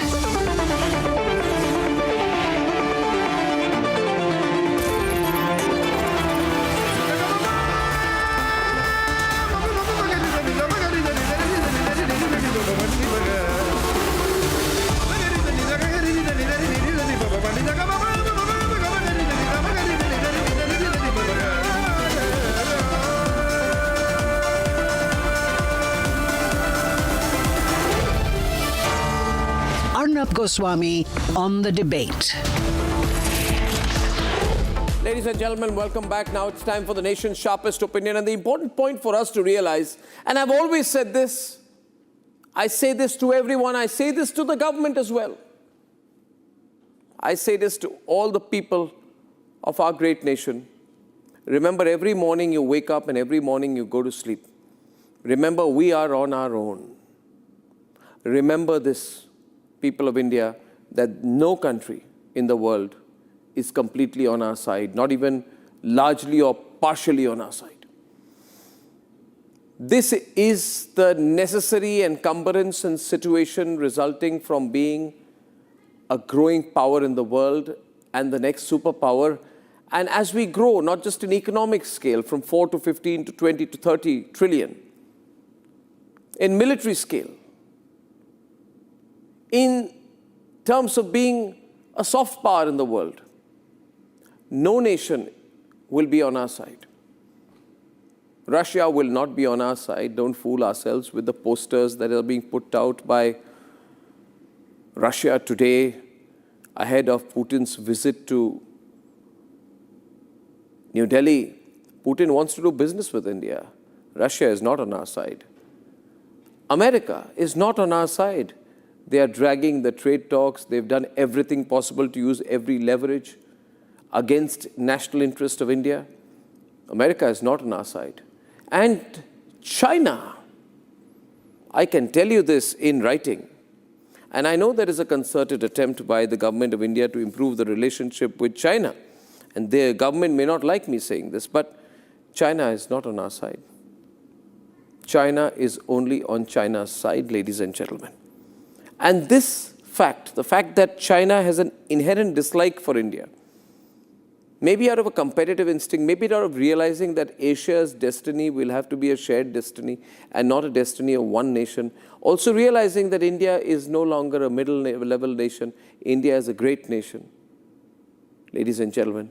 And that all their support for Pakistan could not counterbalance the Indian armed forces during Operation Sindoor. All of this has emerged in the case, which has led to this statement by the Chinese Foreign Ministry spokesperson, who has said that we do not recognize the Arunachal Pradesh illegally set up by India. Why is China taking this kind of an angry position? Why is China trying to aggravate the situation with India? Let me tell you a story. And the protagonist at the heart of this story will be joining me on the debate, a lady called Pema Thongdok. She is a presently UK-based Indian citizen. She holds an Indian passport. She's from Arunachal Pradesh. She was traveling from London, I think, to Japan. And there was a transit through somewhere in China when immigration officials in China flagged her passport as invalid because it listed Arunachal Pradesh as her birthplace. Now, this was absolutely well planned. It is impossible that an individual, an Indian passport holder from Arunachal Pradesh, is held and harassed by immigration authorities who try to browbeat her, saying, "You are Chinese." She says, "No, I am Indian." "No, you are Chinese. You should apply for a Chinese passport." Why would the Chinese do that? This has happened, I'm sure, under direct instructions from the intelligence agencies of China with an attempt to hold leverage over India. Because their statement, as a result of this, we issued a démarche. Our MEA complained. The lady in question raised the issue on social media. The Ministry of External Affairs got activated. They complained to the Chinese that, "What are you doing? Why are you troubling? Why are you troubling an Indian passport holder?" As a result of that, the Chinese could have been quiet about it. Or even if they didn't like being told off by the Indians, could have left this as an isolated incident. But no, they chose to use the opportunity once again to release this statement that we have not recognized so-called Arunachal Pradesh. Well, let me tell you, Xi Jinping, I don't know the mistakes of all the previous people who've held governments in our country, but we also don't recognize your so-called South Tibet. It is Arunachal Pradesh. And I don't know how clearly our government says it, but let me say this: no international aviation, passport or immigration system has ever recognized or will ever recognize China's claims over Arunachal Pradesh. No global database flags Indian passports with Arunachal Pradesh as invalid. The fact is, China is grappling America. And when Xi met Modi at the SCO in August, Beijing welcomed the international optics. It was convenient for them at that time. Just a couple of months ago, when Prime Minister Narendra Modi and Chinese President Xi Jinping met for a bilateral conversation on the sidelines of the SCO, in a symbolic gesture, the Prime Minister had invited Xi Jinping to attend the upcoming BRICS summit in India. But today's statement by the Chinese is completely contradictory to the sentiment that we hoped would be the sentiment that Chinese would reciprocate. China can't claim border peace while humiliating Indian citizens and calling them Chinese. And I am horrified, and you should be too, that the Chinese government has decided at the highest level to humiliate Indian citizens by calling them Chinese. And I am saying one more thing. I've heard so many stories of how badly behaved Chinese immigration officials are with Indian businessmen, Indian professionals traveling to China. Why? By doing so, China demeans its own civilization. Today, if the entire government of Xi Jinping wants to target an Indian woman because she's traveling through China, harasses her, then Mr. Xi Jinping, what are you doing? Is this your foreign policy pattern? Then India will never trust you. We cannot work with a nation that harasses our citizens. Global cooperation has to be on both sides. And if the Chinese government has decided to go a little hammer and tongs on India, we should not hesitate to hit back. In the present times, as we grow geopolitically, our success will be determined not by shaking hands, but by pulling back when needed. The Chinese must understand the people of India are watching. And this position of theirs, their decision to trouble an individual Indian citizen, to harass an Indian woman, clearly on the instructions of Beijing, is not uncomfortable for us. It is unacceptable for the world's most populous nation. Here it is. Tianjin 2025. A handshake with Xi Jinping. India felt would be a new start for Delhi and Beijing. But these pictures and the gains made in August and September this year at the SCO summit has been destroyed by China as it raked up Arunachal Pradesh in the most unforgivable manner by detaining Pema Thingdok, an Indian citizen from Arunachal Pradesh. There was a transit for my flight between London to Japan in China, in Shanghai, and I had successfully passed the E-gates, moving on to the security gates when one of the immigration officers singled me out of the queue and asked me to follow her, basically not giving a proper explanation. Then she took me next to the E-gates where there is the immigration, manual immigration counter, and she pointed at Arunachal on my passport and says, it's not valid, not valid for India, Indian passport not valid. So that was quite a confusing moment for me because obviously I have traveled, I'm a frequent traveler, and I have used my Indian passport almost everywhere else and without any issues. Then another immigration officer came over and she basically took me from, I think, one part of the airport to the other. And even in the shuttle, which takes you from that part of the terminal to the other, she was just very unruly and unprofessional and almost screaming and saying things like, no, your passport is not valid. If you really want to transfer, then apply for a Chinese passport, almost like a mock, because obviously in 3 hours I cannot apply for a Chinese passport, and why would I do so? Because I'm an Indian citizen, I'm not. India has responded in a strong manner, issuing a démarche with the Chinese side in Beijing and in Delhi on the same day the incident took place with Pema, adding that the provocation was coming at a time when both sides are working on restoring normalcy. Such actions by the Chinese side introducing unnecessary obstructions to the process. Beijing, though, when questioned, was adamant. First of all, Zhangnan is China's territory. China never acknowledges the so-called Arunachal Pradesh, illegally set up by India. As for the individual case you mentioned, we've learned that during the whole process, China's border inspection authorities have gone through the whole process in accordance with laws and regulations and had just enforcement and fully protected the lawful rights and interests of the person concerned. There's no so-called compulsory measures, detainment or harassment. The airlines also provided a place for rest, drinking, and food for the person concerned. For specifics, I'd refer you to Competence. Has China's assertion on Arunachal in its response erased all gains made in the last few months? Let's debate.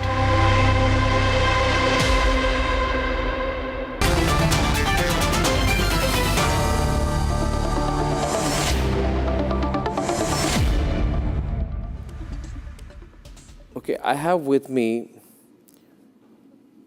this evening Pema Thingdok, who was deliberately targeted by the Chinese government and held in Chennai.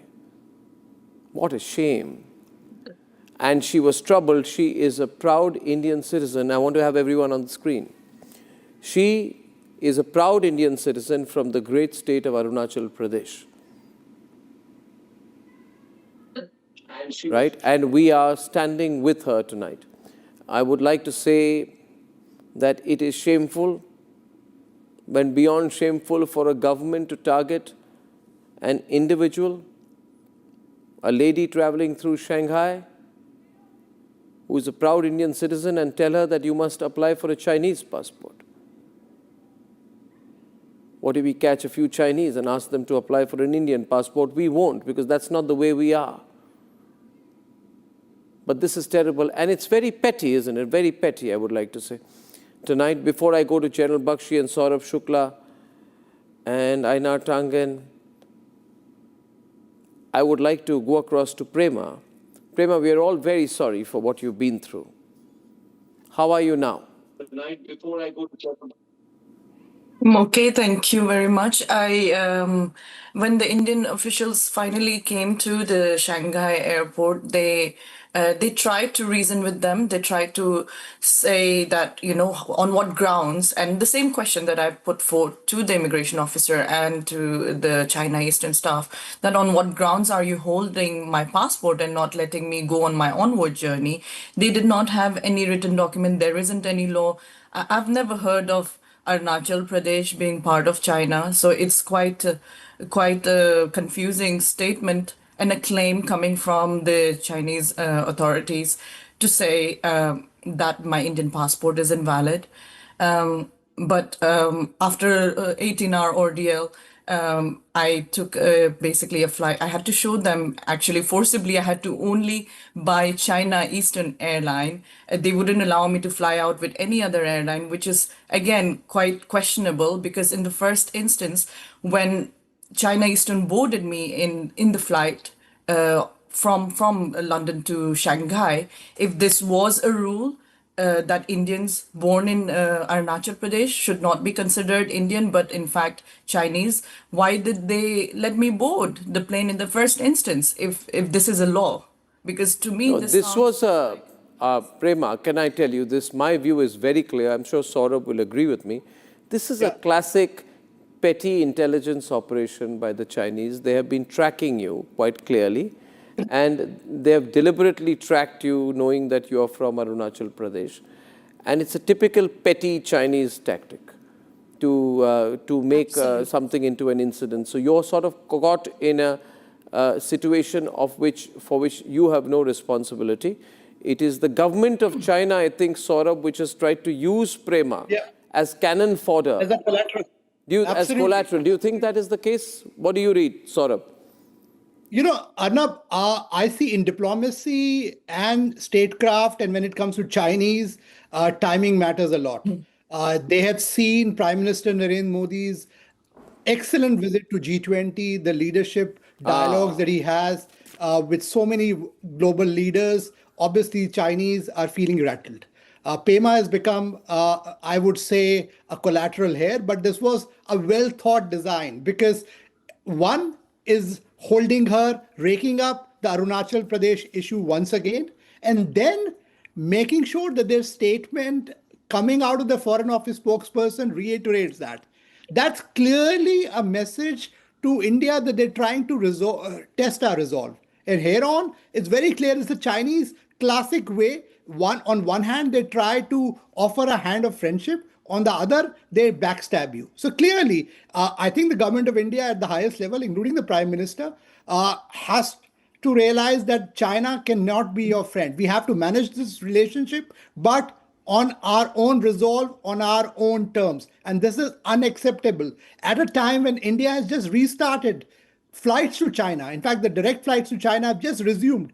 This kind of incident should come as a warning, and we should issue an advisory to all our travelers that Chinese can repeat this kind of a thing. Because to Pema's credit, she had a determination, and plus our consulate acted swiftly. But in many cases, some of the passengers may not get that. I want to ask Prema again.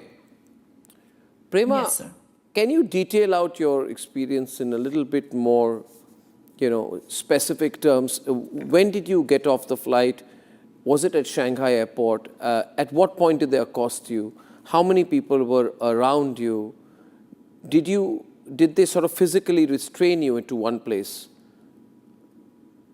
I wouldn't say physically restrain me to one place, but one area, definitely, because I could not get access to food or to go and buy myself some food after, being kept near the transfer desk without any proper documentation or law to say that my Indian passport is invalid. And strangely enough, the most interesting part of all of this is I actually transited through the exact same airport, Shanghai Pudong Airport, exactly 1 year ago on the 16th of October. And that was my first time transiting through China. So being diligent, and obviously I actually work in financial services advising billion-dollar firms on regulation. So I'm well aware, and that's my day-to-day job. So I made sure that I checked with the Chinese embassy in London the first time around to ask, will I have any issues? Can I transit through China? And they said, of course, there shouldn't be any issue because you're not transiting for more than 24 hours. Everyone is allowed to transit within a certain span of time. And my transit was only about 2 to 3, 4 hours the last time around. And similarly now. So it's quite confusing that why on one hand your embassy says that you don't have any issues, why the Chinese Eastern airline at the time of check-in looked at my passport, issued me boarding pass with no objections to Arunachal being my birthplace. No, I think that this is further on. Yeah, I think this is, again, Prema, more I speak to you, it's obviously that you've been caught as cannon fodder. How pitiable for the Chinese to behave like this, Ainar, isn't it? I mean, you feel almost sorry. You feel almost sorry for the Chinese that they have to pick on a very, very competent professional who's advising billion-dollar firms, and you obviously picked on the wrong person because she knows how to fight for herself. And you must remember, Ainar, that Indians fight for each other very hard. As you learned when we gave you a bloody nose in Doklam, messing around with Indians is not good. And it is also unnecessary, you see, because we have been very, very, very, very generous with you. We've been very nice with you. And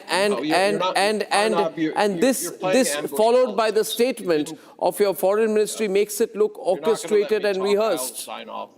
No, this is orchestrated and rehearsed, Ainar. It's orchestrated and rehearsed. Do you want to just pontificate? First off, your booker didn't tell me that this was the issue. I thought we were going to be talking about Japan. In terms of this lady, I feel very sorry for her.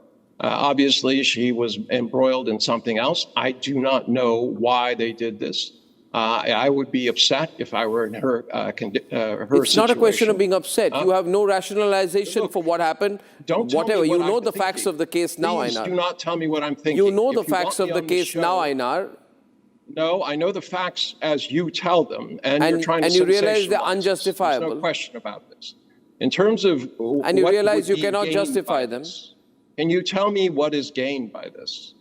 I don't know as far what as I China can gains see, by this. You is tell an me what China aberration. gains by this.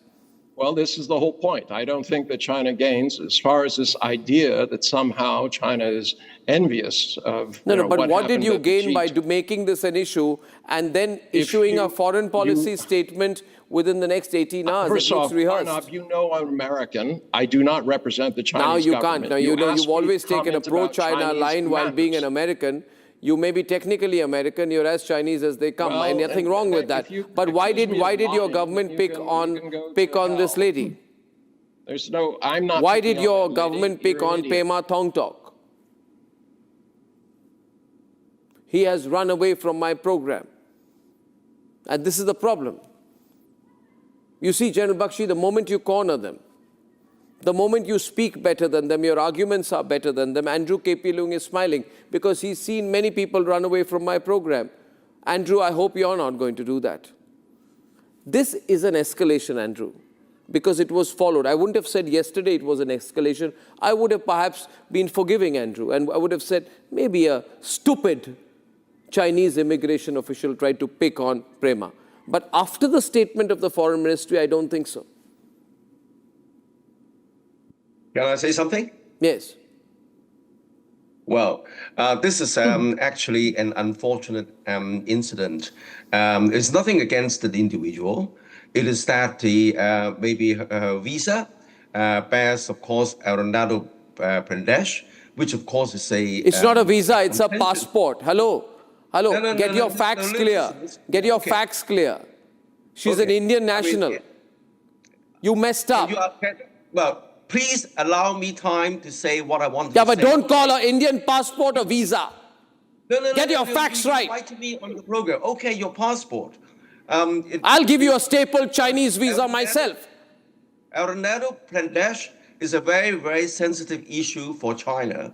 Don't forget the history of the of that place. If you Google, if you look at history, it was no international aviation passport or immigration has recognized any Chinese claim over Arunachal. What are you talking about? Time, I'll get off. Okay? What do you mean get off? Just because I ask you two straight questions, you're trying to show a temper on me.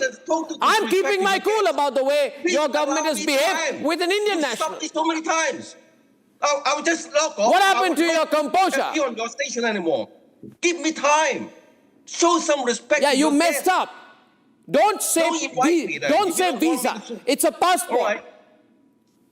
Get your facts right, Andrew. I'm just being nice to you. Well, please, calm down. You calm down yourself. You are the anchor, okay? Yeah, I am the anchor, and I'm calming you down. Arunachal Pradesh is a very, very critical issue for China. Whoever holds, unfortunate for this individual, because if you look at history, it was created by British India. What it history? Was created by British India. What history? No global database recognizes all your ridiculous claims. And then at that General time, Bakshi must give it China back now was not ruled by the People's Republic of China. Oh God! You guys are delusional, man. It was the Qing dynasty. You're delusional. And then the hiving of that. You don't try to do this balancing act with us, man. You can't do anything on Taiwan. You've been threatening the whole world about Taiwan for the last 100 years. That's the hope on which Xi Jinping has become dictator for life. He has appointed himself ruler of China till he is alive. You can't do a thing about Taiwan, and you're trying to lecture India on Arunachal Pradesh. Taiwan dates back to even you can't do longer, anything on Taiwan. You can't do anything on Taiwan. Hear it, you can't do anything on Taiwan. You'll keep talking about Taiwan. Well, you can't do anything on Taiwan. I can talk about Taiwan. Yeah, you can't do anything on Taiwan. You've already compromised on Taiwan. Sir, what history are you talking about? We would like to know. Yeah, come on. Yeah, excellent. Yeah, 1 minute. Prema, let's question him on history. Yeah, what history? Because I have my family, my grandparents, we have all been Indian. When you say in Arunachal is part of China, I would like to know, do I have any voting rights in China? Do I have access to your public funds? Can I get pension in China? Can I get land? Would you give me land? Would you give me property in China? Do I have any of these? Do I vote for the Democratic of China? Do I speak Chinese? Do I even eat Chinese food at my home? Do I cook Indian food or do I cook Chinese food? Or speak to me in Chinese, sir. Speak to me in Chinese and let me answer you in Chinese and let's see if I am Indian or Chinese. Because if history tells you that I should be Chinese, as the immigration officers have told me that you should apply for a Chinese passport, because India doesn't own Arunachal Pradesh. I would like to answer. Okay, let me ask you the most basic question, sir. Arunachal Pradesh. What does Arunachal mean? Because if it's Chinese, you should know the meaning of the word. The state that you claim to be yours. What does Arunachal mean, sir? Well, as I said, I mean, the fact is remains that a Chinese that word, China sir? does not recognize the Arunachal Pradesh as a province of India. Has never been. Not the people. So, how many tribes are there in Arunachal Pradesh? How many sub-tribes are there in Arunachal Pradesh? Let me tell you, sir. 1 minute. Let me tell you, sir. You know nothing about history. I am from Assam. Okay, and Assamese as a language and Arunachali are very similar. I can speak to Prema and Arunachali right now because they sound similar. There are similar phonetic patterns, similar words. I can speak to Prema in Arunachali. She can speak to me in Assamese. Who are you to come in between? Who are you? Who are you? You have no right, no understanding of the region. You are nothing. You are sitting there in Hong Kong, unable to do anything about Taiwan, frustrated with your inability to stop Xi Jinping from becoming dictator for life. You're picking on Prema. Is this what a government of China is? What? I'm your invited guest, okay? Show some respect. No, I'm showing Don't you invite respect. me. Did you show respect to Prema? And did your government show respect to Prema? Did your government, General Bakshi, I think it's time for you to come in, sir. You've heard enough. You can give a lesson on history and military history and everything to these people. General Bakshi. I am slightly baffled. Our Prime Minister had gone to Tianjin. Both the nations felt it was time for a reset, right? And that is exactly what the leadership at the apex level tried to do, especially with the geopolitical environment all around us, and very specifically the attitude of Donald J. Trump, running amok, as it were, on the international stage. We thought it was time to do a reset of our relations, time to do a calculation of who is with us, who is against us. And therefore, the Russia-India-China triangle got a very, very prominent boost. The whole world saw the three major powers of Asia coming together. Therefore, it is all the more extremely surprising for us as to why just a few months later we should have this kind of an incident. The young lady presented her passport at the commencement of the journey. If there was a problem that you had such a serious problem with the passport, it should have been told to her there and then itself. He would have taken a different flight, changed her routes, whatever. She would have taken prophylactic action. But you can't let a person come into your territory and then, as an afterthought, start harassing the poor lady. She's quite distraught. She's had such a harrowing experience. If you were put through this, I'm sure, doctor, you would be equally distraught. I mean, it's not her fault where she was born. And I think she has very cogently summarized the case for you. Her father, her grandfather, her grandparents, they've all been Indian citizens, considered Indian citizens. She very pertinently asked you, do I have voting rights in China? Can I get a Chinese pension? Can I get my pay from China? Those are the facts of life.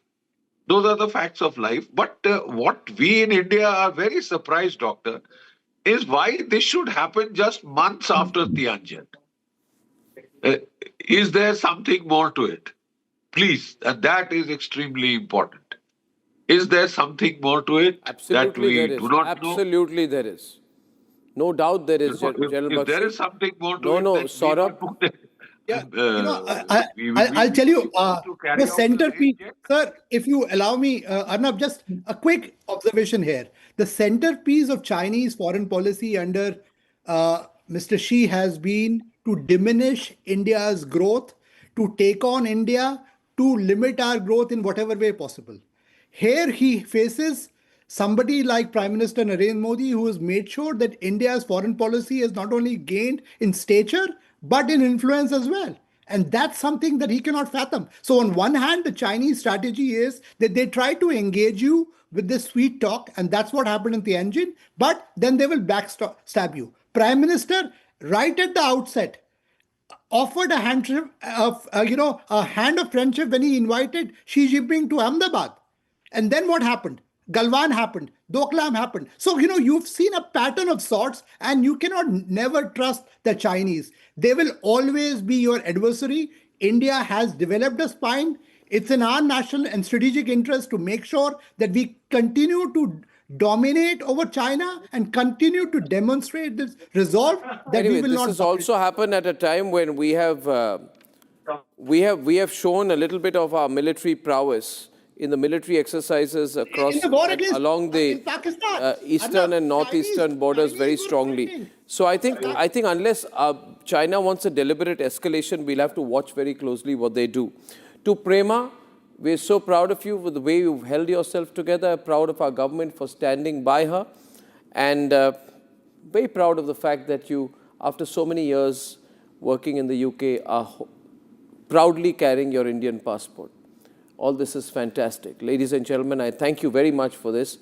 And viewers, I want to go now to our other big story, a very troubling warning that has come from Mamata Banerjee, because the SIR, the Special Intensive Revision of the Electoral Rolls, is getting underway in Bengal. Mamata Banerjee is completely getting very, very edgy. At a public speech today, she has warned of anarchy if the BJP targets her. She has warned of jolting India. Can you imagine a chief minister facing anti-incumbency wants to jolt the country? Listen to this. আমাকে আঘাত করলে আমি সারা ভারতবর্ষ হিলিয়ে দেব। Mamata is rattled by the SIR in Bengal. She is now threatening national stir. After Rahul Gandhi's SIR gambit failed in Bihar, there is a fire that is starting in Bihar. And you will see I'm inviting all the senior leaders to come and see this fire because it is catching fire. मतलब वो आग फैल रही है, उसको रोका नहीं जा सकता। Mamata has taken over the baton of violent rhetoric on SIR. আমায় বাংলায় আঘাত করলে, কারণ মানুষকে আঘাত করলে আমি মনে করি আমাকে আঘাত করছে। আমাকে আঘাত করলে আমি সারা ভারতবর্ষ হিলিয়ে দেব। এটা মাথায় রেখো। ওদের কাছে একটা কোয়েশ্চেন করি, গভর্নমেন্ট অফ ইন্ডিয়ার কাছে, যদি বাংলাদেশি তাড়াবার জন্য SIR করতে হয় তাহলে মধ্যপ্রদেশে নাটক করছেন কেন? ওখানেও খুশবইটিয়া আছে, তাহলে আপনার double engine Sarkar.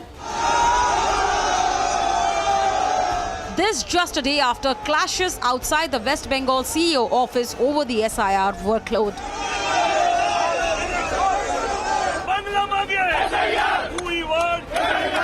The BJP too has hit the streets in Bengal against TMC's SIR objections.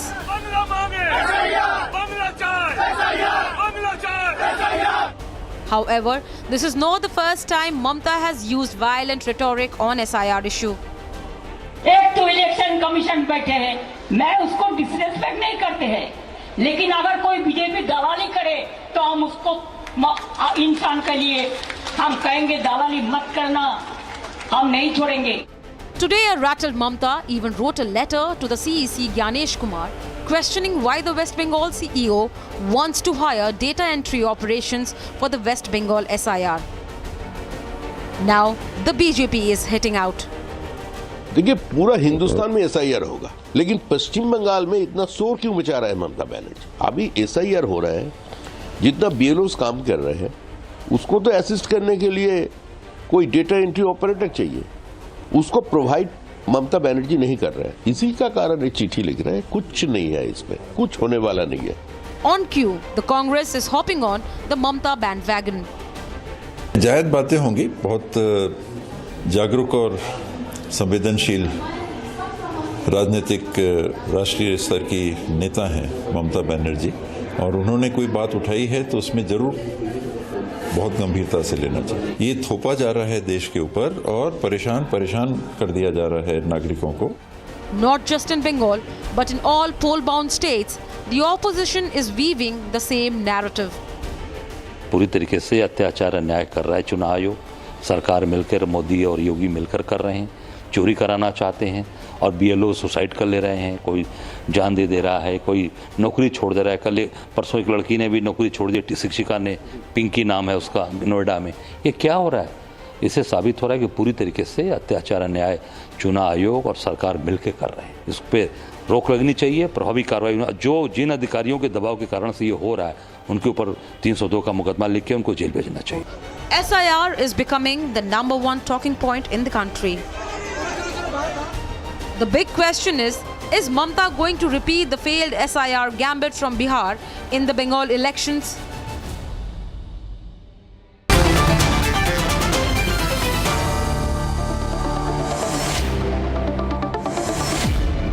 Just by way of explanation, Tausif Khan of Trinamool, can you just tell Sanju of BJP, Jyotsna of TDP and Satyaprakash Mishra of JDU and Somnath Bharti of Aam Aadmi Party and Nikhil Jain of Congress, can you just tell Tausif what Mamata means when she said, Hiliye debo, Bharat ke hiliye debo, I will shake up India, I will jolt India, I will shake up Bharat, I will jolt Bharat, I will therefore hurt Bharat, I will damage India.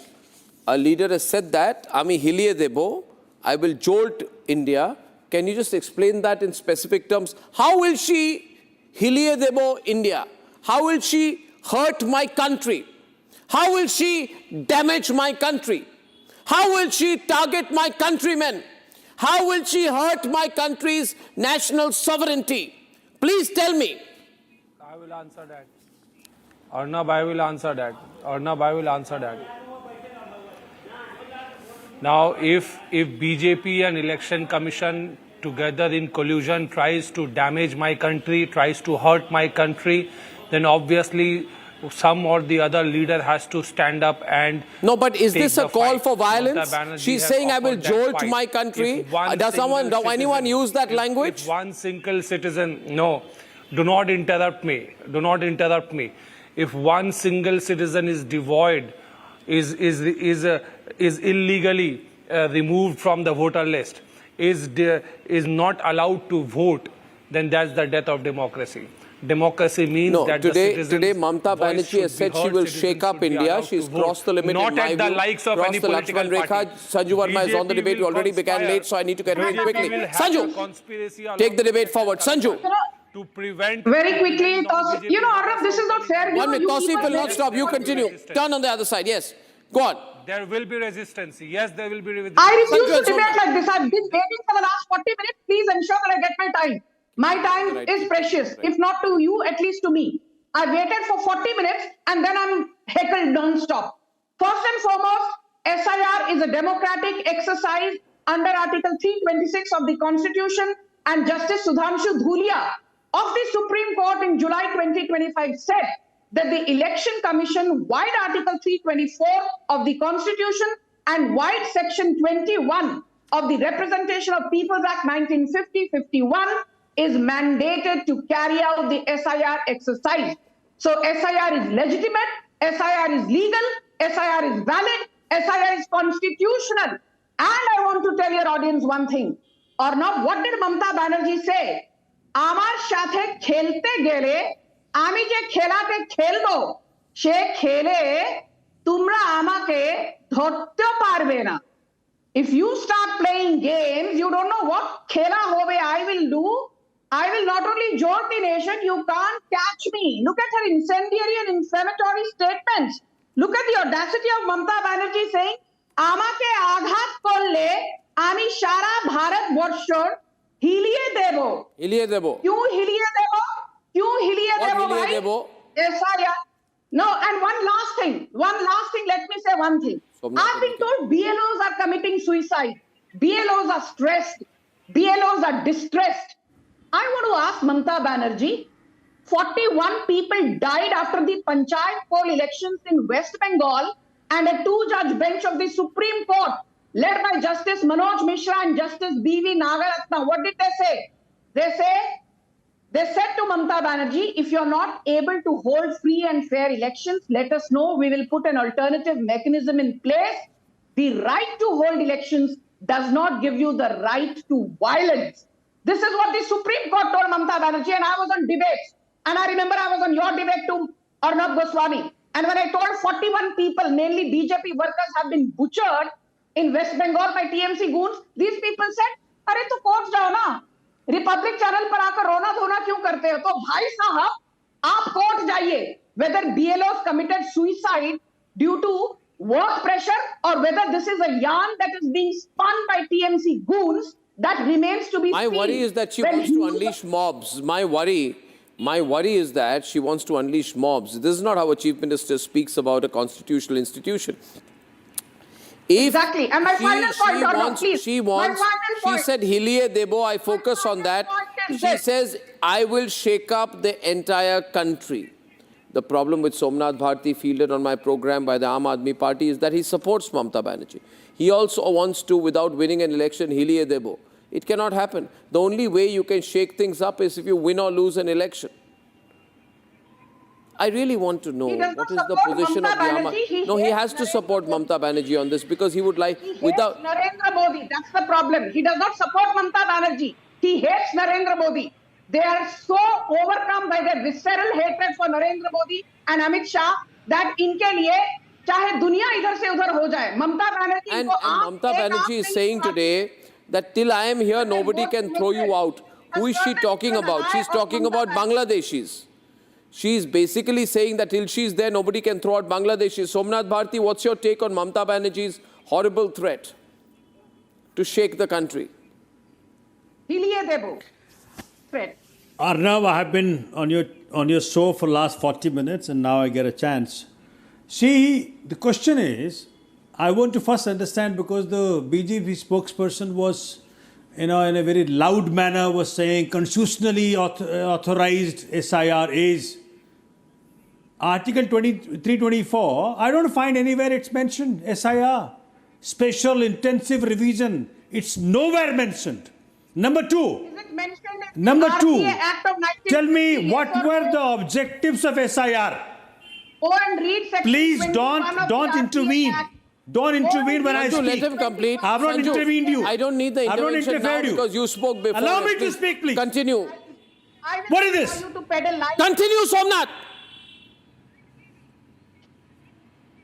Please.